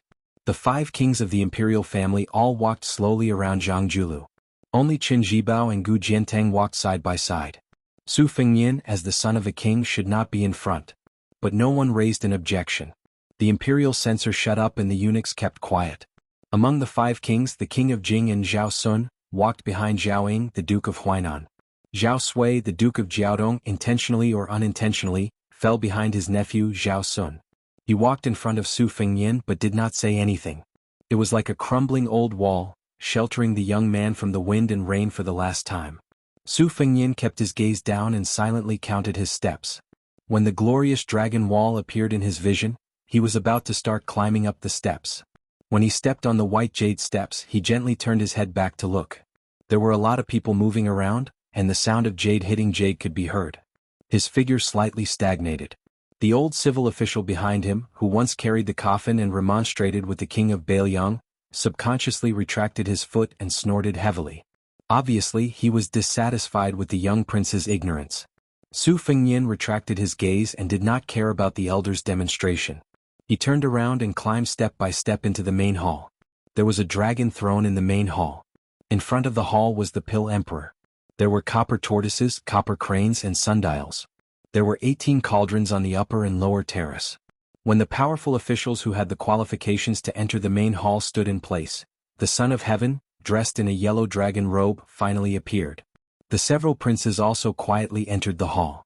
According to past practice, when the eunuch announced the start of the morning court ceremony, the hundreds of officials inside and outside the main hall had to kneel and kowtow to the emperor. However, this court assembly was clearly different from the past. Not only was Han Diaoxi replaced by Song Tonglu, the emperor was also not in a hurry to take his seat. The solemn-faced head of the imperial palace, Song Tonglu, said in a clear voice, "In today's morning court assembly, Minister Zhang Julu does not need to kneel." The purple-bearded, blue-eyed Grand Secretary Zhang did not move at all. He was originally standing at the front of the right-hand side. The several princes standing side by side also had their eyes lowered. Naturally, no one could see the expression of this current court's Grand Secretary. Ever since Li Yang pacified the central plains of spring and autumn, the number of officials who received special merit could be counted on one's fingers. Counting on one's fingers, there were only 3 people. The old Grand Secretary Zhang Julu's respected teacher did not need to kneel to the Son of Heaven in the court assembly. After West Chu's Grand Preceptor entered the capital and assumed the post of the left servant of the province, he was granted the right to sit in the Pill Emperor's yellow rosewood imperial tutor chair. Only the elder had never sat down even once. Then there was the king of Bailiang, who used to be a pillar of state, who did not kneel in front of the emperor, who did not kneel in front of the emperor, who did not kneel in front of the emperor. Of the 3, only the civil and military official Su Shao, who relied on his military achievements, was the most impolite, so he naturally attracted criticism. Great General Gu Jiantang does not need to kneel. Song Tonglu's deep and resounding voice that didn't seem like a eunuch's continued to pass down. The first person on the left in the main hall, the Minister of War Gu Jiantang, lowered his head slightly as a way of expressing his gratitude. Everyone in Liyang criticized Su Xiao for being disrespectful in everything. Most of them also felt sorry that this great general, who was also an important official with meritorious service during the spring and autumn period, could not fulfill his ambitions and was trapped in the post of Minister of War for 18 years. Only in recent years did he rush to the northern border. Everyone in the court felt that the Son of Heaven was wise. With Gu Jiantang guarding the northern gate of the capital, Liyang could naturally rest easy without worry. However, nowadays, there were constantly rumors coming out of the capital's prestigious mansions that Great General Gu was about to step down from his post as Minister of War. This made many people start to mutter again, hoping that Minister Gu's military power would not be taken away as well. Now that the military town at the northern border had just improved slightly, could it be that they were going to burn the bridge after crossing the river? That would be killing the donkey after it had outlived its usefulness. War Saint Chen Jibao does not need to kneel. In the future, during the court assembly, Chen Jibao may enter the hall in civilian clothes and with a sword at his side. Chen Jibao's face was expressionless. However, the pillars of the court all sucked in a breath of cold air. Some of the younger officials, perhaps because they had heard the older generation talk about how the current emperor regarded and respected the little butcher, most of them did not think much of it. Today they had thoroughly experienced it. Chen Jibao currently did not have the title of king or an official position. Fine, then he would directly confer the title of war saint in front of the court officials. These two words carried even more weight than not kneeling in front of the emperor. It was clear that Chen Jibao's position in Liyang, which unified the spring and autumn period, was almost equivalent to one of the spring and autumn period's 13 armors, Yi Baikue to West Chu. Previously, when the 5 kings entered the capital, the emperor did not give them any special treatment. Only when a white horse in white clothes and plum wine from West Chu entered the capital, the emperor personally came out of the palace to welcome them. Now, he even wore civilian clothes and had a sword at his side to attend the court assembly, becoming the 4th person after Su Zhao's old Grand Secretary Sun Shiji. Chen Jibao's special honor could be said to be at the peak of perfection. Yanqi King Zhaobing does not need to kneel. The king of Yen lowered his head and said softly, "Thank you for your grace." The Imperial College's left chancellor, Huan Wen, does not kneel.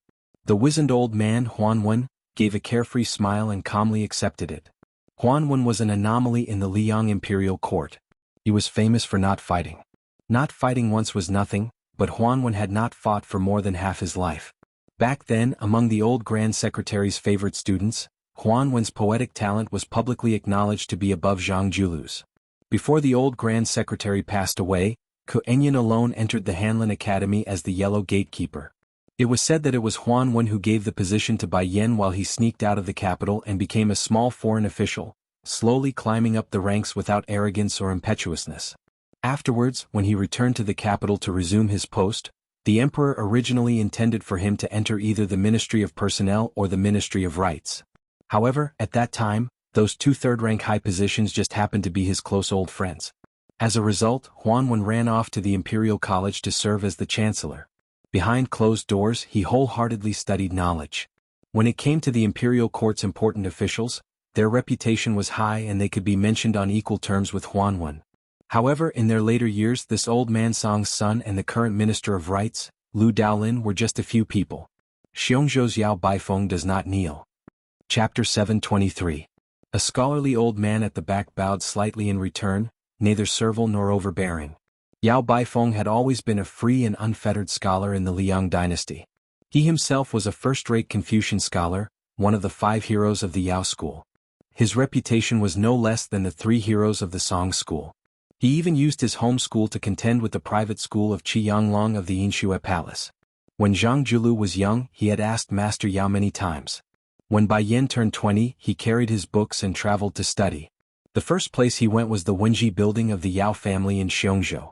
Yao Baifeng devoted his life to transforming the essence of Confucianism into national studies. He had students all over the world. Yao Baifeng's trip to the capital to meet the emperor would not have been so quiet, if it were not for the fact that the 5 kings had gathered and Chen Jibao had come alone, which was too eye-catching. The crown prince of Beiliang, Su Fengyan, will not kneel. When head eunuch Song Tonglu said this, the hall was finally in an uproar. Most of the officials standing side by side looked at each other. But the next sentence was even more shocking. He can enter the palace with a Bailiang sword, and he can enter and leave the palace at will in casual clothes. Countless officials sighed in their hearts. The court was building momentum for this little bastard to succeed the king of Bailiang in the future. What a Bailiang! Zhang Julu, Gu Jiantang, Zhao Bing, Huanwen, and Yao Baifeng didn't kneel in today's court assembly. In the future they probably wouldn't receive this treatment. Qin Zhibao and Su Fengyin, who were also from Bailiang, didn't kneel in the future. One could already enter the palace with a sword, while the other could enter the palace with a sword. This meant that as long as the two didn't commit any major crimes, this honor would continue to be passed down. Every time they participated in a court assembly, they would have more indescribable glory. As for Qin Zhibao, who was personally praised by the emperor as the white-clothed war immortal, the officials in the hall were already mentally prepared. As for Yao Baifeng, he was a renowned scholar. It was reasonable that he didn't kneel even once.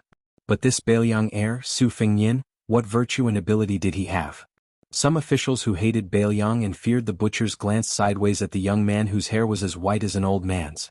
They all silently cursed in their hearts. Since his hair was already white, he might as well die. Bailiang's white-haired people sending off their own white-haired people. That was truly a joyous occasion for the entire country to celebrate. 7 people who didn't kneel, there was no one else who didn't kneel. After the head eunuch spoke, the thousands of people inside and outside the hall slowly knelt down. Like a tide, they quickly rushed from south to north. Not to mention the officials in the square who couldn't see the emperor's dragon face. After the 300 officials kneeled on the wide steps in the hall, they could only see the emperor's feet on the dragon throne. Among the 7 people who didn't kneel, most of them, including Yao Baifeng and the others, had their heads bowed. The old man Huanwen looked left and right. In the eyes of this old man, who was jokingly called Tantanan, Qin Zhibao, who was no longer wearing white, was handsome and dignified. He was truly a strange man who would stand out wherever he went. Huanwen had a good impression of this young man who had enjoyed wealth early on. In his heart, he had long placed him in the first line with the Minister of War, Gu Jiantang. Then Huanwen saw the man in white in front of him, who was even younger than Qin Zhibao. Of course there was a world of difference between the two. When the white-clothed war sage entered the city with plum wine, thousands of people turned out to greet him. The emperor himself came. The difference between the white-clothed war sage and the white-haired emperor standing in front of him was like heaven and earth. It was said that even the officials of the Ministry of Rites wanted to see him, which made the Ministry of Rites very angry. If it weren't for the fact that the minister Lu Daolin was related to the Su family by marriage, they would have already cursed him in the office. Huanwen almost couldn't hold back his laughter. He didn't know whether this kid was stupid or calm. Right now he was looking up at the Xianyuan mirror hanging in the middle of the main hall. Huanwen followed his gaze and looked up. Huanwen was a learned man who knew everything in the literary world. Not only did he know that the place where Su Fengyin was looking at was a peachwood talisman, he even knew the Fu characters on both sides of the talisman. The Liang dynasty originally emphasized both Taoism and Buddhism. Taoism came first and Buddhism came second. Therefore, the hall-suppressing peach talisman was a combination of Buddhism and Taoism. On the front side was the Taoism, 3 pure secret arts suppressing country suppressing talisman, and the Tai Chi talisman. On the back side was the Dharma suppressing 8 characters mantra heart sutra written by a Buddha of the 2 Zen temples, as well as the 8 treasures umbrella cover mantra and Guanyin mantra. However, in Huanwen's opinion, since the Buddha annihilation had begun, the hall-suppressing talisman should be replaced with a new one like the memorial archway. Huanwen stared at the back of the young man in a daze, pondering over some unknown meaning. Yang Taisui the sickly tiger felt guilty about the white clothes case in the capital. Over the years his state deteriorated day by day. He couldn't stop Prime Minister Qingxi Zhao Danping from gaining power day by day. He only hoped that he could quietly establish a cornerstone in the Buddha annihilation torrent that couldn't be stopped by a mantis trying to stop a chariot. However, man proposes, God disposes, and he died outside Jianghu. With his death, the holy monk of the dragon tree passed away in Beimang, and Li Dongxin was unwilling to leave the 2 Zen temples. Buddhism was doomed to be bleak. Huanwen was one of the few scholars who bluntly advocated the unification of the 3 religions.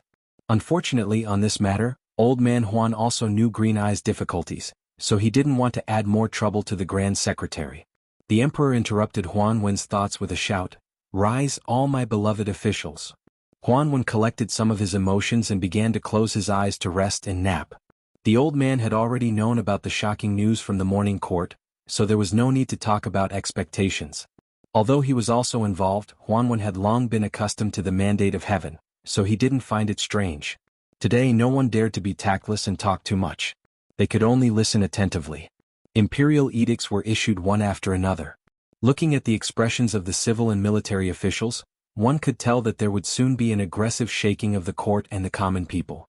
Promote the left chancellor of the Imperial College, Huan Wen, to the left push of the province and be conferred the title of Grand Secretary of the Wen Ting. Promote Yao Baifeng to the left chancellor of the Imperial College. Promote Jin Lanting to the right chancellor of the Imperial College. Gu Jiantang will be relieved of his post as Minister of War and be conferred the title of Great Pillar State, in charge of the military and politics of the northern region. Promote Lu Xingxiang to the Assistant Minister of War. Confer Yan Jieshi to the Grand Secretary of the Dongyuan Pavilion. The last imperial edict was, Chen Zhibao is in charge of the Minister of War. In the future, if there is an external post, he can also lead the Ministry of War. At this point, Chen Zhibao turned his head and looked to the right. It just so happened that someone was looking to the left.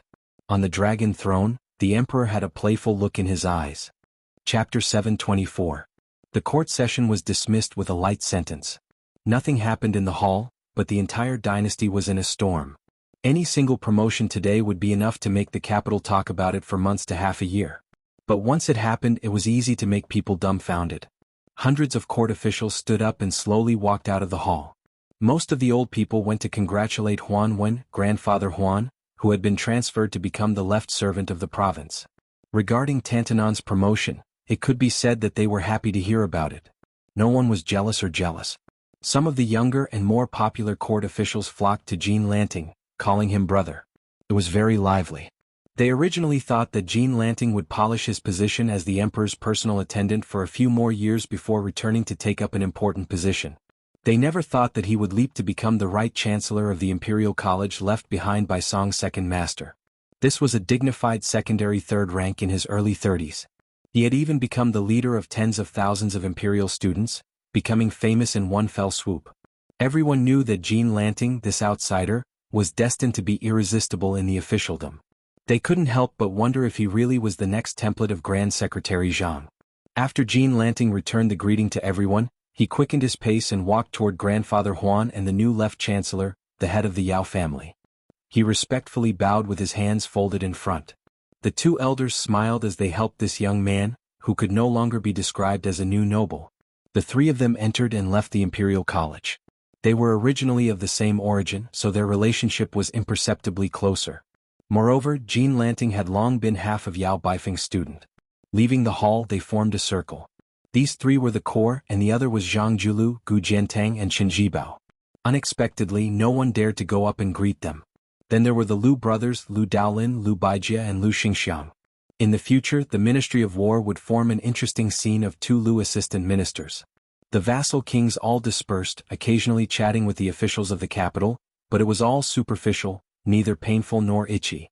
After Zhao Sui, the king of Jiaodong, found the crown prince Zhao Yi, he looked back at the white-haired man who was walking alone. He did not say anything to him. But when the king of Bailiang, whose power was getting weaker and weaker in the Liao kingdom, cast a glance at him, the crown prince of Bailiang cupped his hands and bowed his head. Zhao Sui didn't change his expression. He turned around and walked forward. On the other hand, Zhao Yi, who was also a vassal prince but was unknown, was a little stunned. Hearing his father's light cough, he quickly followed. Su Fengnian left in peace and quiet. He glanced at Jin Lanting, who was surrounded by people in front of him. The little county magistrate who had been scared to death by him in the past was now flushed with success. His speed of promotion was almost comparable to that of Zaifu Zhangjulu. Su Fengnian did not have a good impression of this guy who was good at taking advantage of others. He was afraid that if you wanted to go down in the future, you would not be able to. You could only fall down directly. In addition to Jin Lanting, there was also Yan Jieshi, who had become a relative of the royal family after betraying Bailiang. He married a daughter and got the status of a relative of the royal family and a real grand secretary of the palace pavilion. This was a big deal. This old man made up for the Dongyuan pavilion, one of the grand secretaries of the three palaces and three pavilions. After Huan Wen was made the grand secretary of the palace pavilion, which was the head of the three pavilions, only the Wuying palace, which was left for Zhang Julu after his death, was still empty. Moreover, Yao Baifeng, whose family roots were close to Beiliang, was pulled into the capital and enjoyed a high position. As a result, the civil officials of Beiliang were likely to be restless. Su Fengyan originally wanted to return to Beiliang and pass by the Yao family to see if he could persuade the children of the Yao family to enter Beiliang, which urgently needed a large number of middle-level civil officials. In the past, the Yao family only flirted with Beiliang but did not sleep with them. Now that they had openly entered the bed of the Emperor Zhao family, Su Fengyan saved himself a lot of trouble. Unknowingly, Su Fengyan fell behind everyone. After crossing the threshold of the main hall, he stood at the top of the stairs and stopped. He saw Yan Qiji, who was newly appointed as the Yellow Gatekeeper, by his father's side. He wanted to walk back a few times but was pulled back by Yan Jieshi. Su Fengyan smiled. It was fortunate that he had the support of his sister, who was about to become the crown princess. Otherwise, with this kid's cowardice and kindness, he would have been eaten by the nobles in the capital long ago. Su Fengyan looked up and did not see Kong Wuxi, whom he had not seen in many years. Presumably, his official rank was still not high enough and did not have the qualifications to participate in the court assembly. Su Fengyan placed one hand on the dragon-carved railing. He knew that the reason the 7 people did not kneel in the court was mostly because of him. More accurately, the emperor had given Su Shao a great deal of face. However, after giving him the sweet date, he was served with a few sturdy sticks. He had poached the corner of the Yao family into the capital and promoted Jin Lanting to discuss the Beiliang. As for Chen Zhibao temporarily taking charge of the Ministry of War, it would not affect his appointment as the Prince of Shu. It was only because the emperor of the Zhao family favored this person too much that this was the icing on the cake. This kind of behavior was like a man going through untold hardships to chase after a woman he had admired for a long time. He wanted nothing more than to use rouge, powder, gold hairpins and magnificent clothes on her to show his sincerity. Furthermore, the court could not miss this once-in-a-lifetime opportunity. Having Chen Zhibao take charge of the ironclad Ministry of War could not only convince the masses and suppress the rebellious officials of the Ministry of War, it could also give the court a way out for Gu Jiantang. Otherwise, even if Gu Jiantang was the only pillar of the country in the current dynasty, if he handed over such a high position as the Minister of War and no one took over the hot potato, it would be too much of a slap to Gu Jiantang's face. Since the beginning of history, matters in the temple had to be closely linked. Su Fengyan pressed down on the Beiliang knife at his waist and said to himself with a smile, "Master, no wonder you said there are 2 magic weapons in the temple, a knife and a sword. The knife that hides a knife in the sleeve and the sword that hides a knife in the belly." Chapter 725. Su Fengyan walked down the steps and turned back to look at the eaves of the main hall. Back then, 3 people had been drinking and singing on the roof. There were a few eunuchs walking back and forth in the square, sweeping the ground and picking up the lost jade pendants of a few careless officials. When they saw the man in the white robe walking out of the imperial city gate, they were all a little afraid. No matter how bad his reputation was, he was still a lord who carried a knife to the morning court. He was not someone they could provoke or make fun of. Moreover, even a fool knew that after Chen Zhibao left Beiliang, there was no doubt who would become the king of Beiliang. After Su Fengyan walked out of the gate, he saw the bright red robe that was obviously waiting for him. Many officials deliberately stopped at a distance, waiting to see a good show.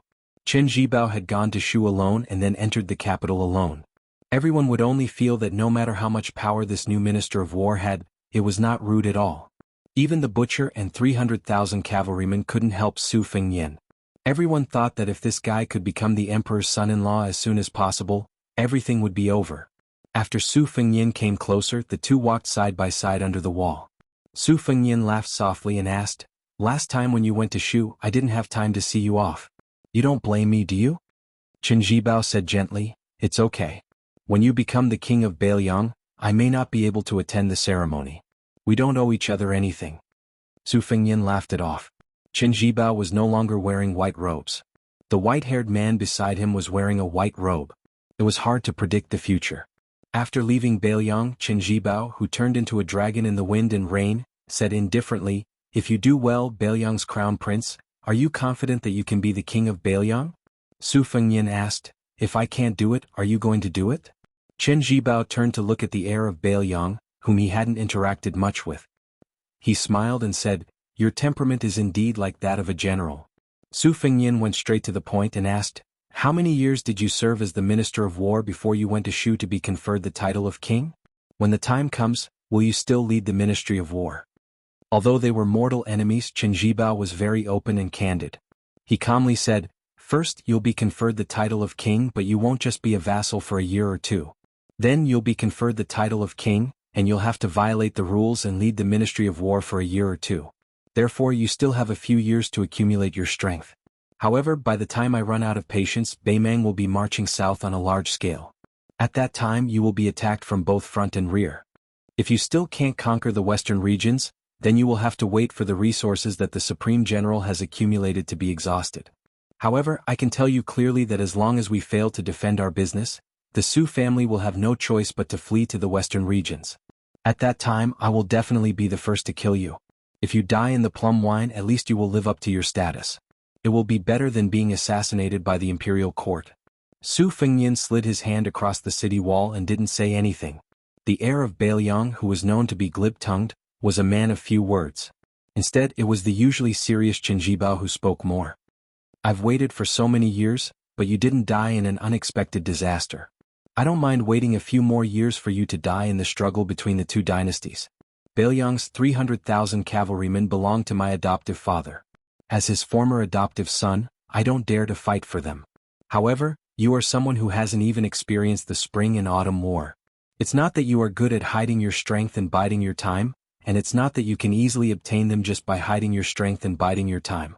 There are many things under the heavens that are right and proper. Unfortunately, this is not one of them." Su Fengnian touched the cool wall with his fingers and said calmly, "I'll wait for you." Chen Zhibao smiled gently and turned to leave. There was no cursing or fighting. This greatly disappointed the spectating officials. They all hurriedly dispersed to avoid falling into the eyes of the new Minister of War and bearing a grudge. Su Fengnian continued to walk along the base of the wall. Then he met the disguised Princess Suizhu. She was waiting for him. Then, without any surprise, she said mockingly, "It's scary to compare goods. When the two of you stand together, the difference is like the difference between the clouds and the mud. Even I feel embarrassed for you." Su Fengnian said bluntly, "You really can't change a dog's habit of eating shit." Princess Suizhu flew into a rage. "Surname Su, I dare you to say that again." Su Fengnian suddenly pointed at the top of the wall. "Look, there's another sparrow." Princess Suizhu walked over and was kicked by Su Fengnian. In the end, she was the one who was hurt. On the way back to the palace after leaving Maui Post House, Zhang Huan, a member of the imperial family of the fallen Dong Yue, said that the heir of Bailiang was good at martial arts. However, Zhao Fengya, who was stubborn, was unwilling to believe it. Su Fengnian boldly reached out and pinched her delicate nose, covering the dots of freckles. He joked, "You finally look better now." Zhao Fengya bared her fangs and brandished her claws. After Su Fengnian let go, he said recklessly, "Don't try to seduce me again and again. I can't marry you. Do you want to marry into Bailiang and become a princess?" Zhao Fengya spat and said aggressively, "Look in the mirror and see what you're like." Su Fengnian narrowed his eyes and said with a smile, "Be careful that you don't marry Chen Zhibao." Princess Suizhu was stunned for a moment. Then, her limpid eyes overflowed with unconcealable fear and panic.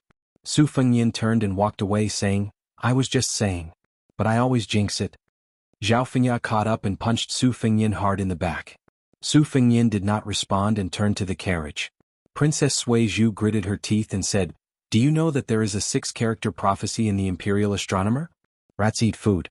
Shu eats cold." Su Fengnian turned his head and said with a smile, "Then why don't you hurry up and become the princess of Shu?"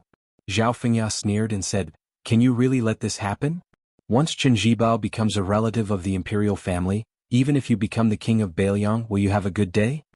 Su Fengnian blinked and turned back to whisper in her ear, "Su Xiao also asked me to pass a message to you.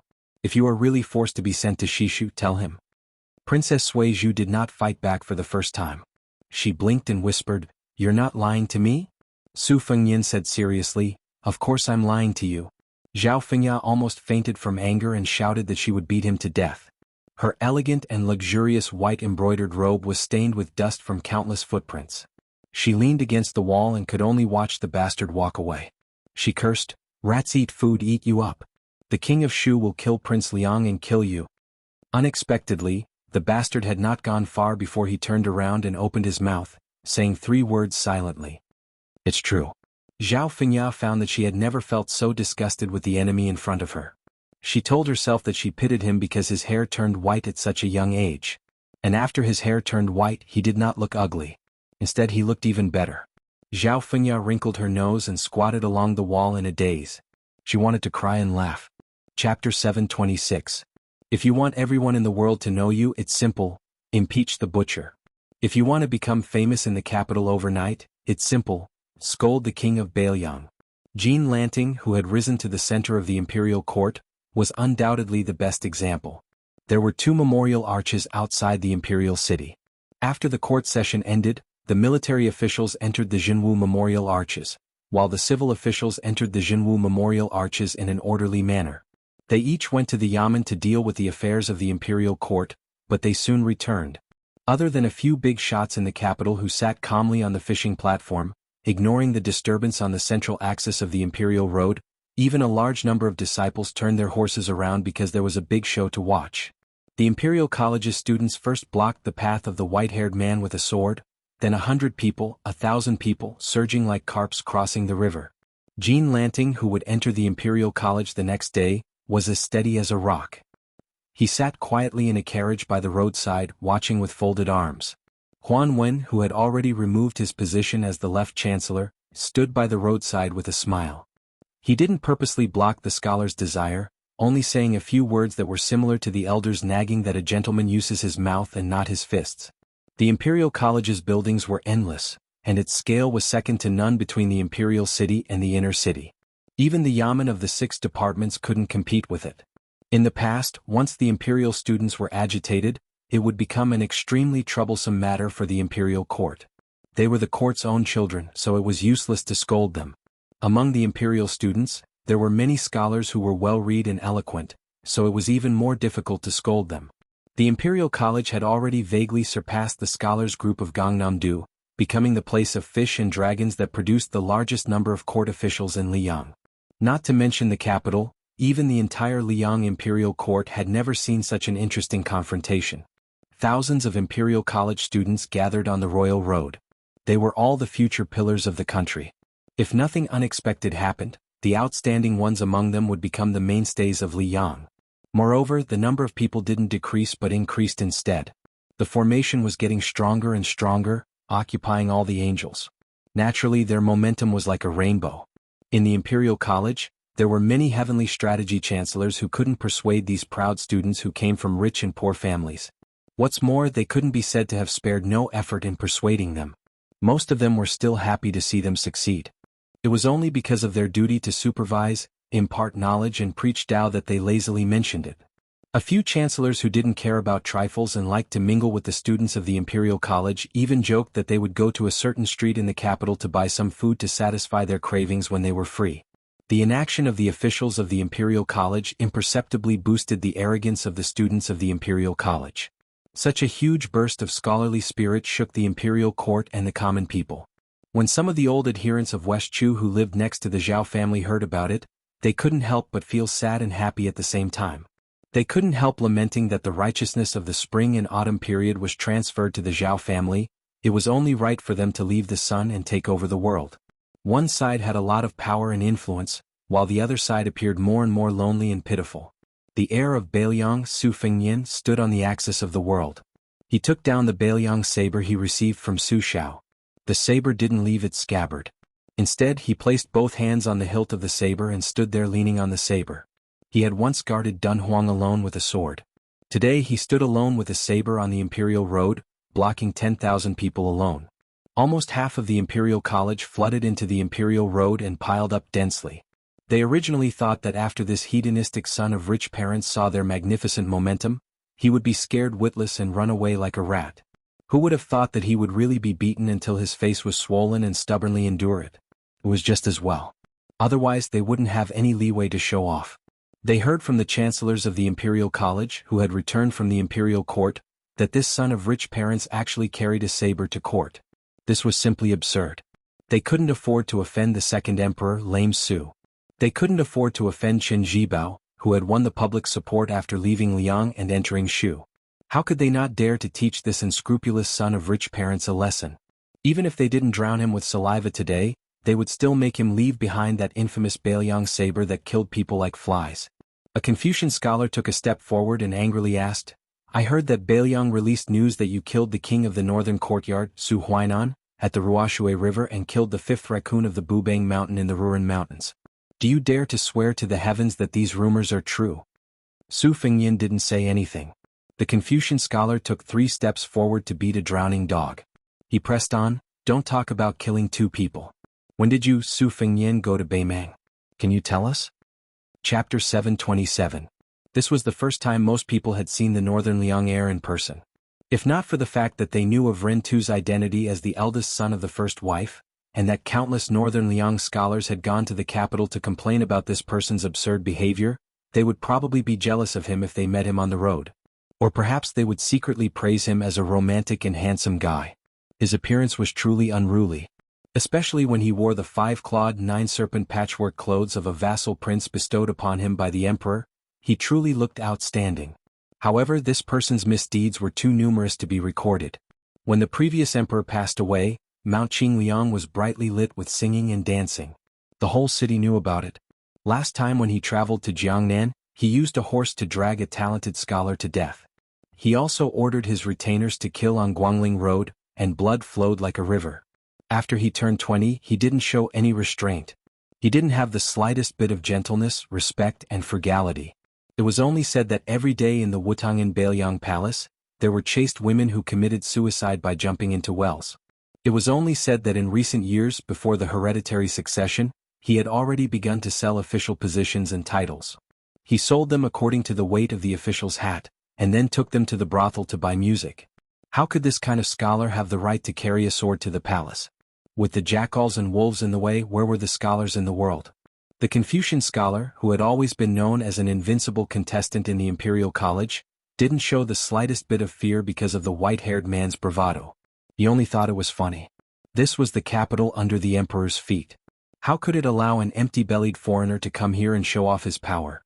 The Confucian scholar took 3 heavy steps forward again. His scholarly demeanor that didn't fear power was admirable. The ever-thickening formation behind him also took 3 steps forward. The sound was dull. Those martial artists who only knew how to fight for power in the spring and autumn period sank the land of Shenzhou. We scholars will pull back the land of Shenzhou and raise the 5 mountains. The Confucian scholar only felt that the righteousness in his chest was about to shoot up to the sky. He raised his arm and pointed at the silent man in white. He said sternly, "The emperor of Great Qin sat on the peak of the world's power, but he was still controlled by ordinary people. How can I, Liang, follow in his footsteps? The imperial court respects you, Beiliang, everywhere. When has Beiliang ever respected the imperial court? The heavenly calamity is a vile character, allowing him to succeed." Beiliang's saber quietly sank an inch into the ground. Su Fengyin smiled indifferently and said, "A gentleman should not be so harsh." His voice wasn't loud, but it was heard clearly by Imperial Dao. A few knowledgeable people immediately looked at him in a new light. The Confucian scholar sneered, "The word, gentleman, coming out of your mouth is the biggest joke in the world. Su Fengyin, since you're unwilling to answer my 2 questions, I'll ask you again. Do you want to know the crimes you've committed in Beiliang over the years?" As expected, the nearly 10,000 students of the Imperial College saw that this fellow was speechless. They didn't dare to say anything, let alone have the courage to refute. Jean Lanting lifted the carriage's curtain, the corners of his lips curling into a cold smile. 30 years in the east, 30 years in the west. Even you, Su Fengyin, have a day like this. Back then in Beiliang, you made me suffer such humiliation, so you deserve to be despised by tens of thousands of people.